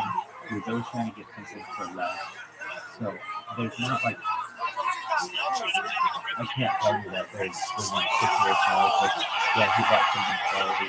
Maybe in one situation that I could think of it. He wanted some. He wanted people to be able to display. Let's continue.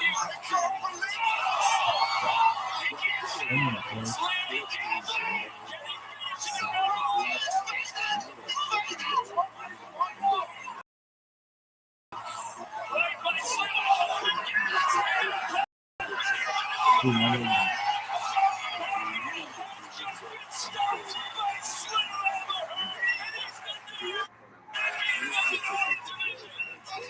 like how old is he? They're hardcore podcasts. Like, dude, you spent maybe like on the one thing that was really wasn't incredibly cheap was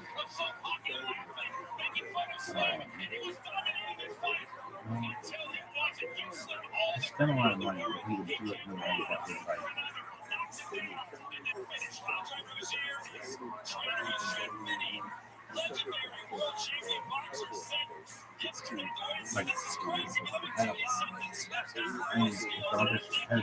what was the biggest way of avoiding and I told him,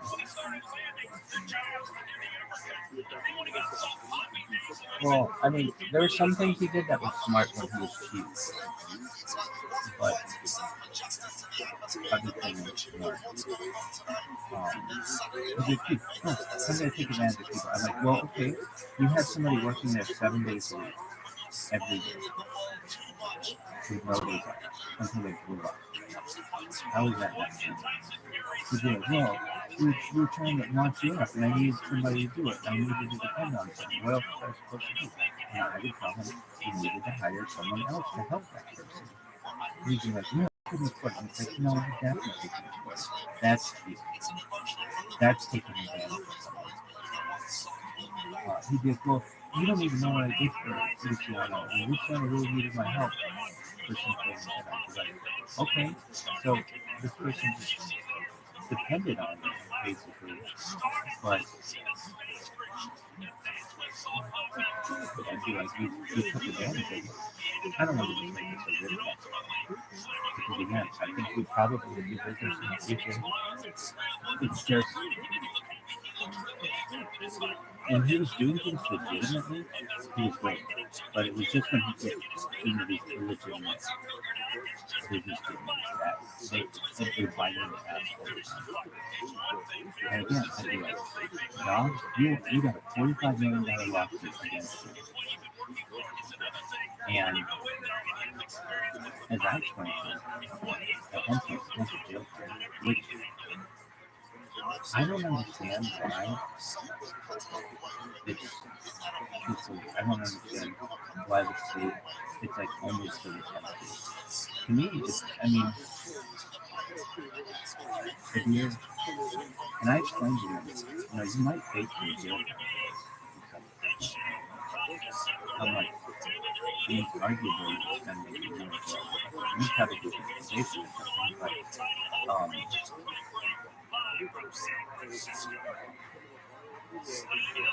like basically, well, here's what we're going to see what they have to do that business. So it'd be like another company could have like $1 billion in fines.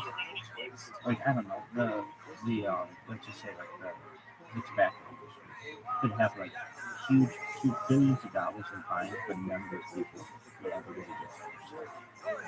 It's like, isn't that like, I don't know, just the difference between civil and criminal penalties is, in my opinion, like sometimes not as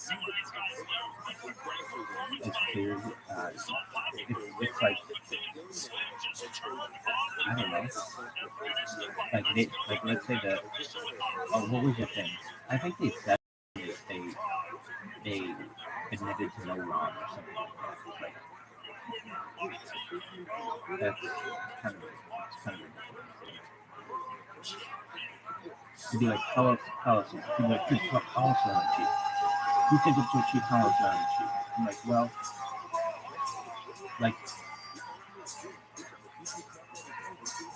like when we were there, he was always trying to get one thing for another, and using other businesses. So, like,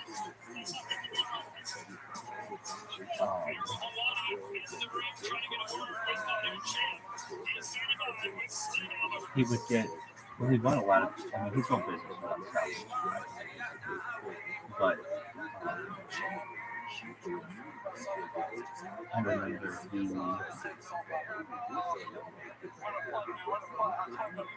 he wanted, like, I mean, it all came down to just finding a lot of people. You're not so really cheap. I'd be like,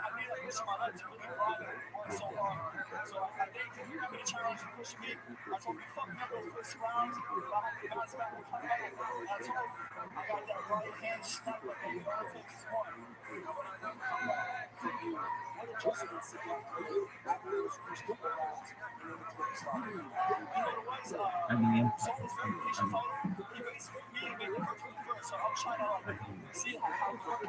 okay, here's a perfect example. We have somebody cleaning the office. If this person cleaned the office on Sunday or Saturday, I would call it whatever, and he wouldn't leave, and so that person would have to get paid, and he wouldn't leave any money. It's not like there was any money in the place. He's too cheap to have any cash on hand. And so he would expect an employee to pay the person that he paid the employee back. And then he wouldn't show up on Monday, and then they'd have to be calling him about it on Tuesday, and then he would be like, oh yeah, okay, it's the next check or whatever. Oh no, you can trust me. It's like, no, dude.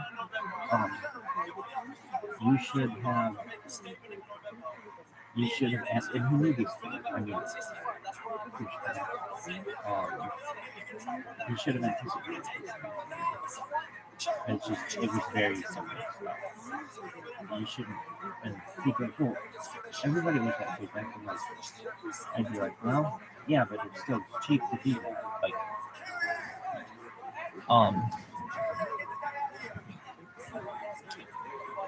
and what wasn't he cheap? His advertising, he spent a lot on advertising, even though some of that, though, get arguably into the somewhat cheap realm. He's like, what do you mean? But I'd be like, but a lot of it was good business too, just buying like remnant boards or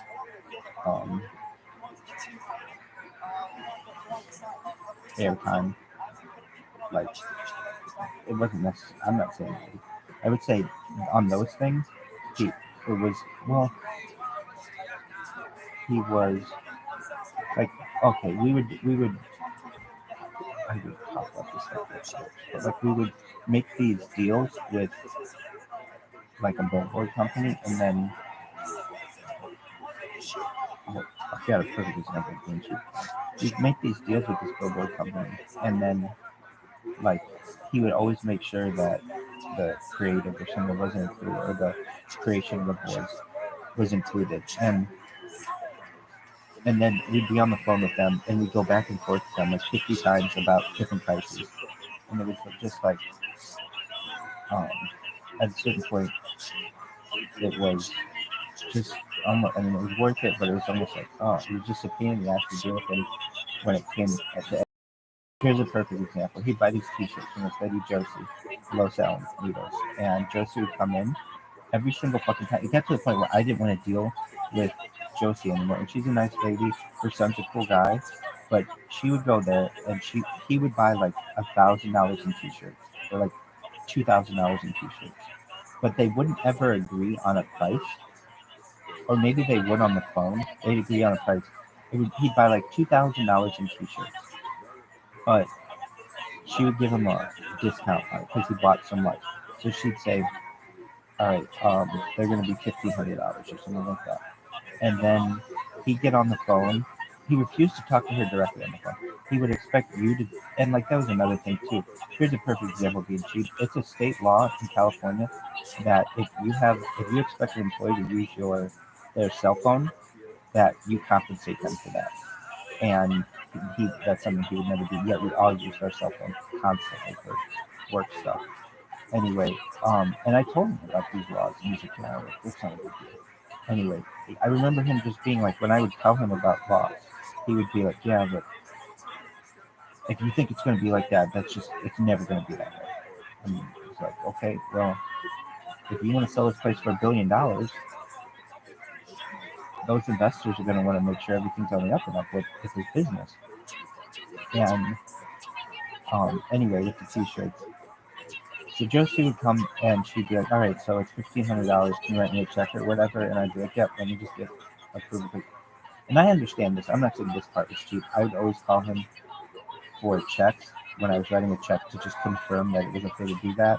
And I would send him a picture of it because we were dealing with a lot. We were dealing with millions of dollars at points, all in all.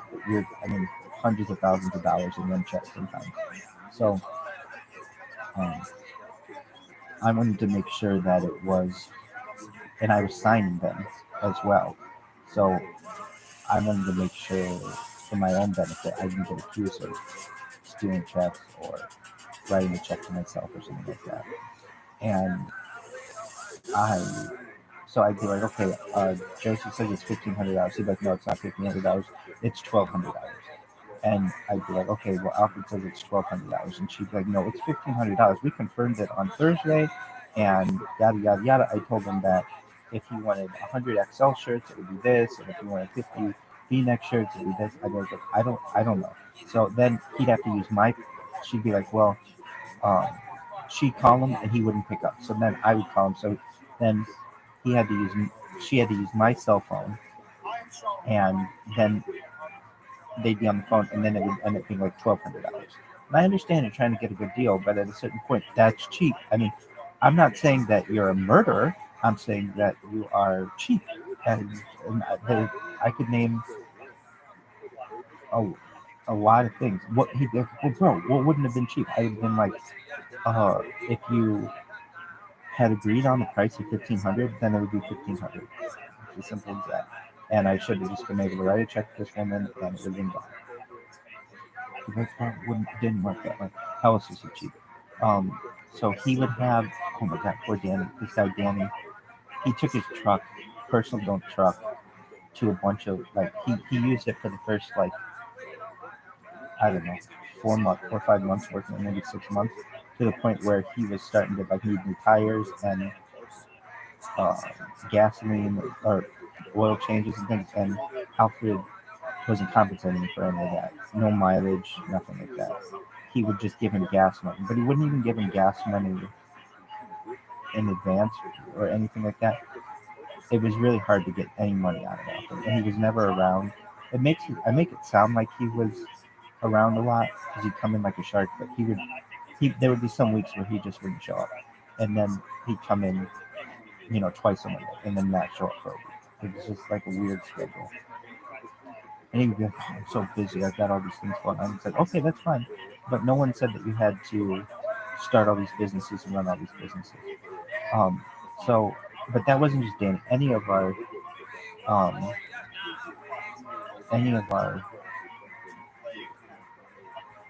quality assurance guys, they would have to pay for their own gas, and then they'd get compensated for it later on. But it was never,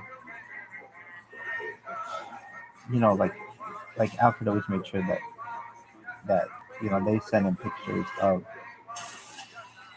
the receipts, but it's not like they get paid right away. I mean, I don't know. If I have a big bank account, and maybe it's different. I don't have one, so I've never had one. I don't know what it's like, but I don't want to owe people. I don't want people to have a bad.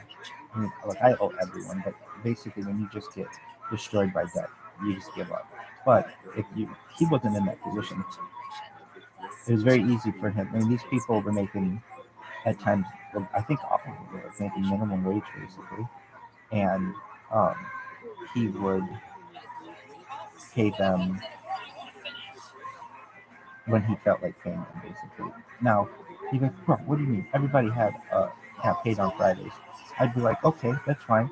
But it was always, here's a perfect example.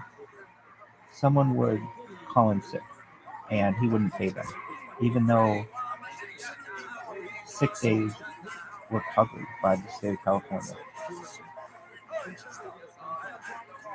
And like that, well, here's another perfect example. He had half of the employees as employees, like with a W-2, and the others were like 1040 contractors, basically. But you didn't know who was who. And sometimes he'd switch people over, and I didn't know who was who. You can't do that. Like, you had complete control over a lot of people. And I'd explain to him, you know, and these are all things outside that $45 billion case. This is all stuff that was internal to the business. But if you want to just know how you're being cheap, that's being cheap. I mean, I explained to him, you know, if you... I remember saying to him, you know, like, basically, people would come up to me and be like, hey, I didn't get paid for a certain day. And I would be like, look, I don't handle anything that has to do with money, of people's pay. I don't know what you make. I don't have any idea. So you have to talk to Alfie about that one. And Alfie would be like, yeah, I can't believe they wanted to get paid when they were sick. It was like, well, I mean, it's according to state law that they're supposed to. For 3 days, he's like, if you think it's going to be one of those kind of places, then you got another thing coming. I'd be like, I was here. I don't know why you're mad at me. But they have a right at the time. There's 3 sick days. I think it's 5 now. But he would not follow that. I mean, it was simple. It was very simple employment law things. Could have gotten him. Could have saved him a lot of trouble. And here's the thing. He's someone who I don't think he might have graduated from high school, but he started right away. I mean, he's a very self-made man. He came here he was born in the Soviet Union, came here from Armenia, and basically, like, his dad, like, ran, like, a ice cream. He did other things too, but, like, ran, like, an ice cream, like, went door to door selling ice cream. And then eventually he started working as a valet, and then got into the car industry, so he was good at selling cars, and then learned how to flip cars, and then learned about salvage titles and all. Then started getting into some shady business when it came to insurance, and then from there he was able to do well with one business and was able to sell it for like $3 million, something like that. And then he started other businesses, and then those are the ones that were making good money for him. But he had the solid start, basically. Well, you know, as an adult. But he always wanted more. He'd be like, bro, what are you doing? Telling everybody in my business. I'd be like, dog, you have no idea. My whole fucking life is public. This is like world history, so everybody's gonna fucking know about it. Everything that we did. It's all on camera, and there are no secrets. So it would be like, I either would explain your ways, or people would find out other ways. And you know, every word that I've said here is the truth. And every single employee that you've ever had would vouch for what I am saying is absolute truth. He'd be like,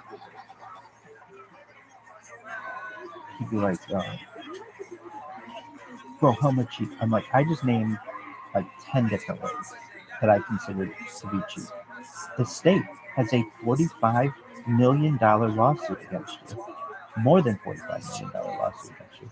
Basically saying that you're cheap, that you're not following the law. Because aside from the law, how was I cheap? Like, well,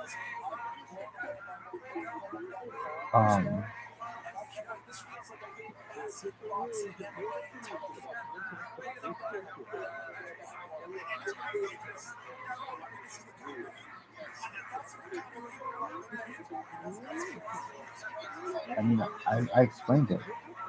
Like, he didn't really care about other people. That's the thing. I would say there are some people for whom he cared. He'd be like, he always says, I only care about people for as much as I care about me. And it's like, well, You can't really be that way with an employee. An employee doesn't have to love you, doesn't have to care about you, but has to just do their job. But he felt like if they weren't, like this one guy, what was his name?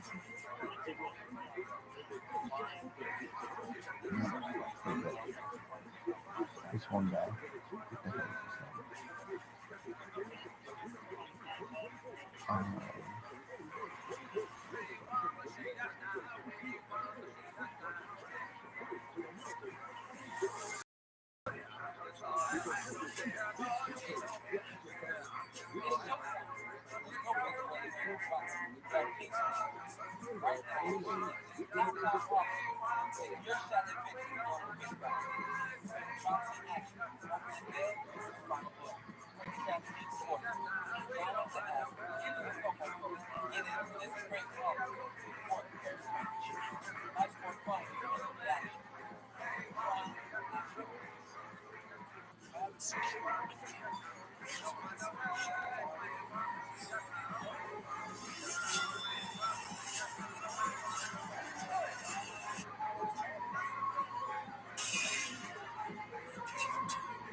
Zero content means it is an open-minded adult content platform. You can find whatever you want.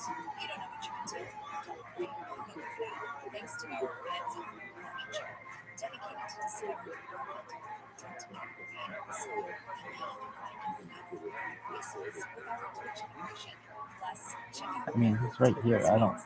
What the hell is his name?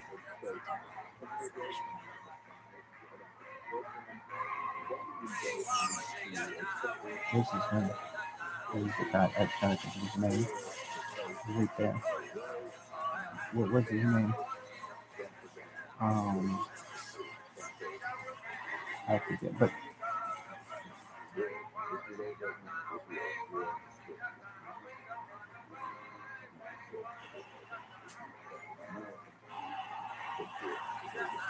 I want to say, who was it?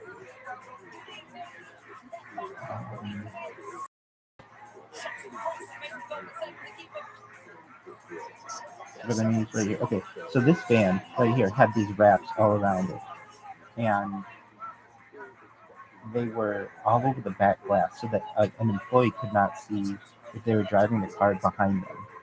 And yet, and I remember this guy telling me he was complaining about it. And I drove one of these vans once, and I was like, "Dude, Alfred, you know you can't see out of the back glass." He's like, "Oh yeah, that'll be fine."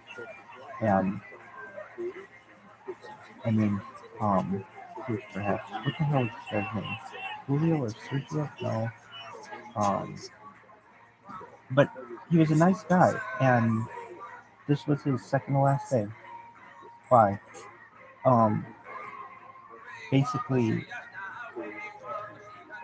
I remember the next day after that happened,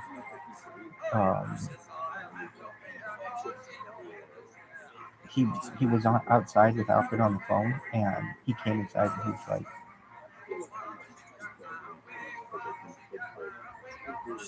"I'm done.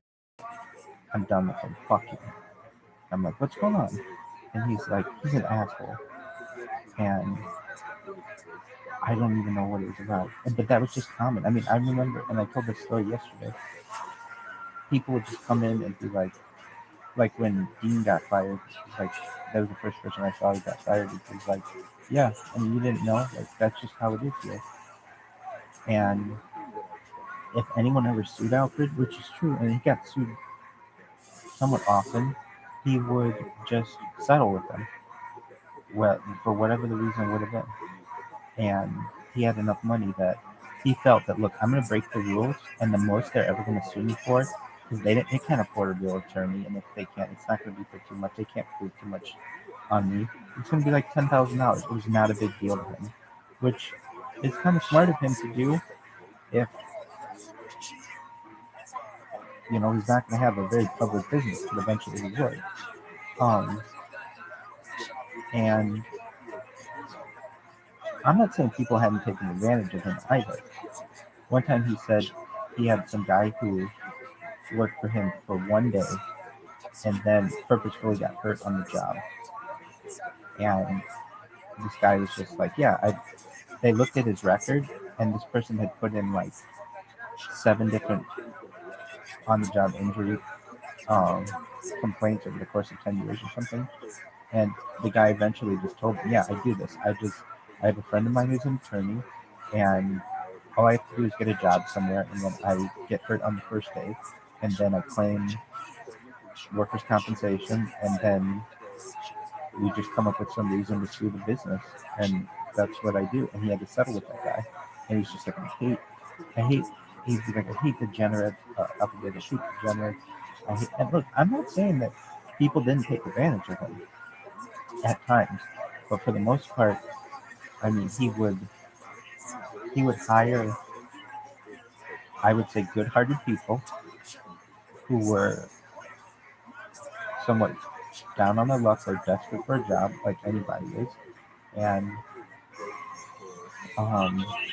he would use them for what he needed, and then he'd get rid of them. And that to me it's just not kind to do with people. He'd be like, bro, what do you mean? I'd be like, okay, so I could just tell you, over the course of me working there, I interviewed, that's like all I was doing, interviewing people at times. And I got really good at it. I interviewed maybe,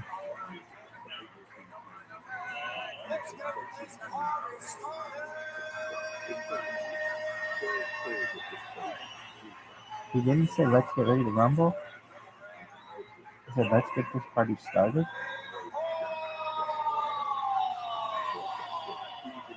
Why didn't you say, let's get ready to rumble? I think you gotta pay more to do that. That's horseshit, though.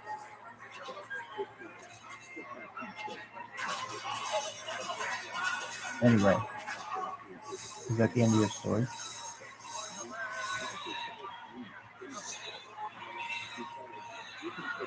What the hell is this time shit? It's like people pay like huge amounts for that in England, and you can get it here really easily. I have no idea. Anyway, he'd be like, bro, how is this like cheap? Because I bought red cups. I'd be like, okay, yeah, I could just say that kind of shit. Like what?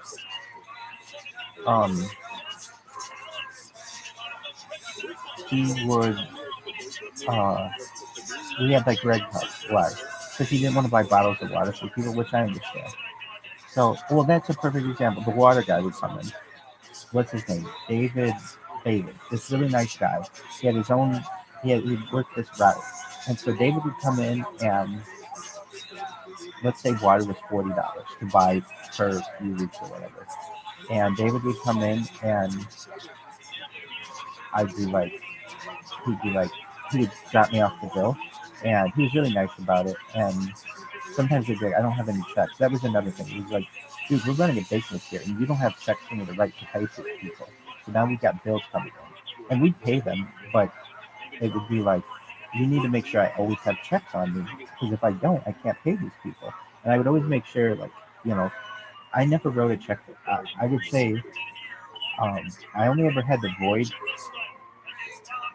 a few checks ever there. I mean, it was like really, and they weren't my fault. It would be like, write someone a check for this amount, and then it would change maybe like later that day, and I'd have to write for another amount. But I was always really good at writing checks, and I took it very seriously. Anyway, David would come in and he'd be like, yeah, he'd like give me the bill for water and be like $40, and I'd be like, okay, Alfred, I'm gonna write David Lucas is his name. Really nice guy, huge dude, and he worked really hardly. Anyway, and then Alfred would be like, no, that's too expensive, and so he would like talk him down to $36. It'd be like, that's $4 in the big scheme of things, like to run this place. And I know he's trying to cut costs, but it would be like, okay, you're trying to cut costs, but you just look cheap. And I don't think he. So he didn't monetize it. He certainly should have, because he just looked really cheap. Is that the end of your story? I mean, is it just you complaining about him? No, I'm just telling you. All of us would be fucking. And I'm not saying I don't like him.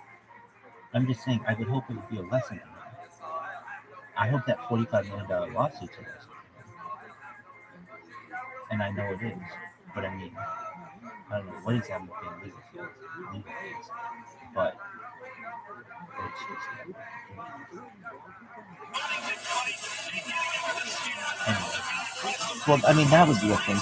When he was paying attorneys, eventually he got to pay attorneys. He didn't have an attorney. Well, he had. Was John? And John didn't want really anything to have to do with this business. In fact, John moved, and so we had to find a new attorney. And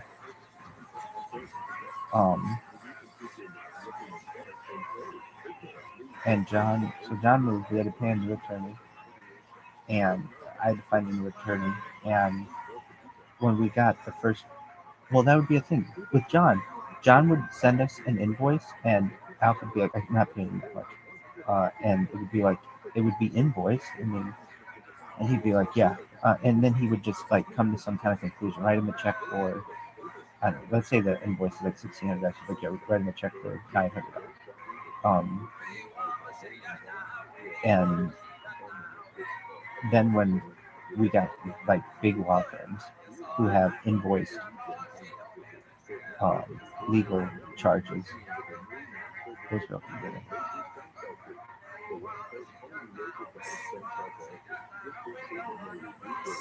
And they can't do that. He'd be like, "Bro, I'm not going to pay all that." I'd be like, "Dude, I don't know what you want me to do.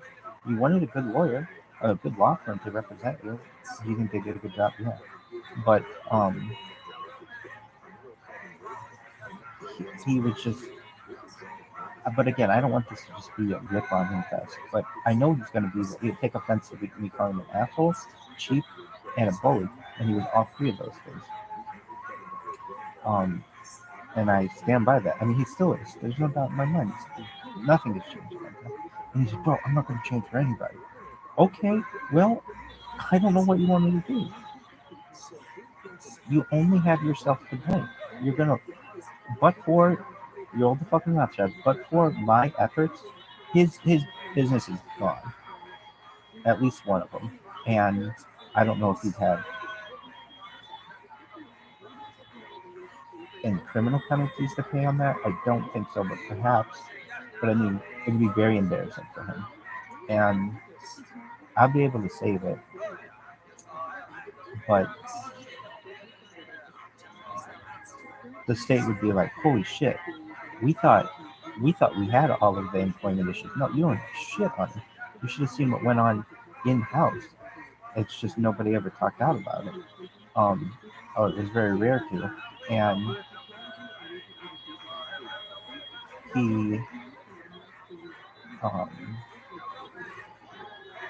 he would have to fix all these, and that's the thing I want him to do. It would be very easy to do, to calculate what he owed people for real overtime and the other things, and it probably cost him $2 or $3 million for all of his businesses and everything. But he'll be worth $1 billion someday. That's all he wants. But it's a lesson. It should be a lesson to him. Anyway, so it'd be like, it's tough medicine. He'd be like, "Bro, I don't know how that makes you an asshole." I'd be like, "Dude." He'd be like, "Okay, well, you may think I'm cheap, but I'm not cheap." I'd be like, "Dude, the state thinks you're cheap by $45 million. Like, bro, you can't bring that up. Like that, you and I both know that's all trumped up charges."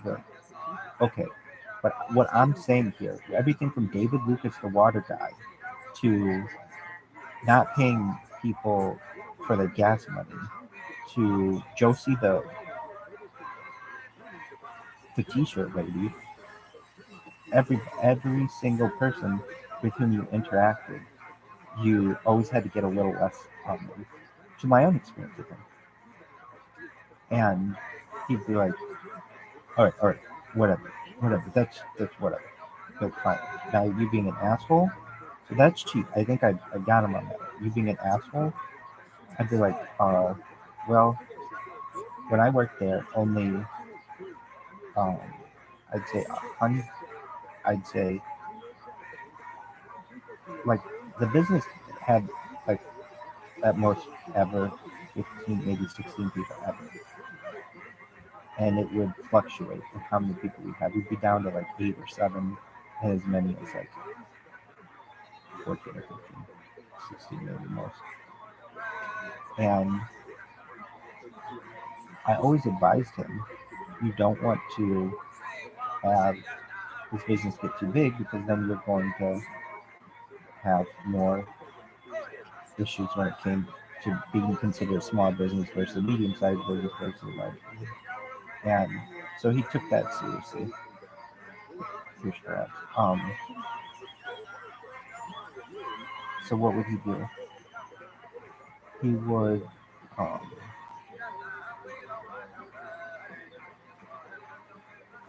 I'd be like, okay, well, here's the thing. I didn't technically hire anyone because he had the final say, but I would have to fire people. And I just would be like, I would be really nice if I would be like, get up. You know, like, basically, what would I say? What would they fucking used to call it? Due to operational needs, due to operational, due to operational needs or whatever, or due to, like, there's been a management decision that your services are no longer needed or something like that. It would be like, oh, so Alpha Card. Anyway, a business. So I worked there in total, like, I don't know, let's say 2 years in total over different time periods, and or like 2.5, almost 3 years basically. And we've had well over 100 employees that we hired, and most of them were fired within the first 2 weeks.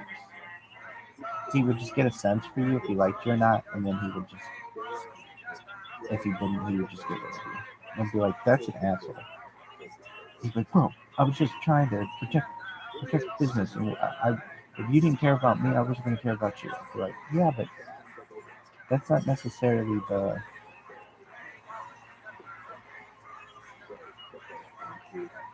you know, that's, like, you're supposed to want to build teamwork and build an organization. You didn't want to do any of that.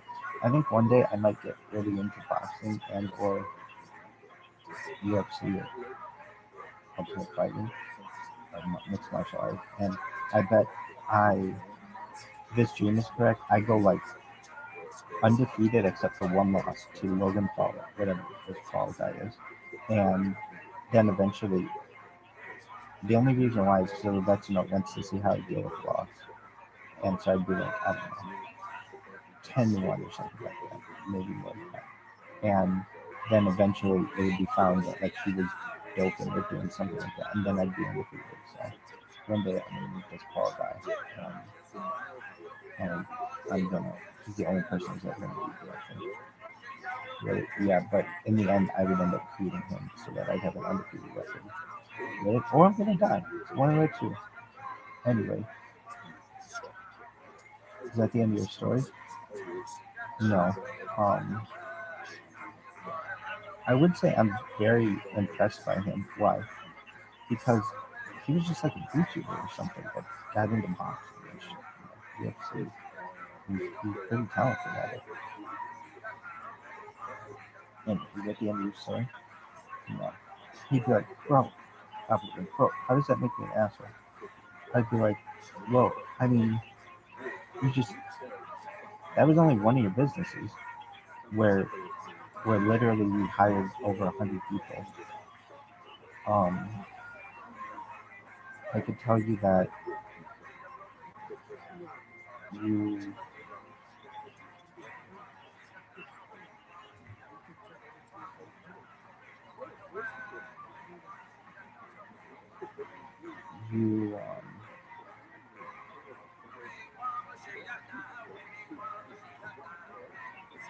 I mean, look, without he would just lay into this Luciano and like break him down. I think he got pleasure out of treating as a good show. He wasn't a kid either, but he would be like, he made him work 7 days a week. He would call him and demand that like the app was working one way or another. He would yell at him if it wasn't working, and everything became this guy's fault. And Luciano just couldn't take it. One day they got into it, and Luciano was like, he would send Luciano home sometimes, and so he sent him home, and he was like, well, somebody's got to take his role, so I ended up taking that role without any change in compensation. I just wanted to make sure that the shit got done. Anyway, and Alf would be like, dude, I was really good with Luciano. I was like, dude, you made him work. I mean, I remember one time we worked there from 8 o'clock in the morning until close to 3 in the morning.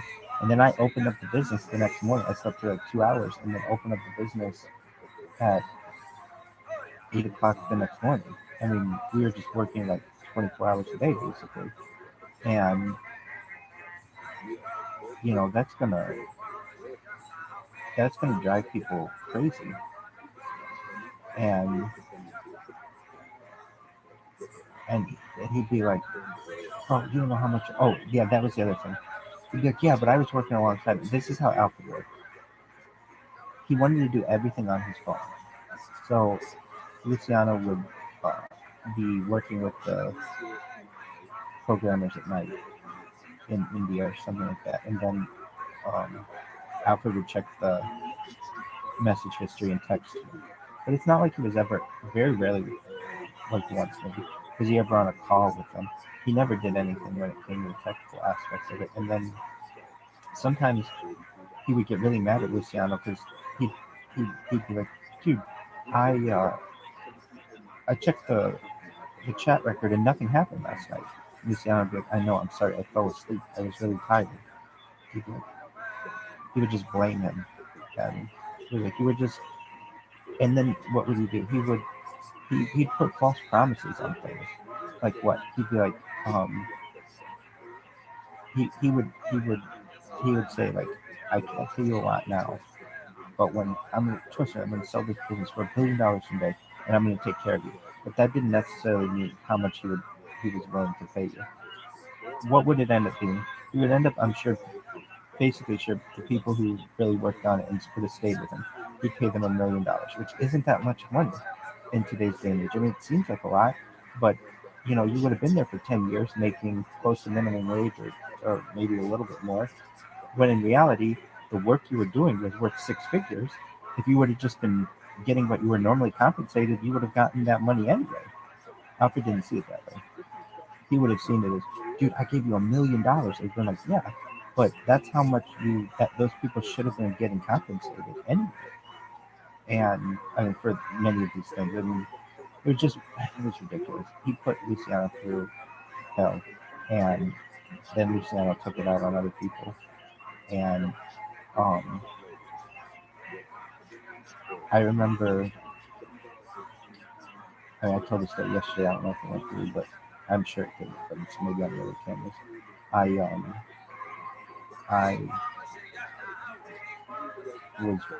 I was dressed up in a suit and tie. I just started doing that, and after the first day, I dressed in a suit and tie.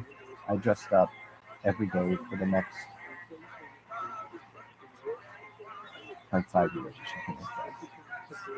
Anyway,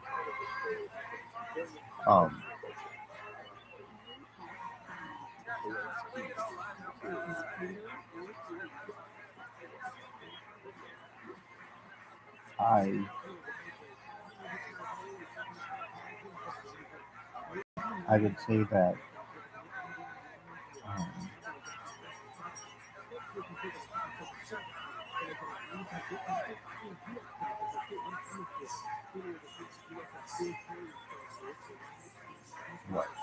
I would say that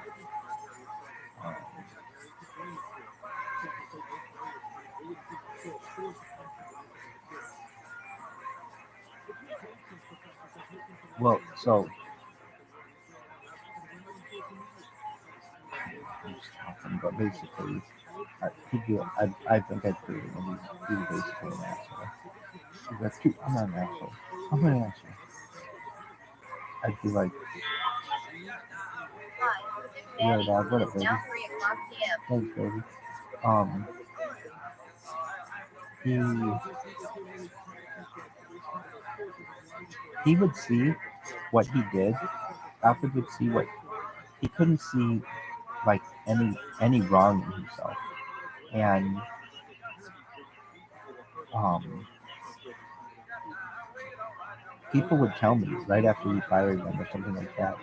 They would be like, "I don't know how you can put up with his shit," and some of them would be.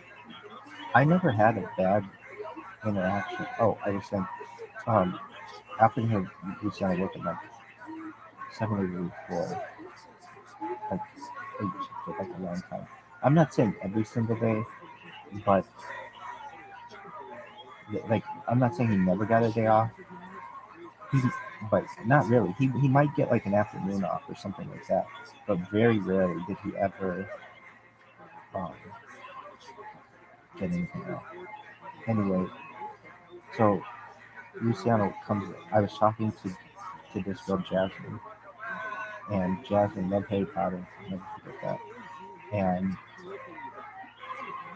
is Jasmine cool? Yeah. Um,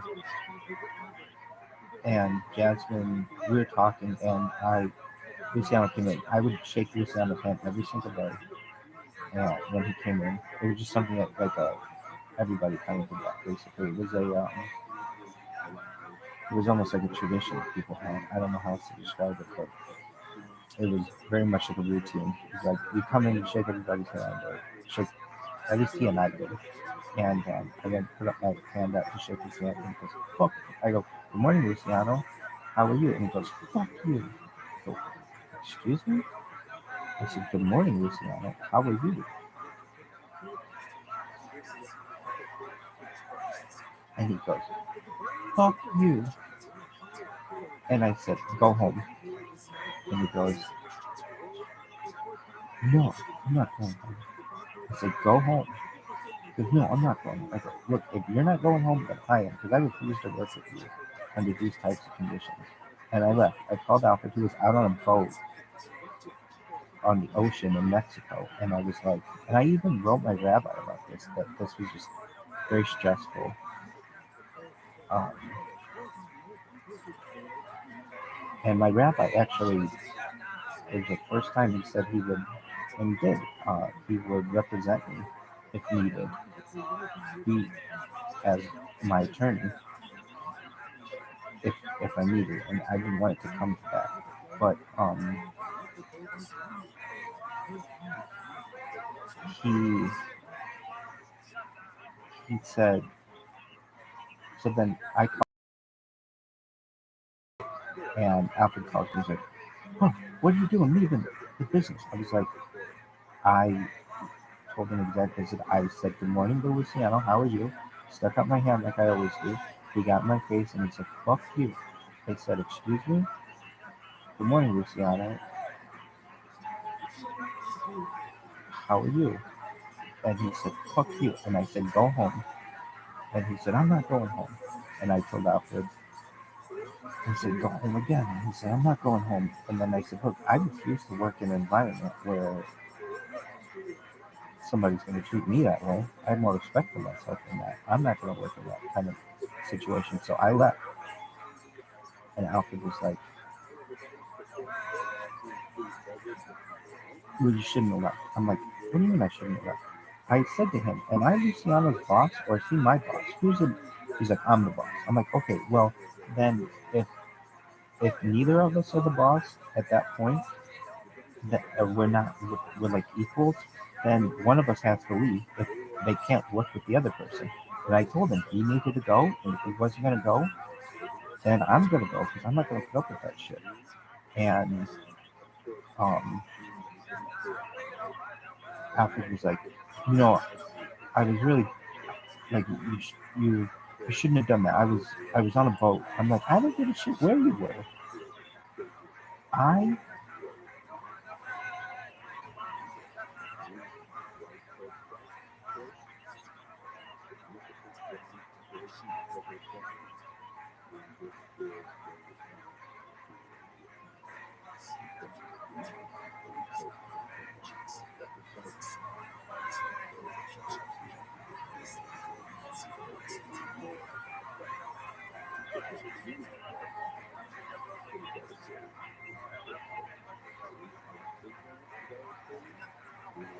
was like, I don't give a shit where you were.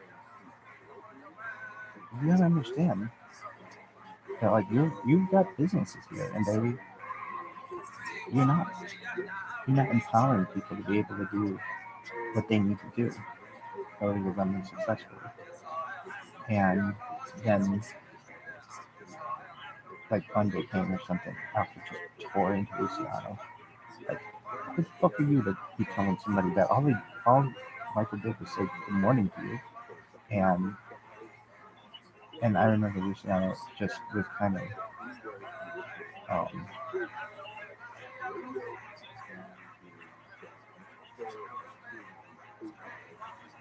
I don't think he ever apologized informally, but it was just kind of maybe he was like, I've been working 7 days a week and I just had a breakdown. I go, no, it's fine, no big deal. And were things okay with you before or after that? Yeah, I mean, I don't have anything against Luciano. I just think that he was overworked. Anyway, so Luciano's brother started working there, Victor, and Victor is totally different than Luciano. Luciano is quiet, Victor's outgoing. Luciano's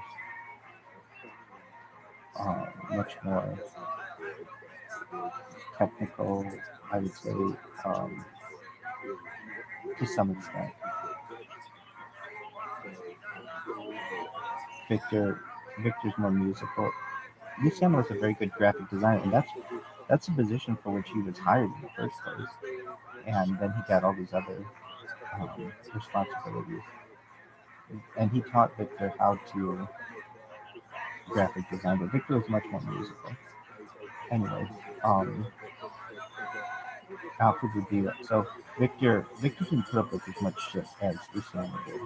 And Victor said, like, I remember Victor took off a week to go. He was from Mexico. They were both from Mexico. And Victor took off a week to go to Guadalajara, which is from where he was, and see his friends or something like that. And Alfred got really pissed off. Like, we're trying to build an app and do all this other shit. And it's like, well, dog, I mean, he's been working here a year. I mean, I worked there a year and I didn't miss a single day. I had to go to I didn't have to go to the dentist, but I wanted to go to the dentist to get my teeth cleaned. That happened one day, and then another day I told, like, this is just, Alfred was creepy. I'll just be honest with you. Alfred knew where I lived, and I was looking to get another position, and I had an interview at the University of California, Irvine, a perfect position for me. And I had studied the position description to the point where I like had it memorized. And I'm telling you, I really mean this, the city of Irvine, no one has interviewed better for a position in the city of Irvine that year. I would say I was in the top 5 interviews. Anyone who could have, I knew the answers to all their questions. I had experience doing what I was supposed to do, but I didn't get the job. Why? Well, I could tell you this. On my application, where it says race, I put down a certain race, and I noticed that all the other people there were the same race, and it was just very much like there are certain people who do not like I feel like I got an interview because they just wanted people of a certain race, and just because I had always heard that University of California Irvine was like a big Asian school, and so I figured, well, they don't want people who are Asian. If it's only Asian, they're trying to have a more diverse uh, environment. So I put down a certain race, and because I'll just say it, I feel we all come from Africa. That's the heart of motherfucking civilization. Heart of fucking civilization. Really? Yeah. So cradle is civilization. Really? Yeah. So I would apply for so many jobs. I wouldn't even know where I'd put sometimes.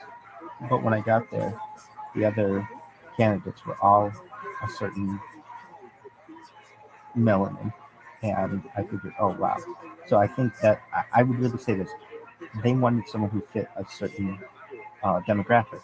I think it was a demographic hire because I interviewed that well for this position. I really mean that. And um, anyway, but how are you able to interview if you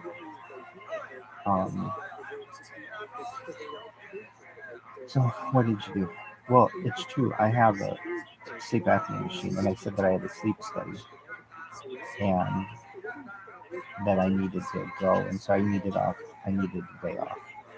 And one day, after having worked there for more than a year without asking for any time off, and my interview, let's just say, was at like 1 o'clock in the afternoon or something like that. So I had the morning off, and I remember I had this really great routine where I would every morning I'd awake, I would um, go for a run every morning. I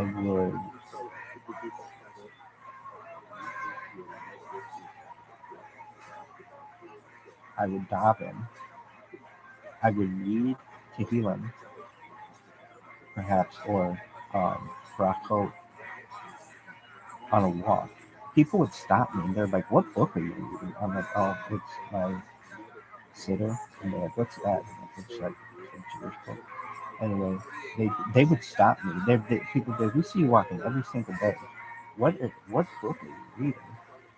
Anyway, so I would end up running. Like I would end up running a mile every day at least, and then walking a mile every day at least in the morning. So I would do that. I would run. I would go back to my hotel room, which was like an apartment. I would end up showering, and then I'd put on a suit and tie, and then go um, down my tefillin, down my tefillin, and then um, like go for a walk, and that just became my routine. Anyway, and I would drink a pot of coffee. Anyway, this one morning, the morning that I had the position interview at the University of California, I see Alfred's truck outside my house, driving past my house. I'm like, oh my god, I knew he was going to do that. I knew he didn't trust me enough, and he was really worried that I was going to interview someone else. That's how much control he needed over me. So then the next day comes and he goes, "Oh, good morning." I would call him every morning, and I was like, "Good morning, Ralph, how are you?" He's like, "Oh, I'm well. How was your sleep study?" And I was like, "Oh, really good. Hey, next time you're in the neighborhood, you should let me know. I'll invite you up for coffee." And he just laughed like, "Ah," like, but it was creepy. I'd be like, "That's assholeish behavior. You going to my house and driving around my neighborhood trying to find my car, and then seeing if I had been away at a sleep study. That's creepy. I mean, that's assholeish creepiness behavior." And I know he'd be like, "Well, oh, you gotta understand that, like, you meant a lot to the business, and I didn't want you to leave, and all these other things." I'd be like, "Yeah, but that's creepy assholeish behavior." And it's very creepy. Anyway,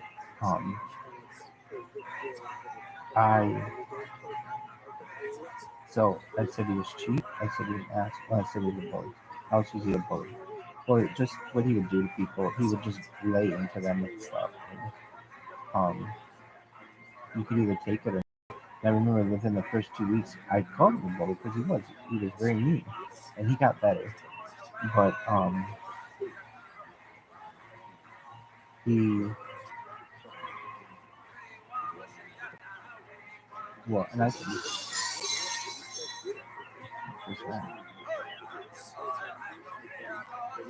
I mean, I could say at points, I mean, I'll tell the story. Basically, I wasn't getting paid on time, huge amounts. I mean, no boss owes their employees $16,000, and nobody, unless they're very desperate for a job, allows their boss to withhold from their $16,000, like as I did. That's bully. That's asshole. That's cheap. I don't know how else to describe it to you. And Alfred still would be blind to it. Maybe it would eventually open him up. Maybe a $45 million lawsuit and having all this embarrassment all over the internet would have him realize.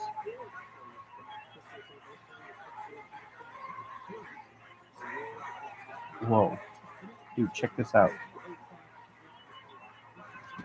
Check this out.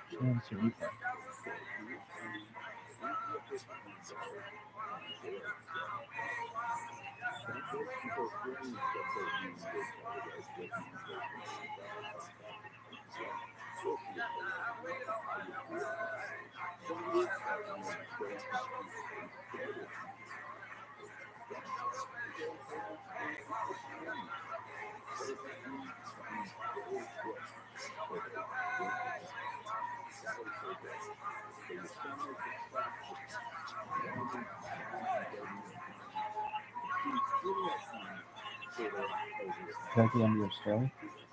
No.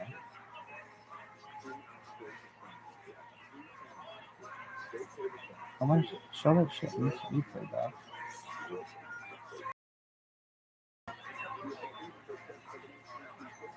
Show that shit in this replay.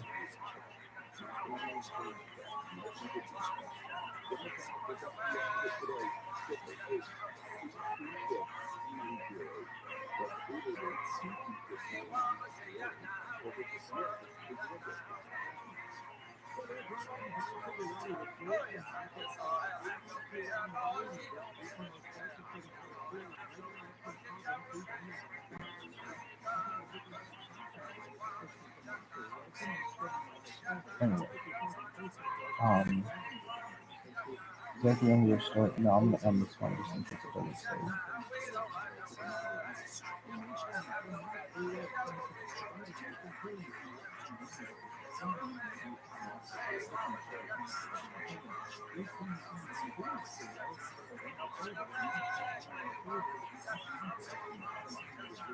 Is that the end of your story? No, I would just say that I think I've successfully proven that he's an asshole, that he's cheap, and that he's a bully. And if you don't think so, he won't think so. He won't see it himself. I think maybe it might open his mind. But he is very blind to his own incompetence. And I know I'm like the only person who is able to handle him well. And I would say I was able to do that because he was 9 years old. My father, not that he was my father's not like that. But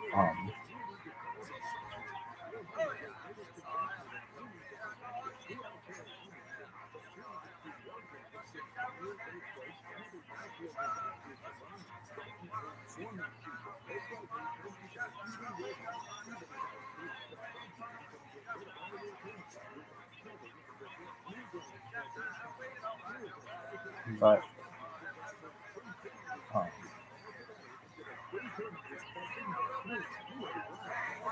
somebody just came upstairs. I don't know who was it.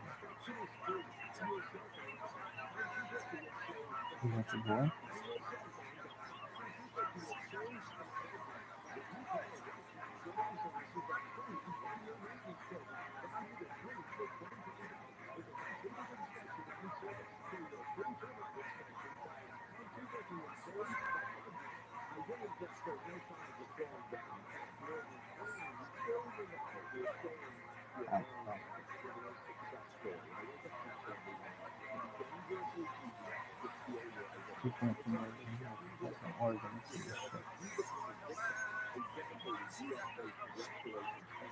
Oh, dude.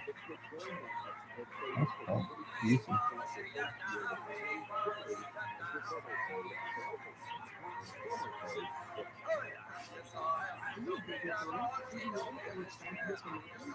You just pissed him every upstairs.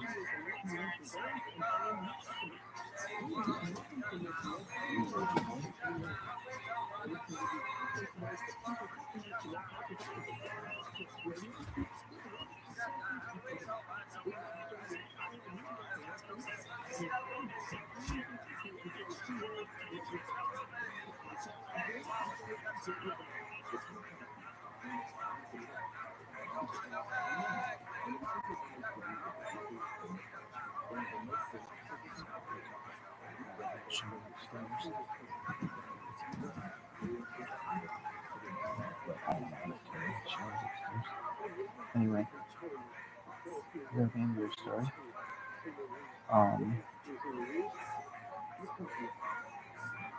No.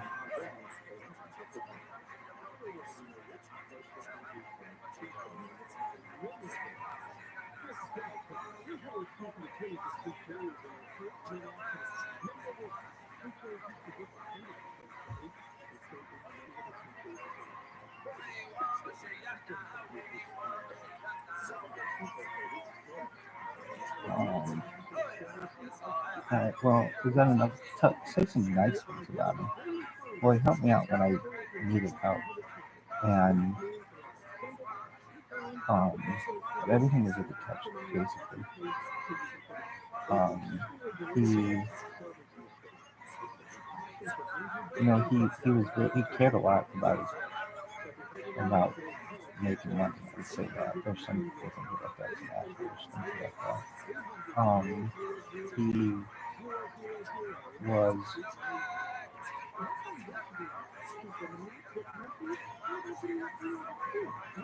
I mean, we were never. I mean, like, I always wish we could have been friends, but it was just like he was very, because I relied on him for my finances. It was never going to be like we could be friends. It would always be this tiered system. Like now it could be if I had my own, if I was financially independent and things like that. Now it definitely could be.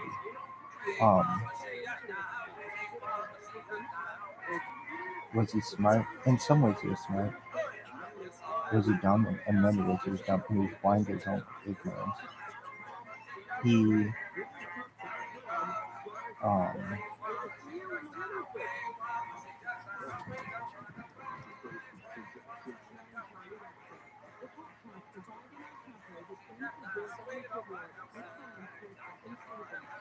I would say I mean, like, we would. Was he funny? Yeah, in some ways. I mean, like, if this ever becomes a thing and people find out about this, I would say that at the end of the day, I don't hate him. Like, it makes it sound like he would hate this person. No. I just would hope that he would learn from his mistakes and his incompetence.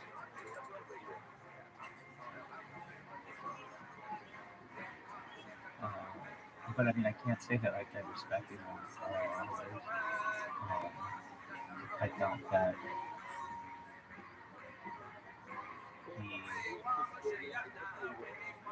Did you ever meet his family?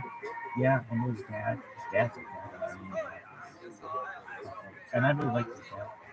He didn't speak much English, but he and I liked each other.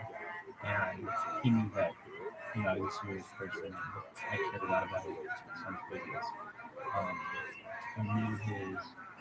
I knew his brother-in-law once, I think. His kids, what are they?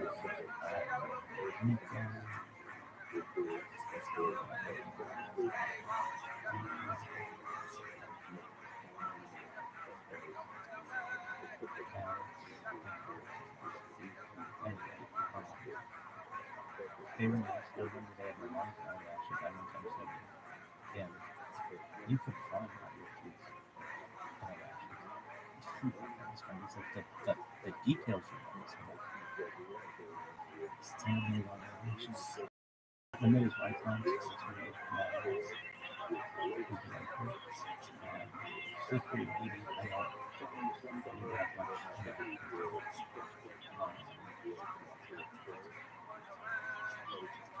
I kind of felt bad with him though, because if he treated his employees and stuff like that.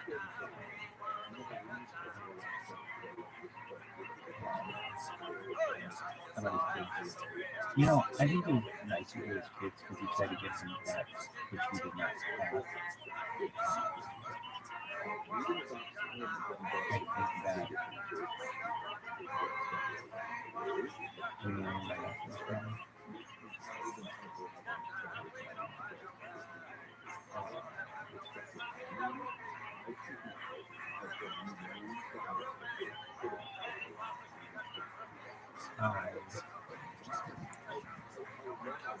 anything else you want to say about him?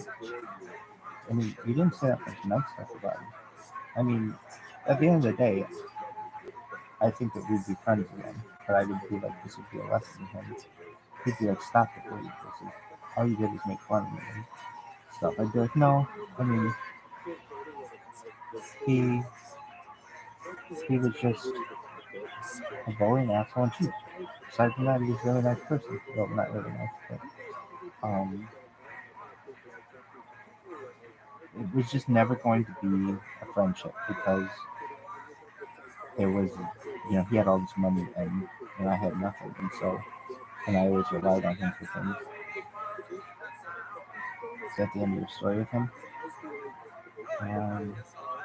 No, I have nothing to say about him. I'll talk about the other people. Which perhaps, alright, so who else was there? Okay, Jasmine, we talked about her. She liked Harry Potter a lot. Well, I just kind of have to give the timeline. So I started there in January 2017, and they wanted to get this app out, but they didn't.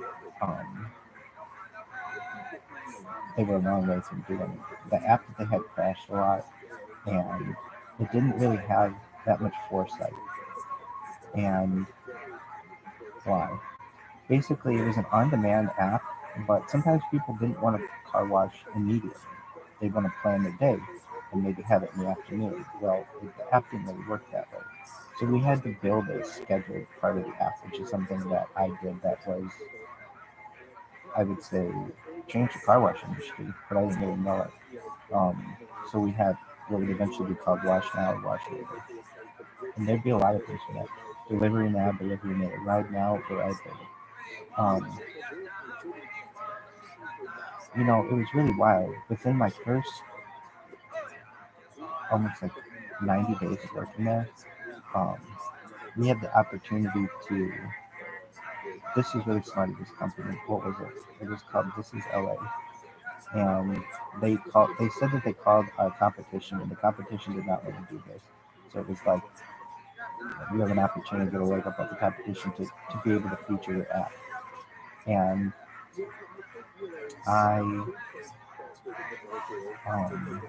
this was like April or something of 2017, and it was decided that I was going to be the spokesperson for the business in this,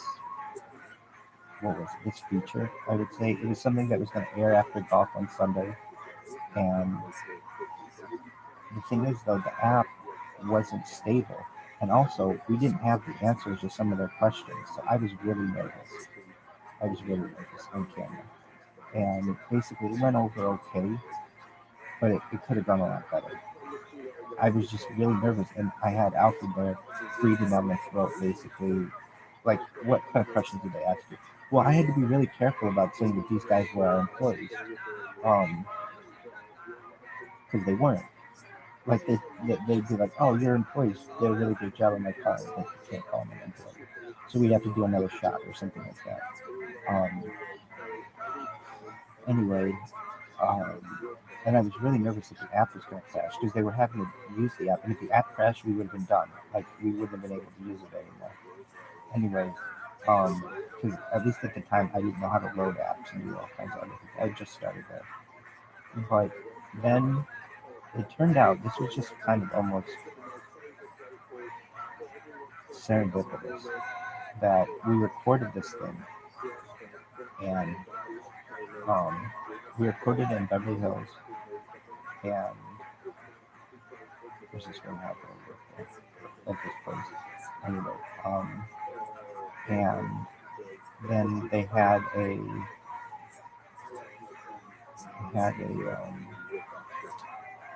the day that it, well, so what else happened? So we recorded that, but I remember being like, this is wild. Like, I've lived here less than 6 months, and I'm already going to be on television. And that just doesn't happen to people very often, especially with the spine that I had and some other things. Like, I was just very,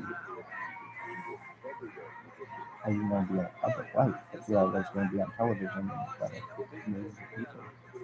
And it's weird. I've been on television in front of millions of people multiple times, both on CBS, both at least on CBS, and perhaps on other times too.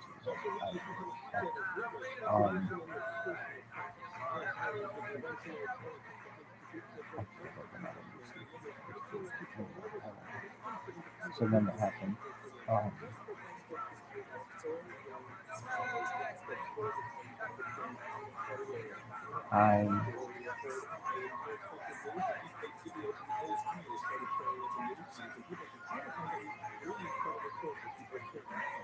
What did you do?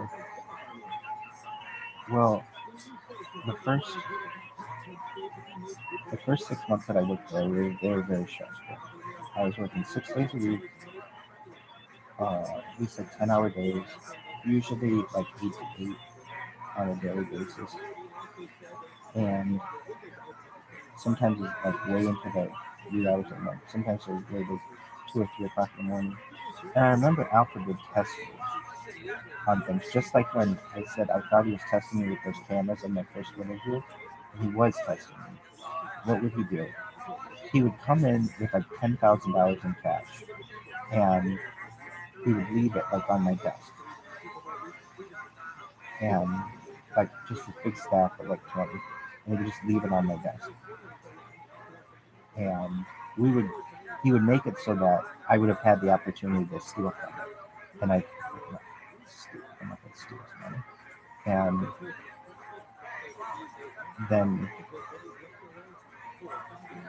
then he would like collect the money and then leave or something like that, and he would count it just to make sure I hadn't stolen it. This one time though, we were working late, and he noticed that I had fake Rolexes, and he had real Rolexes. So he came in with a real Rolex, and he put it down in the developer room. And I noticed that he had left his watch in the developer room. And so as we were locking up the facility, I said, don't forget your watch. You left it in there. And he's like, yeah. But it's just that I knew that he had left his. I was doing him a favor. I was like, look, he left something expensive here. I don't think he's going to want to leave a $10,000 watch collection here overnight. And he didn't pay $10,000 for anything that guy got. He got it on layaway or wholesale or salvage or pawn or something like that. Anyway, but nevertheless, it was just like something in his head, like this person keeps an eye on what my stuff is. But I was doing it because I didn't want him. I mean, frankly, I didn't want him leaving something so valuable that I didn't want to have to be responsible for it. But it wasn't like I was going to take it. But I remember that those were just weird things that he would do to test me. And so we would do this thing, which was kind of fun, where the app would be working sometimes better than normal, and we would test the app. So we would get all the one thing, we had a lot of devices. That's why having all these devices is not strange to me. I learned a lot from this business. I learned a ton from it, particularly about technology. I mean, basically, I have taken a startup, and while I didn't start the business, I'm a co-creator of the app, and I would say, even though Alfred and Luciano had a lot to do with the app, I would say I had the most impact on it by far, over the course of my time there. Anyway, and I would say probably still to this day, because I'm sure it hasn't changed that much. Anyway, we would do this thing where we would do field tests. So people would drive out, and you'd be able to see the GPS on on the app, and like know where people are, and we would test it. We would test people who would, like we would test the reliability of the system and things like that. And we were getting to the point where we were gonna have like a halfway app. That happened in like May of 2017, where basically we were going to start advertising on the radio, and because it was just like Alfred was like, I'm not going to let another summer get by. This is prime time car washing season. We got to get out this app, and he was right. I mean, I remember I would go to Shabbat every week, and the people there, I mean, the rabbi and the Rebbe kind of how they'd be like, so what's new? And I'd be like, I remember them being like, at a certain point, somebody else is going to take this idea, and so we had it so that basically customers could order using the app, and then it would get to a certain point in the app, and then we would have on the back end the washer would call the office, and they would push the app. We would complete the wash for them. So part of the app was complete, and part of it was incomplete. But we were pretty close to tying it all up. And so we started advertising on the radio. And I remember the first advertisement. There's this guy, Manny came in.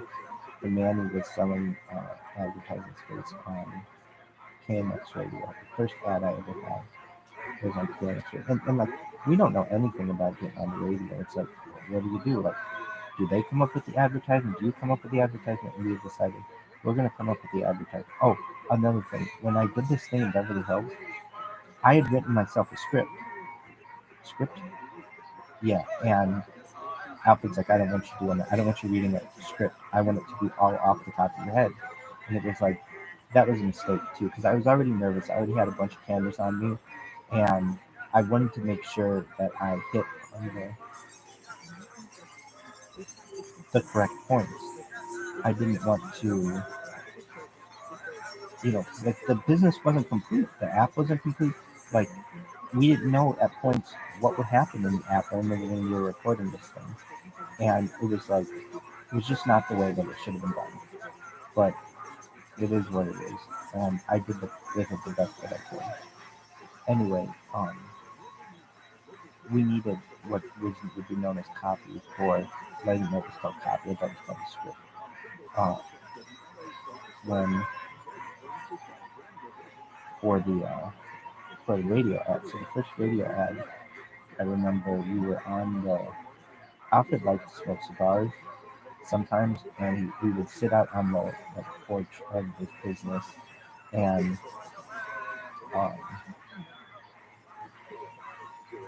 we had a bunch of us, like, so A-Bar was there, I think maybe Luciano, I was there, Alfred was there. He's like, well, how are we going to start this? And Alfred's like, need a wash? And we were like, need a wash? And I'm like, well, when I hear need a wash, I don't necessarily think my car. I think my body, like, need a wash. Like, and A-Bar, I'll give him credit for this. He had some good ideas. He said, what about feeling dirty? And I was like, I like that. There's a little sexual element to it.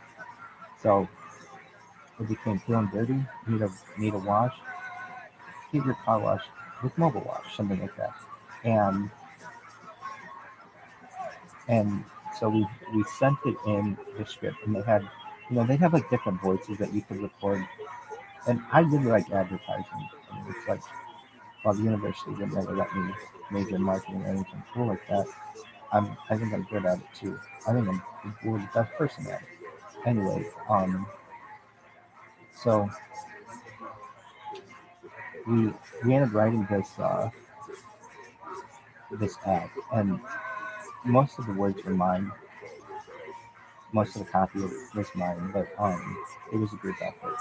And then we had this girl, some girl recorded it from one of KFI's voice actors, and I got an MP3 of it, and I remember it was like, wow, this is tangible.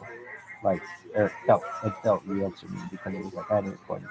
So I go to shul. I've been going to shul every Sunday, like clockwork. Even though shul was perhaps with traffic like 3 hours away. Without traffic, I could do it in an hour. And I would go from Long Beach to Sherman Oaks, and I remember going in, and these guys, the rabbis there, they didn't know what to do with me. I was kind of a marvel to them. And just without a job, gets a job, and then starts developing success. And now they're saying that they're going to be on television, and they're writing copy for radio ads. It's like, this is wild. So I ended up I had this recording on my phone, and I remember I was playing it for the rabbis there, and I went to Rabbi this day. I said, hey, I want to play. I'm like, I got this job, and I also got a raise. In fact, I remember Rabbi Tadabon being really surprised that I got that raise. Not like that you didn't think I would do it, but just, you've been there 2 weeks. And as I said in the previous video, like, or whatever, yesterday's video that didn't record.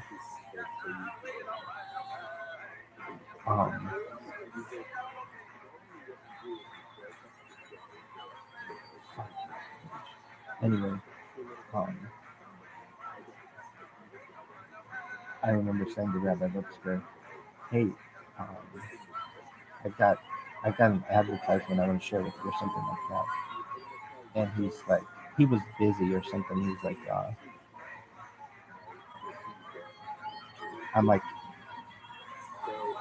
it's a little scandalous or something like that.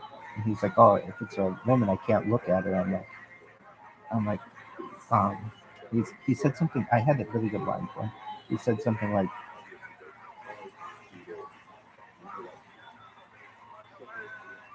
if it's an immodestly dressed woman, I can't look at it. And I said, no, it's not that. I said, it's he's like, he said something like, oh, it's against halakha or Jewish law if it's for me to look at an immodestly dressed woman. I said, it might be against halakha for me to look at a woman, an immodestly dressed woman or something. And I said, well, I said something like, it may be against halakha to look at a woman, but it isn't against halakha to listen to a woman say and advertise it. Now, it would be she sang it, but she didn't sing it. So I played it for him, and he's like, this is really going to be on the radio? I'm like, yeah, it's going to be on the radio. starting on Monday. And he was like, wow, all right, cool. I mean, I remember like talk about it, always saying rock and roll. Yeah, I love that about him. Anyway, and so I'd see these guys every Sunday and just come to them with little improvement. Like I was wearing nicer suits and I would get more money. And, we were getting an app on the, I was going to be on television and we were getting an app on the radio. Every single week I was coming to them with like a new development. And that was exciting to me. And then it was getting to be like May and it was like, we really need to get out this app. And then it happened to be, it was like June 12th or June 15th or something like that. Let me look at the calendar. June 2017.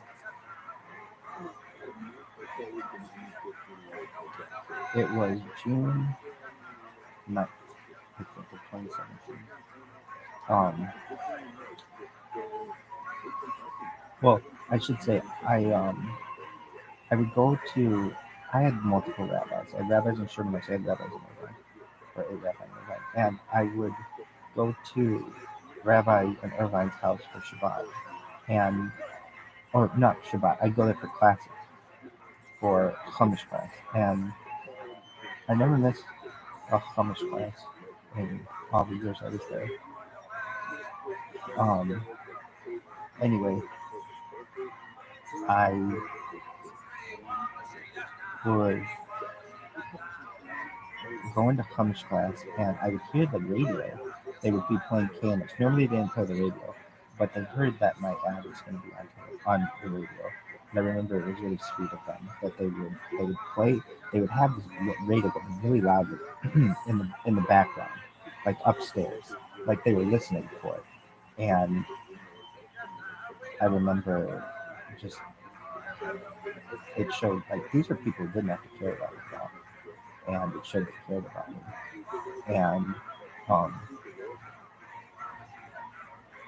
And I remember saying that,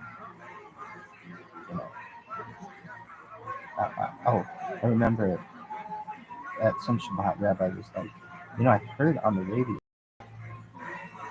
some company's doing exactly what you're trying to do. And I said, no, that's our company. And he's like, oh, okay. That was something. So it was June 9th, 2017. It was a Friday morning, and it was a little before that. We had to submit the application for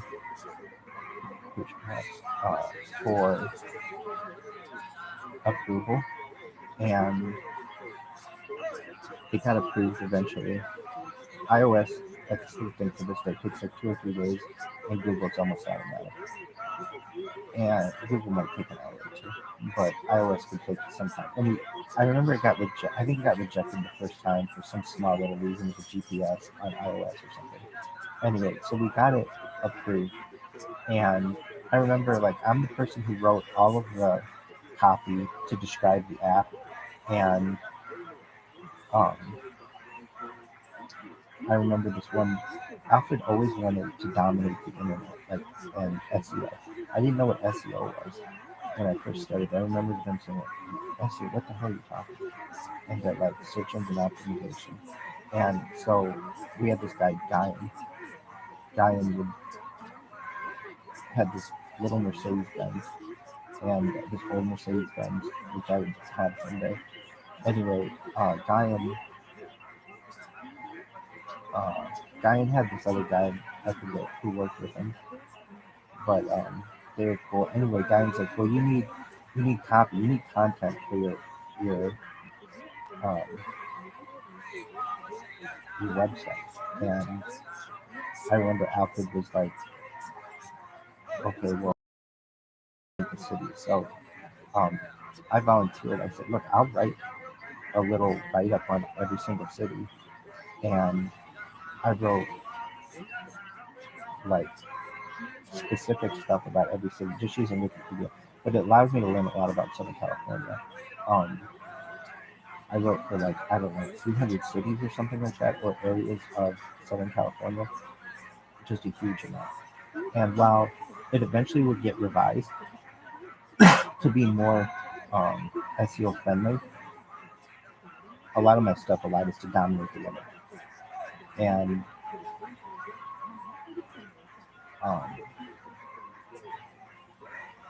but anyway, I ended up, and we had another SEO company with whom we were working, and they just, what is it called? I forget. It was, what was the last name? I forget. Luciano had worked for him though.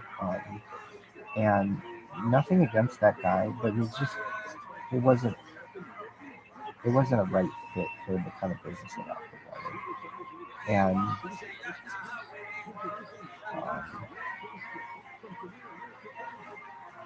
Alfred wanted to just dominate. So anyway, it turned out it was June 9th, 2017. We were going to allow the app to be downloaded. And so we were going to send out a mass email to all of our customers to download the app. All these people were asking, when are you going to launch the app? When are you going to launch the app? And eventually we would launch it that day.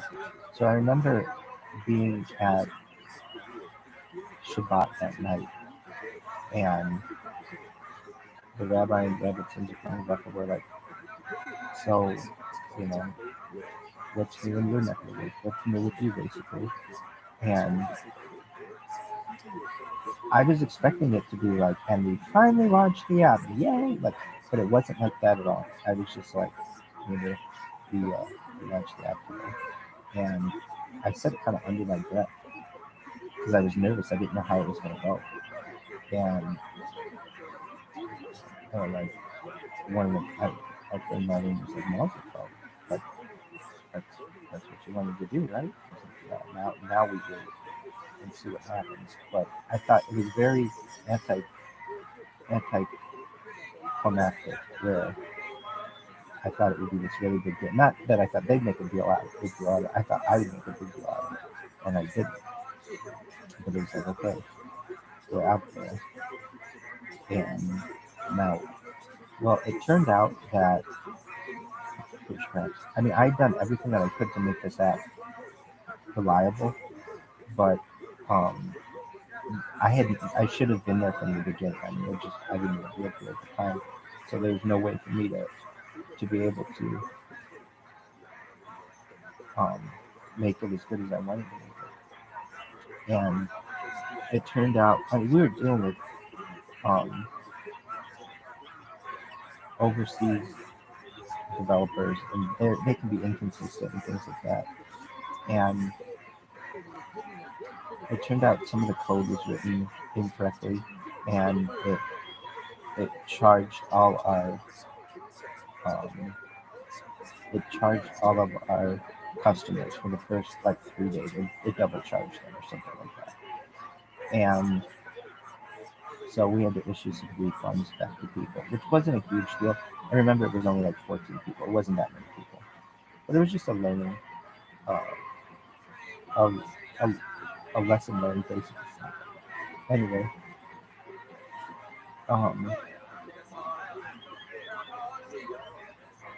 and and so we got to the point where we launched the app. Anything else you want to say? Well, I'd say I was pretty mean to Alfred, but I would want it to be a learning lesson for him. I mean, he, again, asshole, cheap, and bully. And I could just say, you have a $45+ million lawsuit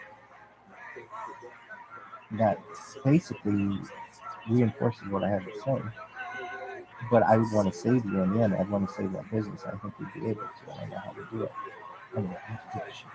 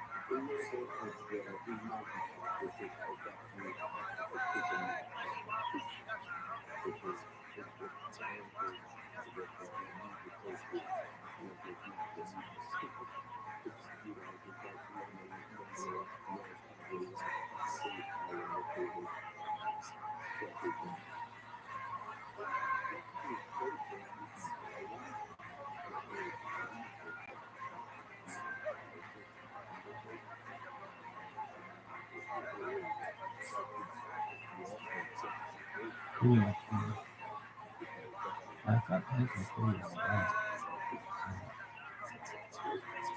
If it's not, I was going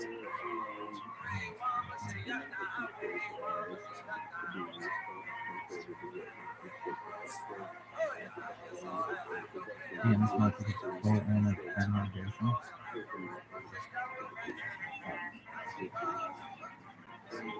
Is it Tyson?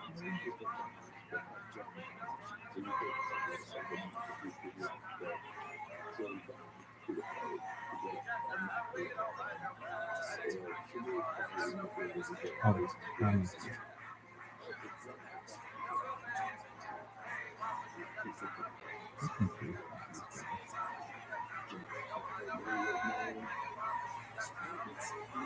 so this is like reality television watching. This is No wonder. Please, so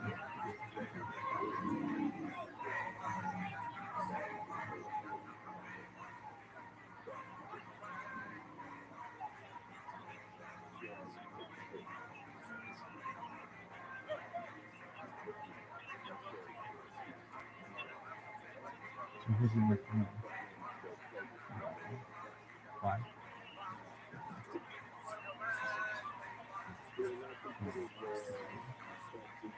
Just because he's black, you think he's cool?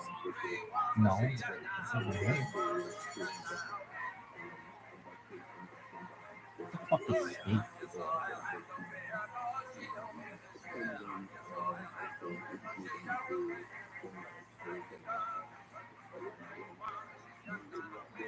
It's an Australian person. Jesus Christ. Why? It's just like. Please now.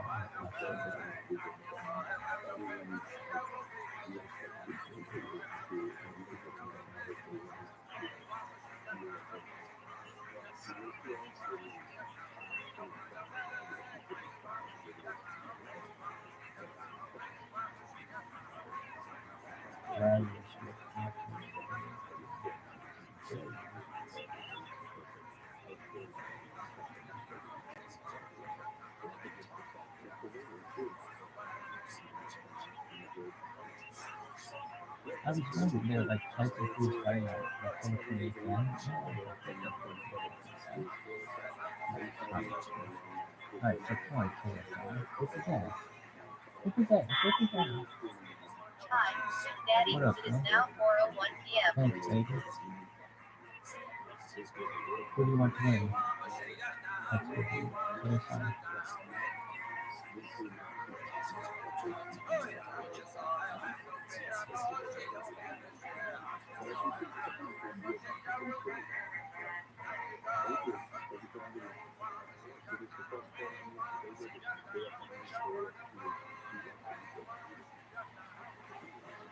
It's fine in here, Yosh.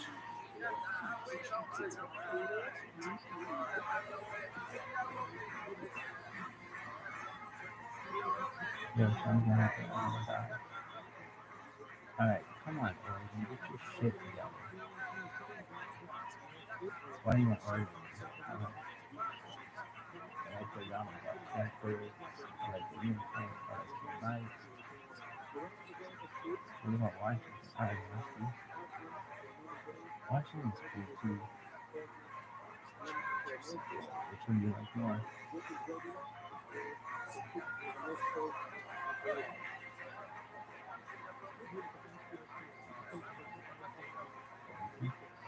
They have fucking street food on campus.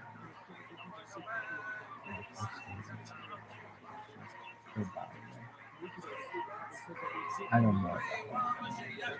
I'm just using it as like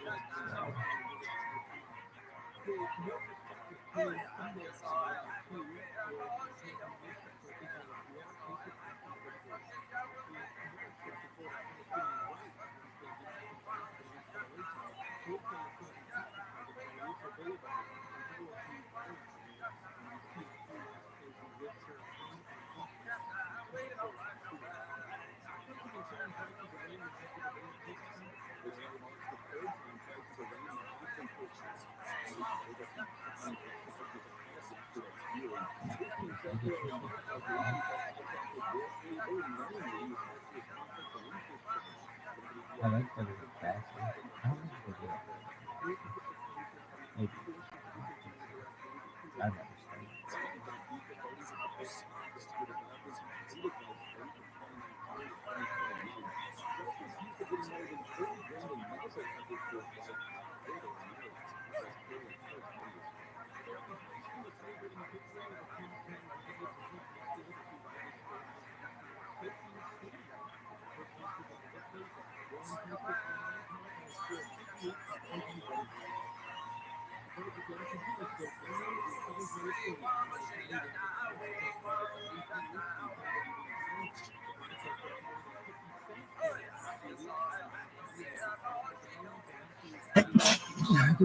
You're so good looking.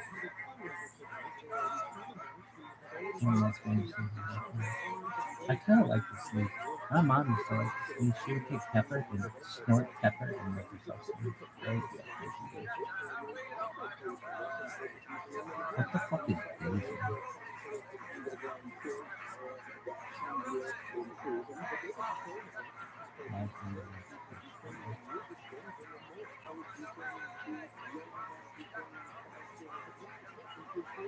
I don't think that the WNBA has a good season schedule. I think there's something about it where they don't want to compete with the NBA.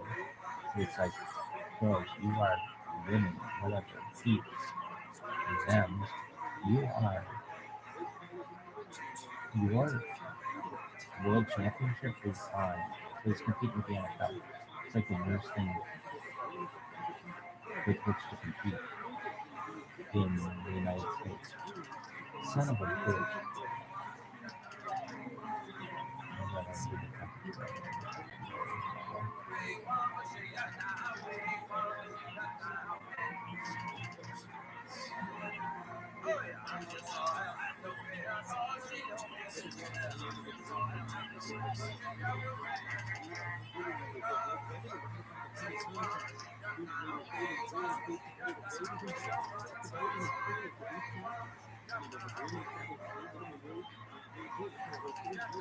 KSI.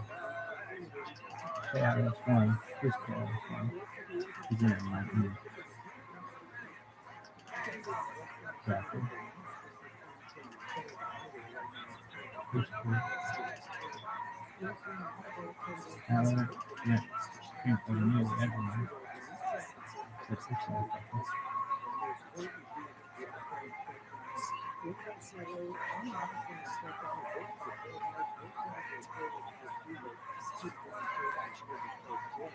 I like him.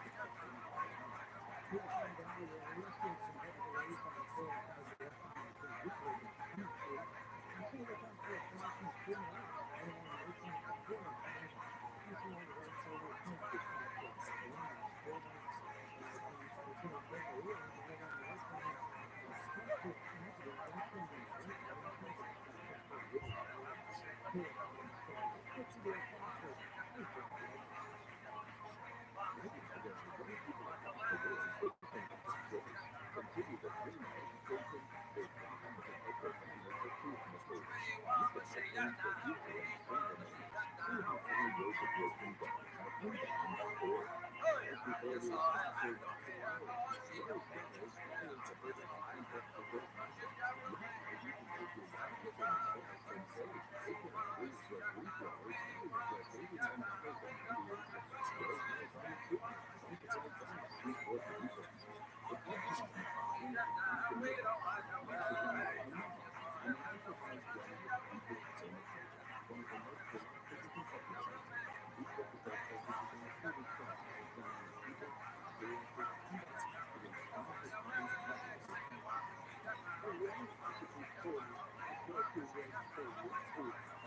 is fucking well done. There I go.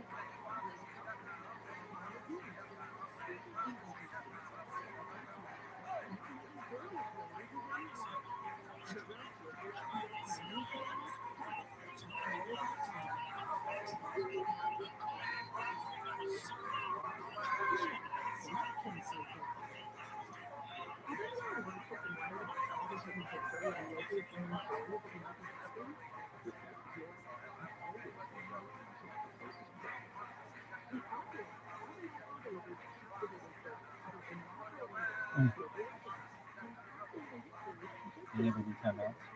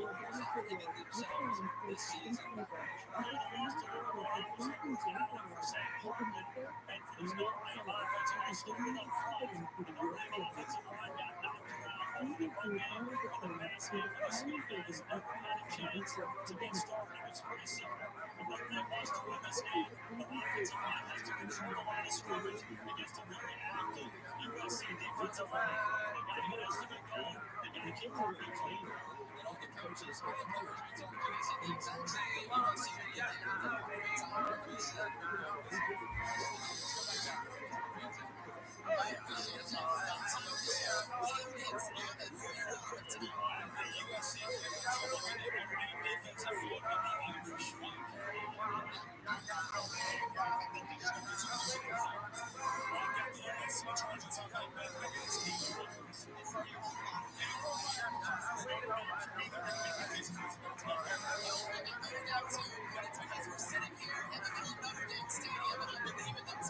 He hit the. No, he missed it. Oh my god.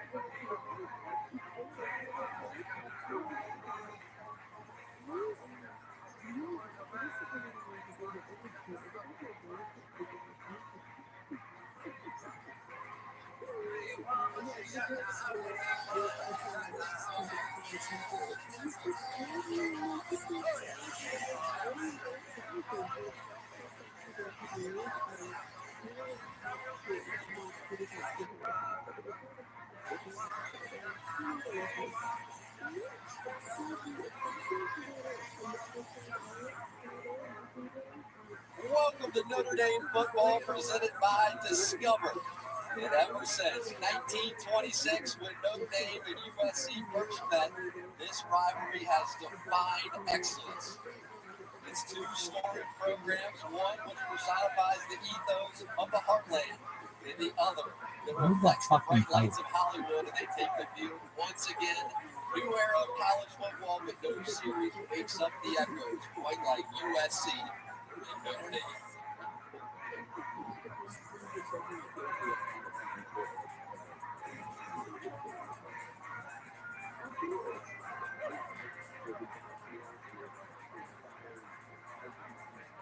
Notre Dame leads this overall series 50-38-5. They have won 4 straight in this rivalry until USC won last year on their home field convincingly. Coach Rabbi getting set to return on the Notre Dame Stadium and onto the field. And for USC, Caleb Williams, the defending Heisman Trophy winner, leads the Trojans into one of the most iconic stadiums in the country. Long week for the Irish, but now it's time to prove they can win games just like this one. And here come the Irish.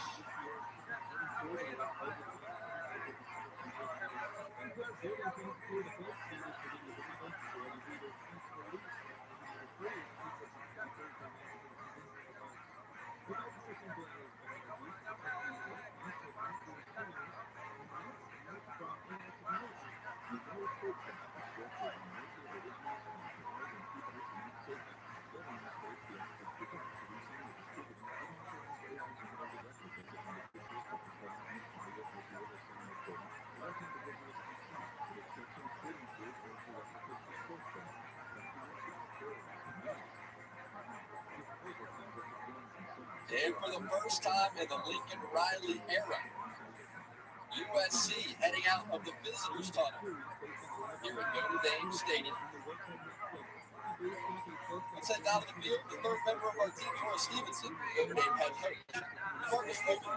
Coach, you told us that you often sit in your office thinking of what your team needs to hear. Ahead of its 4th ranked opponent in 4 weeks, prime time under the lights. What does your team need to hear prior to this one? Let's run this thing back. That's what I told him. I said, you know what? Sometimes you lose a video games, first you want to run it back. But we haven't been waiting 7 days. It's time to run it back. And our boys are ready to go. In the process of trying to run it back, what are the keys to slowing down Caleb Williams? Well, I think you got to win on discipline. Like, he's going to make it. He's a high recruit. And he's athletic. He's really good. So on this play, we got to make sure we do our job and get out. Thanks, Coach. Thank you. Two of the top quarterbacks in the country, Caleb Williams and Sam Hartman. They are ready to write the newest chapter of this storied rivalry. USC and Notre Dame kickoff. We come back.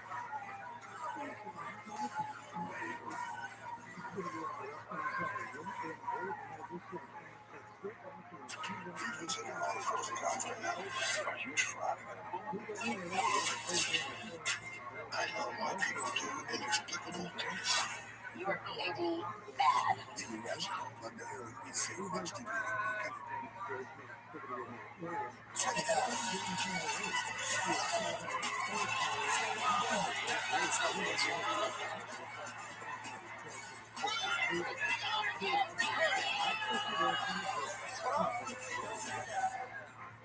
I'm waiting for that final version. Come on, buddy.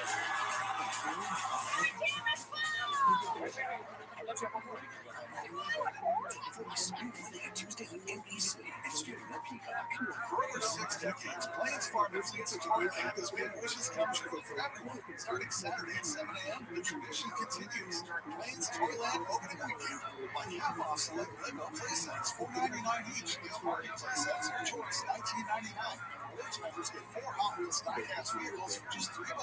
Plus, rewards members get a free $5 gift card with every $50 Toyland purchase. Plains Farm and Fleets of Toyland, where wishes come true for everyone. Starting Saturday at 7 a.m. Nestle because it's got fantastic products and it's for people across the world. I love working at Nestle because it's great people, great benefits, we pay, excellent hours. Plenty of opportunities to grow within Nestle. I started as a mechanic 3 years ago. I worked hard and eventually got promoted to maintenance supervisor. Come join our team. Go to NestleJobs.com to see current openings, pay rates, and to learn more about the amazing benefits Nestle has to offer you. At home or at work, Budget Blinds are here to transform your home just by changing your window. Budget Blinds brings a showroom view. I expertly measure your space and install beautiful window treatments. Back it up with the best warranties in the business. A free in-home consultation and make it easy with thousands of design possibilities. Creating a truly relaxing home has never been this easy. Request John for a free in-home consultation today. Budget Blinds. Style and service for everybody. Trailer Empowered. Home for Aaron Snowblowers. Well, football weather has arrived in South Bend. The rain has stopped. Pouring in the last 24 hours, it remains cold and crazy. It is a perfect October night. Football and the atmosphere is incredible.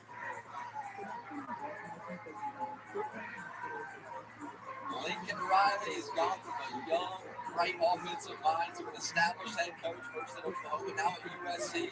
Great meeting with him yesterday. Told us he's a fan of the 70-degree sunshine as well as the transfer portal. That's how he's built this team. I was in charge of restoring the glory to USC football. Ackmeyer Branch back deep. Special Schrader. Send us into the night.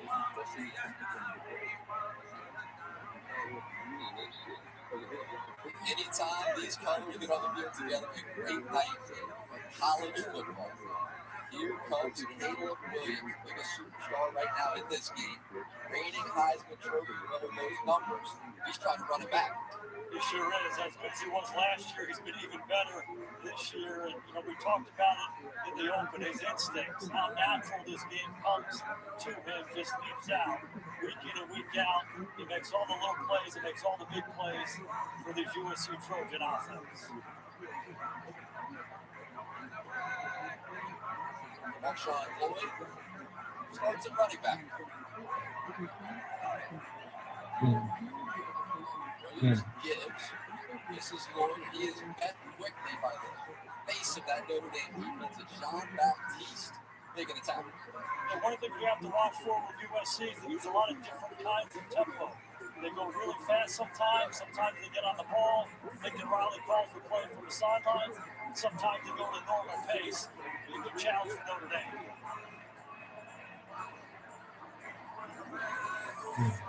Second and 9 for Caleb Williams.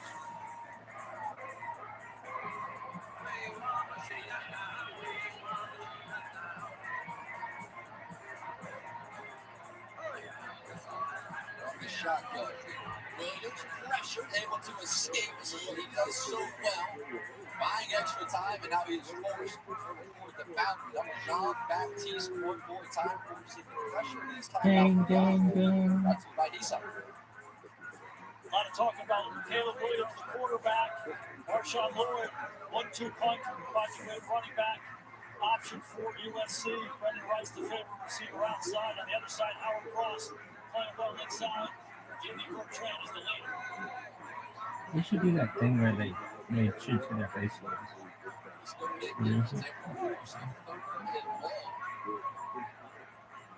Ripped it out for Williams. Caleb fires, and his pass is complete. It's Brendan Rice. He is able to pick up that first down for USC. Now going the defensive coordinator for Notre Dame. Thomas is not going to rush 3. He's going to rush 4 and 5 all night long. They're not just going to let him sit back there. According to the cover guys outside for Notre Dame, they're guarding him in one-on-one situations. They have to there.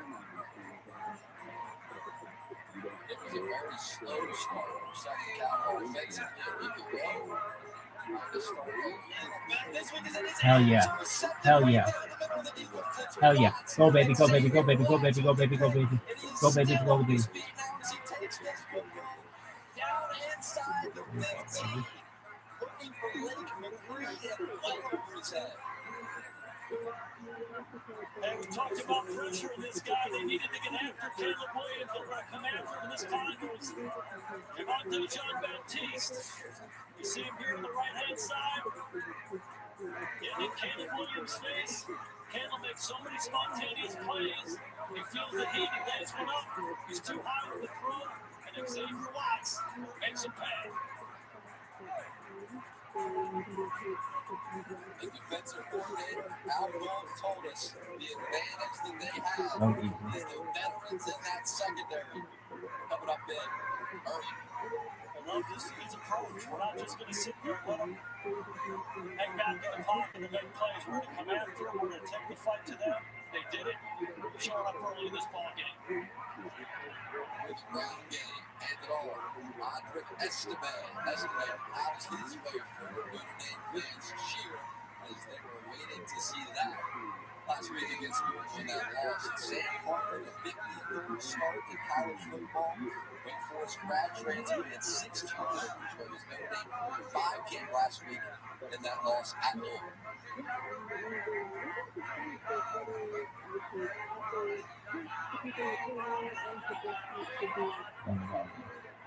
Second and 4. Hartman gives Estime straight up the middle, and he rumbles ahead. Just a couple. Yeah, you talked about the game last week, and Notre Dame's offensive line was dominating. That affected how they could run the football, how Sam Hartman could throw the football outside. And clearly they want to come into this ball game. They want to control that line of scrimmage. They feel like they have a physical advantage. You're going to see up front, there's a lot of movement, there's a lot of athleticism. Notre Dame feels like they're stronger. They've run on the first 2 downs. Short and issue. Notre Dame offense with Ron Payne checks in at tailback. Drops, fires, this pass is caught. This is good job. Goes in with a Very Notre Dame good job. touchdown.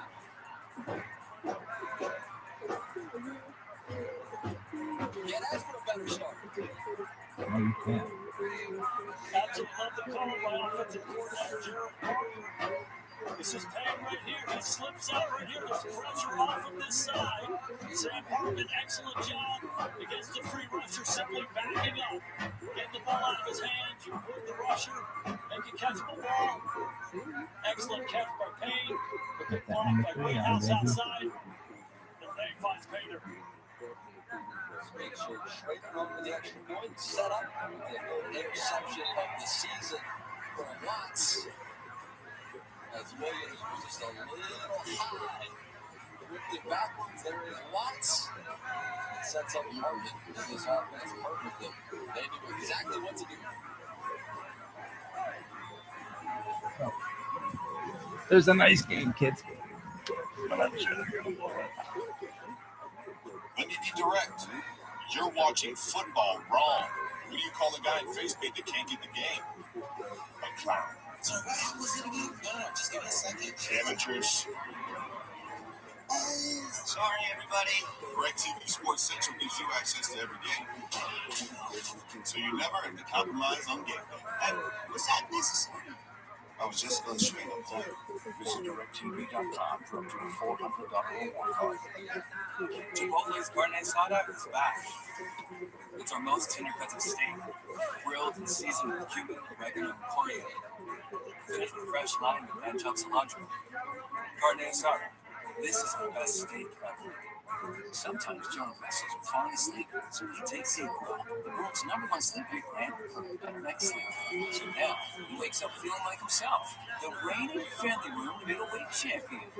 Better days start with Sequel nights. Some people just know there's a podcast about them. Those are the people who know to choose our sleep. Hey, teacher, there's a podcast about tea. He knows, and he wants you to know too. I was listening to a podcast about dogs know their dogs. There's a podcast about that? Just like he wants you to know about all sleep. There's a podcast about fly fishing called Why Is That Person Doing That? It's called Tea Ripping. Are you listening to a podcast? Yeah, it's about multitasking. Some people just know there's a podcast about that. Those are the people in good hands with our sleep.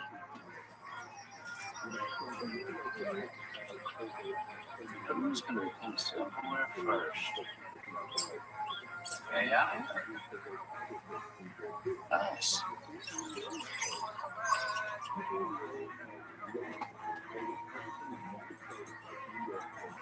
The all-new Hyundai Kona, class-leading advanced tech features. Notre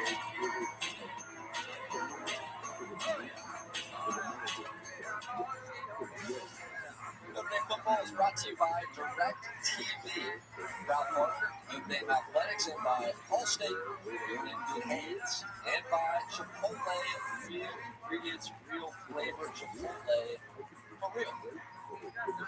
18th anniversary of the Bush. I had a chance to talk to Liner about that. He said, I didn't even know how I got into it. I know it spun around all of a sudden. Everybody celebrated around in the stadium. Felt completely excited, and I scored. There it is right there. One of the most iconic plays in college football history. The young Pete Carroll went up and down that sideline. Spencer Slater, Cynthia Deep, Zach Brown, Ranch. He is tremendously gifted as a return man, and this time swallowed up by the coverage of the Irish. It is time now. Progressive game flow. It is star-studded in the building tonight. Keyshawn Johnson, USC wide receiver. Justin Tuck, always one of the favorites every time he comes back to campus. And speaking of one of the favorites, Brady Quinn, Notre Dame quarterback. Again, just reference Tim Brown and Pettis. Oh, there we go. Save the best for last. So one of the things that Caleb Williams has done so well is protect the football. He throws touchdowns, not picks, but to start this game tonight, just the opposite. Live high on that throw. Now Williams just handed it off. This is Austin Jones, who had a huge game against Notre Dame last year. Offensively, last week for Arizona, punt. Caleb Williams fumbled. They're down 17 points in unfamiliar territory for the Trojans. Now Williams trying to get himself going in this throw. A little off the mark, but a filthy mark and flies as Benjamin coverage.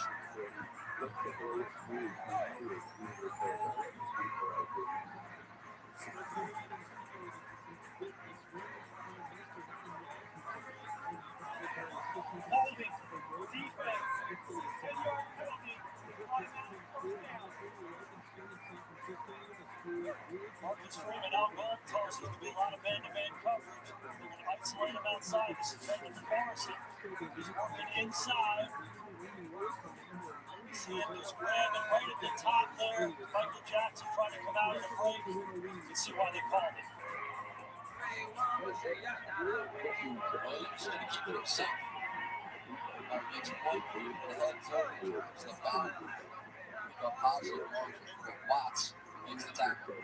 What's so interesting about him as a runner is when he gets out in space and he makes these lateral jump cuts, it looks like he's a running back. It's not just that he's a fast quarterback, he's a little bit elusive. He can make dynamic plays with his feet. So he obviously bothers you as a passer. You got to get in his face, but you also make sure you're disciplined in your run lanes because he can kill you and run the football.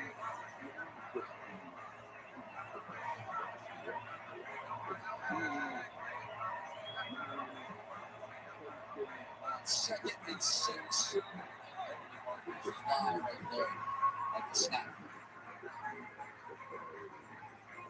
Snap infraction, offense, 57, 5-yard penalty. Second down. This has been a common theme for USC. A lot of these pre-snap penalties. This is the center, Justin Dedich. Notre Dame simply has to take advantage of it. They can get Caleb Williams in second and long type situations. They have to take advantage of it and find a way to get off the field. Every backfield, and they hand this to Austin Jones. He tries the right side of that offensive line, and it could be third and long. Once again, for this SC offense. SC is a nice 1-2 punch at running back. Marshawn Lloyd, and then you see Austin Jones more in some passing type situations. He's a good space runner and a good protector. And they were fired up about the possibility of getting Zach Brown Ranch back. Rushing out of Las Vegas in the bottom 5-star lined up the slot to the left of Williams. A lot of rushers coming. They're big. Caleb used the rush now fires and has him fully striking. Not being able to pick up that first down is Todd Washington and Xavier Watts, who has been extremely busy to start this game at the top. So far, so good for one-man rush plan. They're going to bring people every time. It's going to be a five-man rush. There's some games up front. They force Caleb to his left. He's so talented to throw that ball back across his body. We're talking about a guy who's shown up early on in this ball game. Xavier Watts, big interception. Now big third down stop. Eddie, please keep the punt. It was Tyree. The other way back from that street from up 15-yard line. Contact with Tyree. Brown wants a 30 flag that will be done. Second tip. Okay.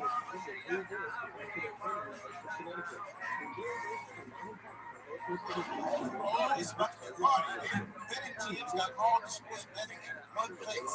And it's live, baby. We're placing money lines in real time. We got second gas fans and third tip winners as today. Home is hitting in extra innings. Lives are actually there.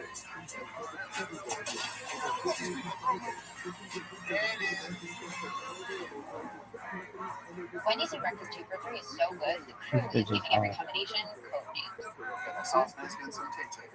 Eggman and saucy boy. 2 hot coffees. No matter what you call it, Wendy's breakfast is that breakfast. Choose Wendy's Grill 2 for $3 biggie bundles. How you put it into words? When I try not better said, you laugh at us, that's my soul. But tell myself, I'll take it slow, it's hard to do. You're a lion like me, I'm a lion like you. You got the whole world. Walmart Plus members save on delivery, gas, plus so much more. Join today. Guinness has always been about community and friendship. Part of caring for the people around you is to enjoy alcohol responsibly. So Guinness reminds you to drink in moderation, don't drink at all.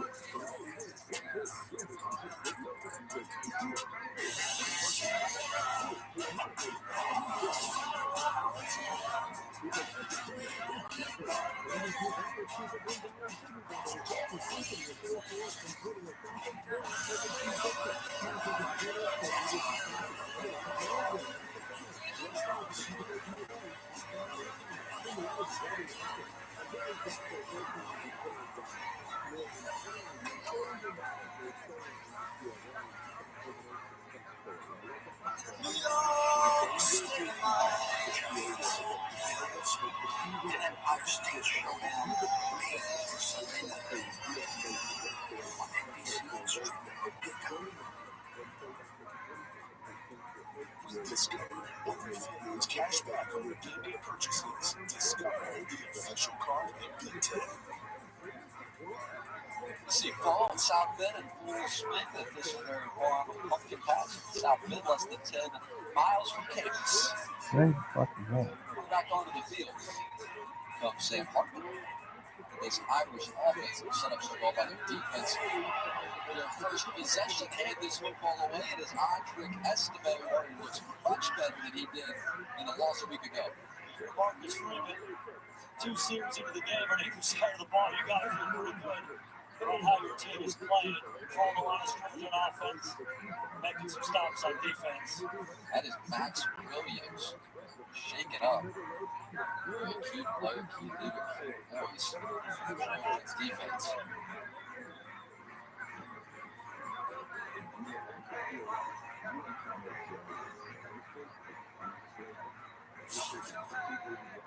Take a look at Estimate here.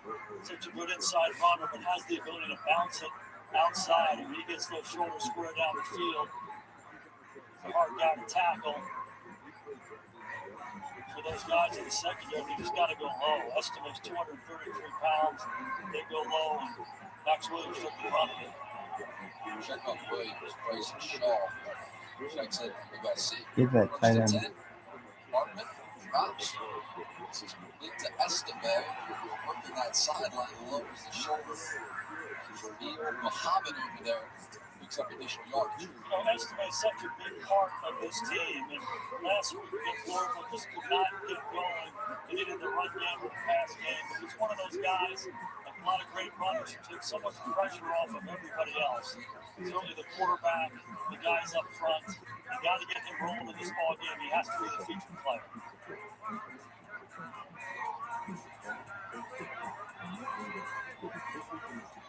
Second and 6. Football goes right back to Estime, but he is met immediately right there at the line of scrimmage by this USC defense. Multiple defenders there, Davis and Alexander combined. Now the challenge for Notre Dame up front is how athletic.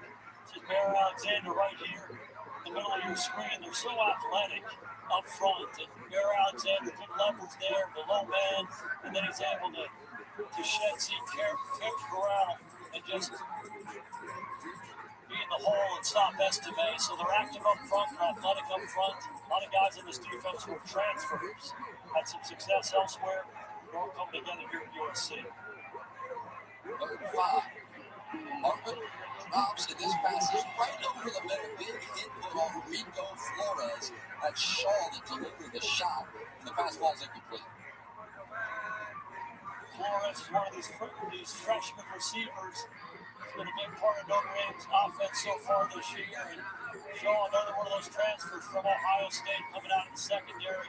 It's a good hit. It takes discipline to hit him between the 1 and the 7. Stay away from his head. A lot of traffic in there. Bryson Person on to punt. Not very deep. France steps up and calls a fair catch. There at the 32. 7-0 Caleb Williams. I'm not sign girls, bro. I'll have these pictures on.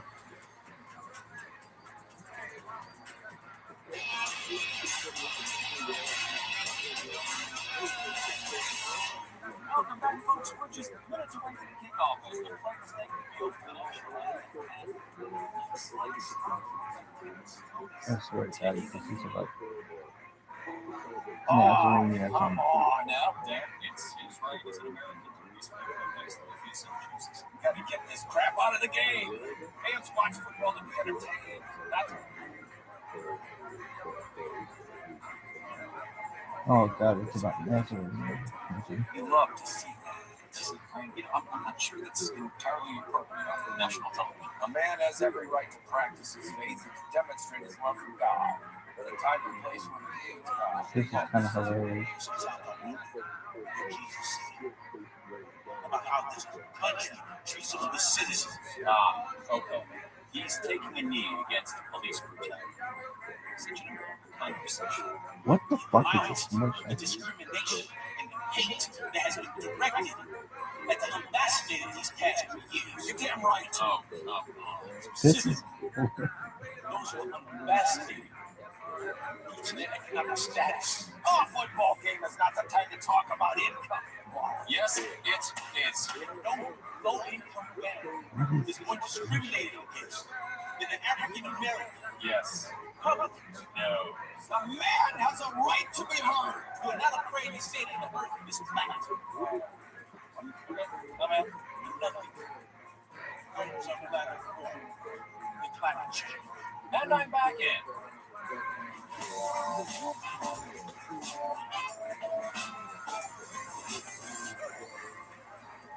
Join the free speech Actually, I love it. at the fine time. Really? Yeah. Good for that shit. But I don't agree with free expression. No one in the world It's does free this. speech. Expression can get. I'm just sitting here in awe.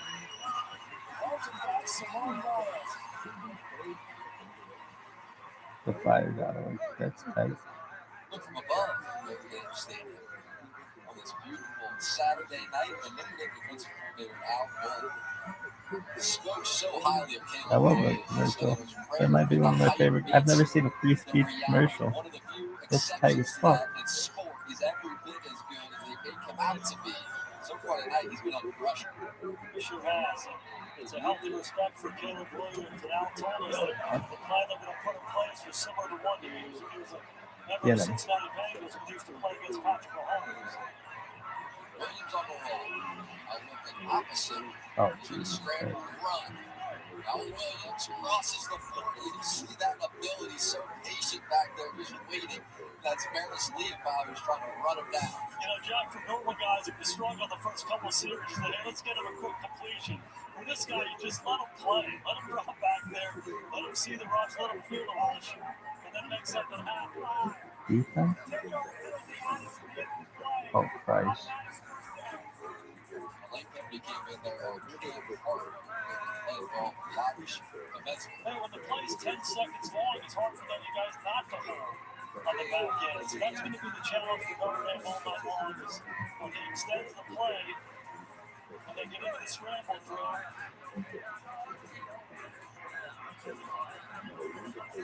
How do you guard him without foul? Where was that? Holding.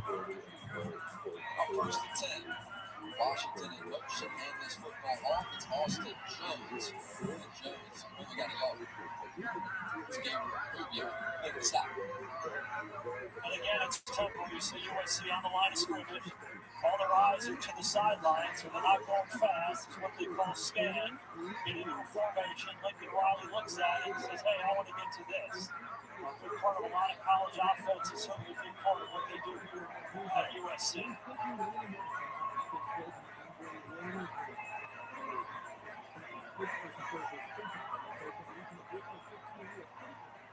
Second and 9. Yeah. Drop has plenty of time now as a completion. Right over the ball, picking up the first down. Is Singer. It's Singer making the grab and moving the sticks. Singer's outside on the right-hand side. He pushes up. He's about the fourth guy in the progression. Man was looking left, he looked in the middle, worked his way almost out to center. Ball hit this football away. Time straight up the middle. Pick up on 3 is Austin Jones. Well, sometimes you have the pressure of Lincoln Riley and Caleb Williams, and you think they throw it all the time, but you know, they really value being able to run the football. They work hard at getting into the right runs, both with the balls and with their checks. I think this guy asked us to hey, can you give me the bus? And he looked most like an asshole. I think I did the same. Running back. Williams looks to the left. Back to make this is complete to Greenwich, one of the most athletic and electric players in college football. Zachariah Perez, their tight receiver, shoves him out, but they were hoping they would get him back. He's been a little bit banged up.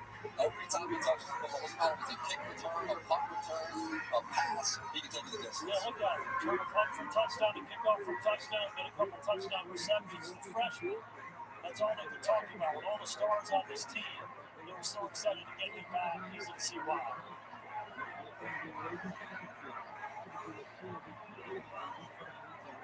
On first and 10, Williams starting to find a rhythm. He throws this football over there toward the sideline.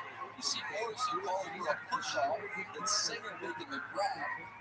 And the refs are going to have a conversation. On the offense. Defense? On the offense.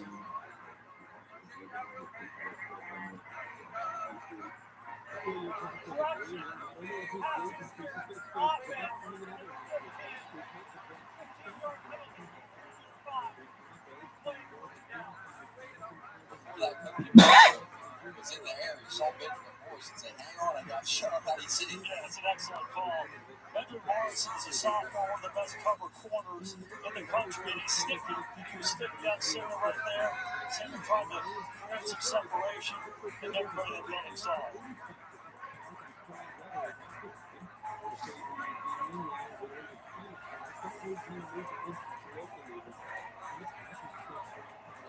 First and 25. Zachariah Perez is lined up on running back just beside Williams. Making two. Now Williams flips this ball out into Jackson. Takes it inside. Comes out. Hold on. On the offense. 15-yard penalty. Now see Automatic Williams. perfect. Jesus.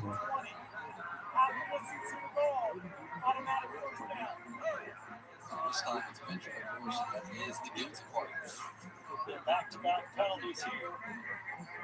I don't think there's any doubt there. Bender Morrison gets his hands up in the face of Todd Washington, and he leaves it there.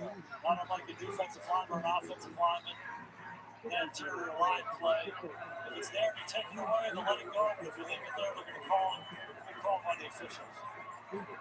Penalties on either side. Now SC set up inside at the 15. Williams swings this one out. It's flowing. And Gordon trying to gain that edge. Takes it down about the 12 to 15-yard line there. Broke the tackle well. There's so many plays that Caleb Clemens makes by extending them.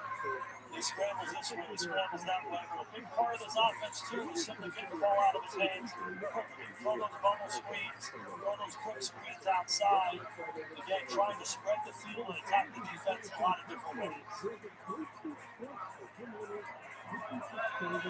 Second and 9. Down here, Caleb Williams led by Sergeant Buck as well.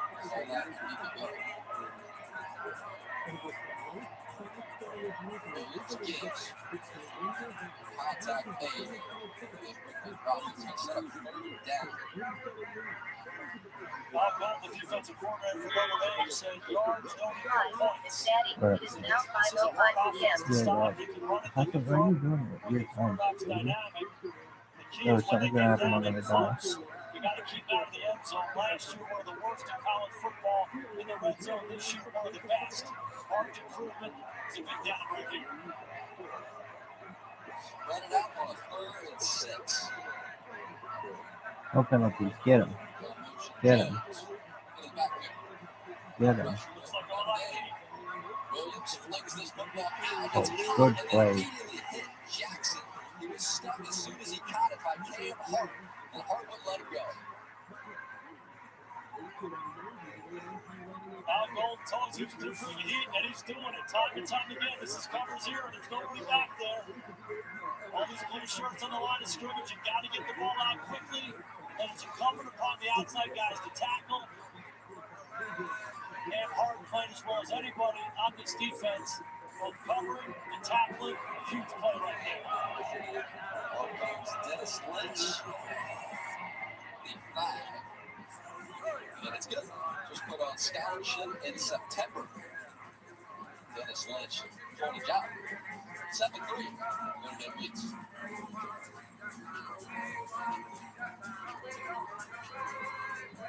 It's been so long since I've seen you. You guys should come over and watch the game again this Sunday. We would love that. You said you didn't want to watch the game.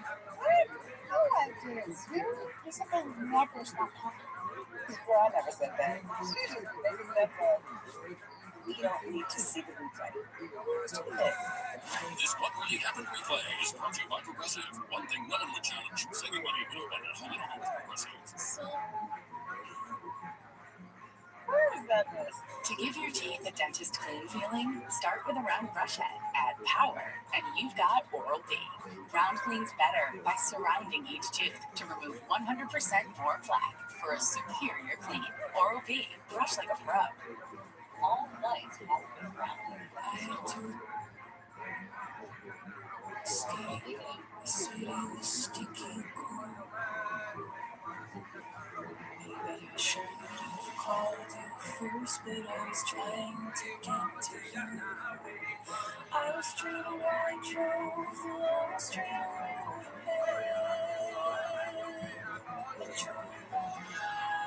The distance is nothing. Last year, I got stuck paying for my ex's internet for months before I finally caught it. That won't happen this year, thanks to Rocket Money. Rocket Money finds hidden subscriptions, and you can cancel the ones you don't want with one tap. Join Rocket Money today. Jersey Mike's slices yourself right in front of you. See? A slice of the meat, cheese, it has rhythm.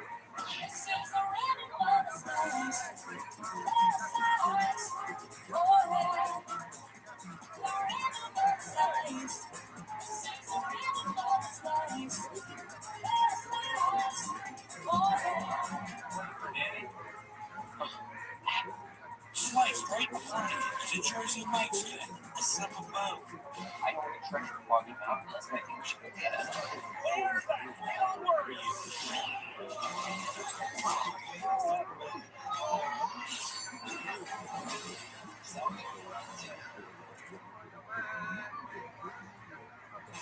The Queen of Country kicks off with the era of the voice drum. McIntyre takes on Now, Gwen, and John. The Voice Monday and Tuesday on Hey, NBC. let's just have that thing all burned down. Reba. Look in there. At Dorado. He stops for anybody across the country. Stop by this weekend. You know, Irish Trojans making the trip across the country to visit Dorado. Here was Dennis Lynch in the deep trio. Active from Notre Dame.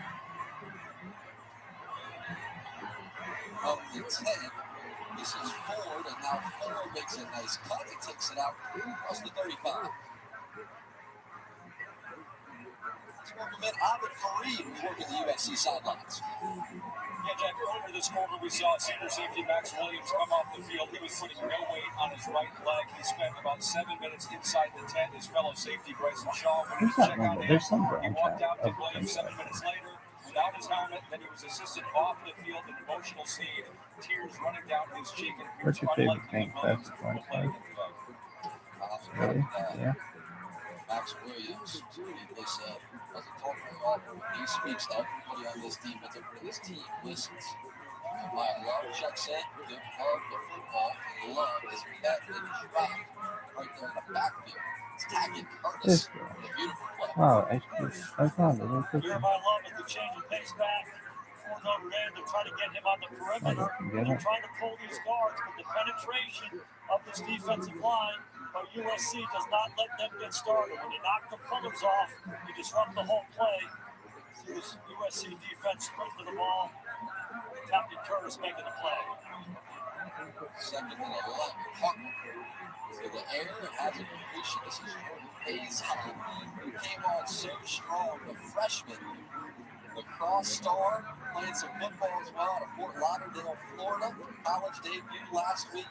15 snaps, 2 receptions, 48 yards, had that touchdown as well. He said, just don't bother.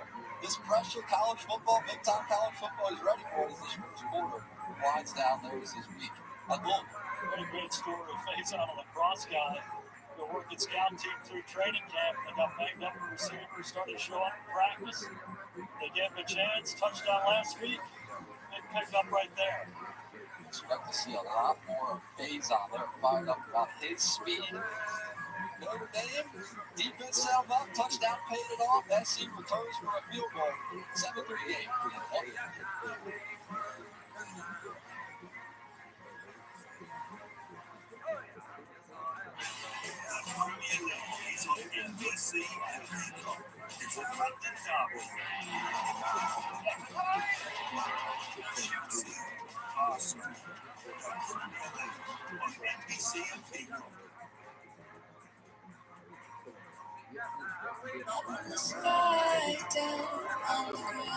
Is this your first time here? And you're wrong for that.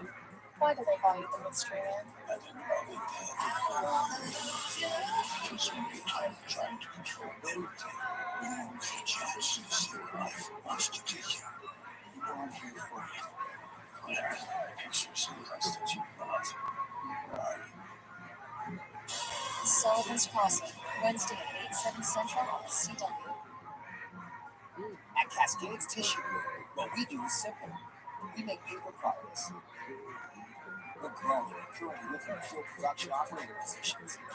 This is a full-time position with wages starting at $25 to $28 per hour. Cascades offers full benefits, profit sharing, and great work-life balance. If you are eager to work in an environment that encourages growth, apply today at jobs.cascades.com. Fall is here and the weather is getting colder, so call or go online to schedule your free consultation and get 15% off your energy efficient windows from your home improvement company.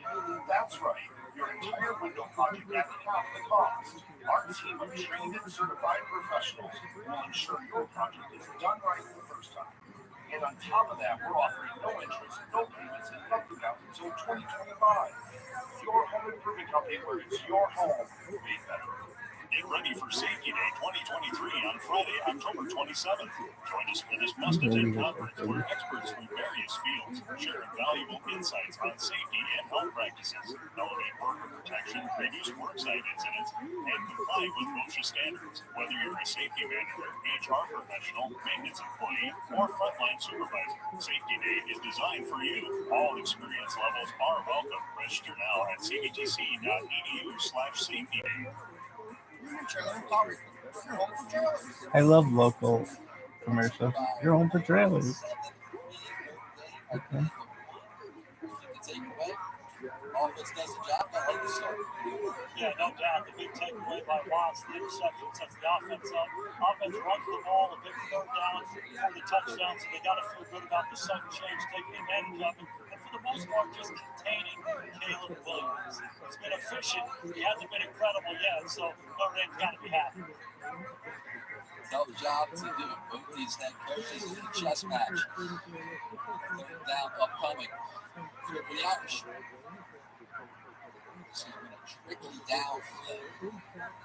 Running the football against a struggle.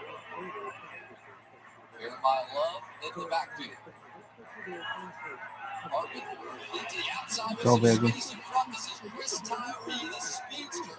Takes it into SC territory, picks up that first down. Chris Tyree's in the slot on the right-hand side. There's pressure off of his side. He does an excellent job coming back to the football. Picks up the block by Evans, works back into it, then gets north and south over running back. We saw it right there, very comfortable on the catch, tucking it away, and get north and south. A huge pickup for the Irish early on in the ball game.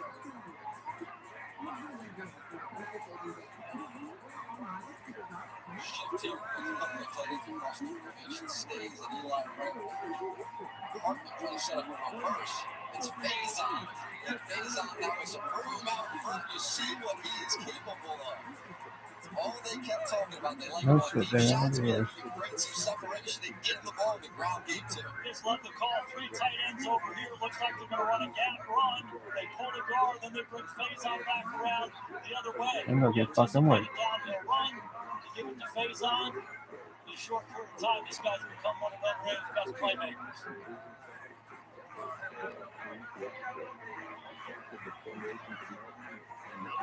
Hartman gives a straight up the middle.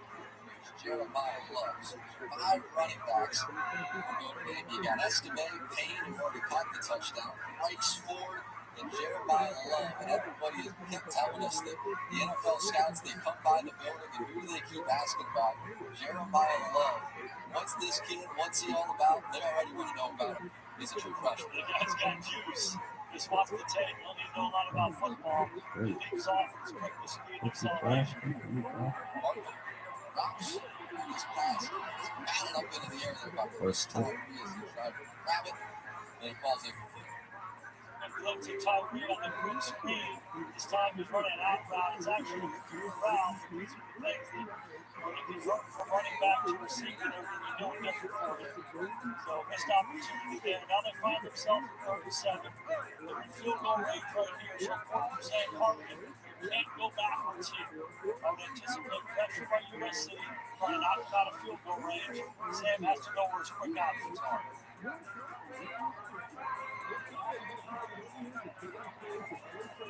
They will empty it out. Scans of Myers. This is complete to his tight end. And Mitchell Evans, and he has been brought back shy of that line to gain. Obviously, the offense wanted to go for it, but instead they trots out. Love this decision by Marcus Freeman right here. Anticipated pressure. They went 4-man rush for a quick getaway. You love this decision. And a full 2 yards.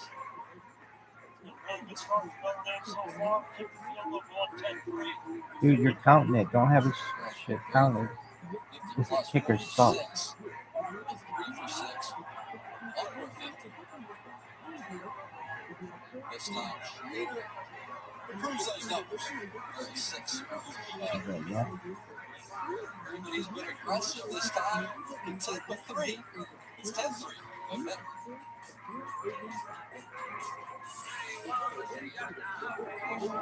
It took me a young man to be cowboy cases out of style. I got back to my roots. I come from a long line of cowboys. My grandfather, my great-grandfather, my aunt in the New York. I see all of us out there on this range. I see how far our legacy can go. Hits a smart center stage and is crushed by a baby grand piano. They sing customizing the same with Liberty. He doesn't even have a mustache. Only pain.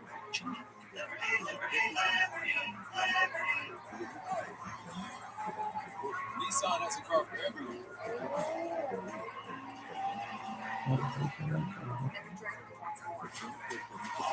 More turbo. More freedom. More electric.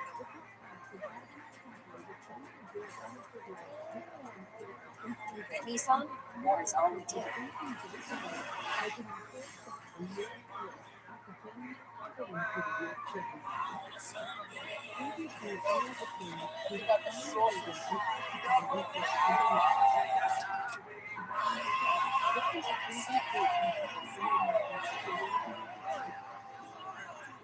You're such a good listener, Thomas. It makes me feel so special.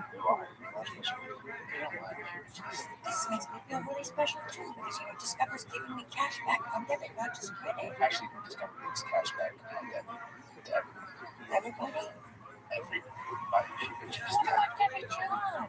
All those years that I couldn't find my bike, it was in her garage. Like, she gets that. She has the Discover cash back debit. Introducing Discover Cashback Debit, a checking account cashback for everyone. This look at the rivalry is brought to you by DirecTV. The rivalry is national championships 11-11. Second, one Heisman Trophy winners. USC 7 up at Notre Dame, 7 up as well. Second and first in NFL draft picks. Many of these guys everywhere you're looking at. Pro Football Hall of Famers. No time for the most. Amazing story of programs, amazing coaches through the years, amazing players, not only in college football, pro football. You think about 14 Pro Football Hall of It's that motherfucker. For each of these programs. Some of them in attendance tonight. Really amazing rivalry, certainly fun for all of us to be here. 8 plays, 46 yards, 3:48 off the clock. All that to the game. Touchback. USC's offense started to find a good belt. Really, the last time we saw Caleb down the field. Set him up for that field goal attempt. 7 of 8. Second thing, starting this game. Got himself going with his legs, and then all of a sudden, passing game opened up. He sure did. That's the way it's always going to work. It's going to be a balanced offense. They're going to want to run the football. But for Notre Dame, they have to feel happy they've contained him for the most part. Their rush plan, both on early downs and third down, has been effective. Williams gives, now on the reverse, it's Washington. He made the second reverse there. Now as he spun around right there at the line to Gates. There's so many playmakers that get him moving across the formation, and this time it's Taj Washington. What they did is they bring Washington around, they give him the reverse, and they fake it. Zachariah Branch. A lot of guys at Notre Dame go chase Branch. Washington captures the edge. Good drive starter for the Trojans.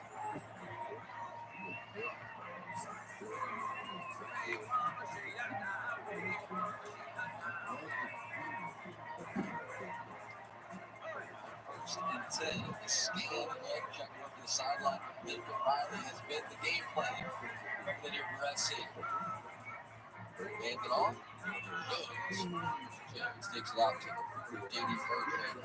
Nana South of Mensa. Put him on the ground. The other thing that's really impressive to me about Caleb Williams is the communication. You see him in the line of scrimmage. He's a natural leader. The guy has command. He knows what they want to do. His communication with Lincoln and Nate and with the other guys on the team has been effective. Snapping it back to Austin Jones. There was no other him to run.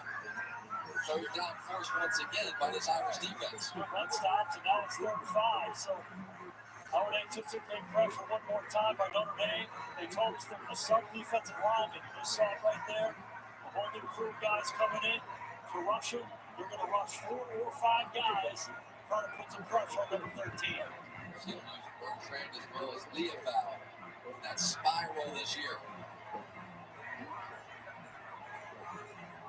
Williams, pressure comes, has a completion, and right there at that 5 to Mario Williams, and he will gain that first down as the Sticks move.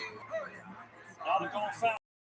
The ball, Williams headed towards the sideline, has a completion back to Williams as it will be marked. It's up in the air. Leopold on the chase. That's the challenge of all the different tempos that they use. We're trying to substitute guys in and out. The old pragmatic thing. We're going to catch with 12 or 13 guys on the field. Caleb did it right there. So Marcus Freeman really upset. We're not doing that right now. Trying to get things arranged for the Notre Dame sideline. 2 guys on the play. 2 guys blocked that play first down. Ineligible receiver, offense number 78. And the Eagles substitution, defense, 12 players on the field. Get these guys offset, replay, first down. This is the challenge of using the tempo. Notre Dame wants to sub, and after the 3rd down conversion, they're running guys in, they're running guys out.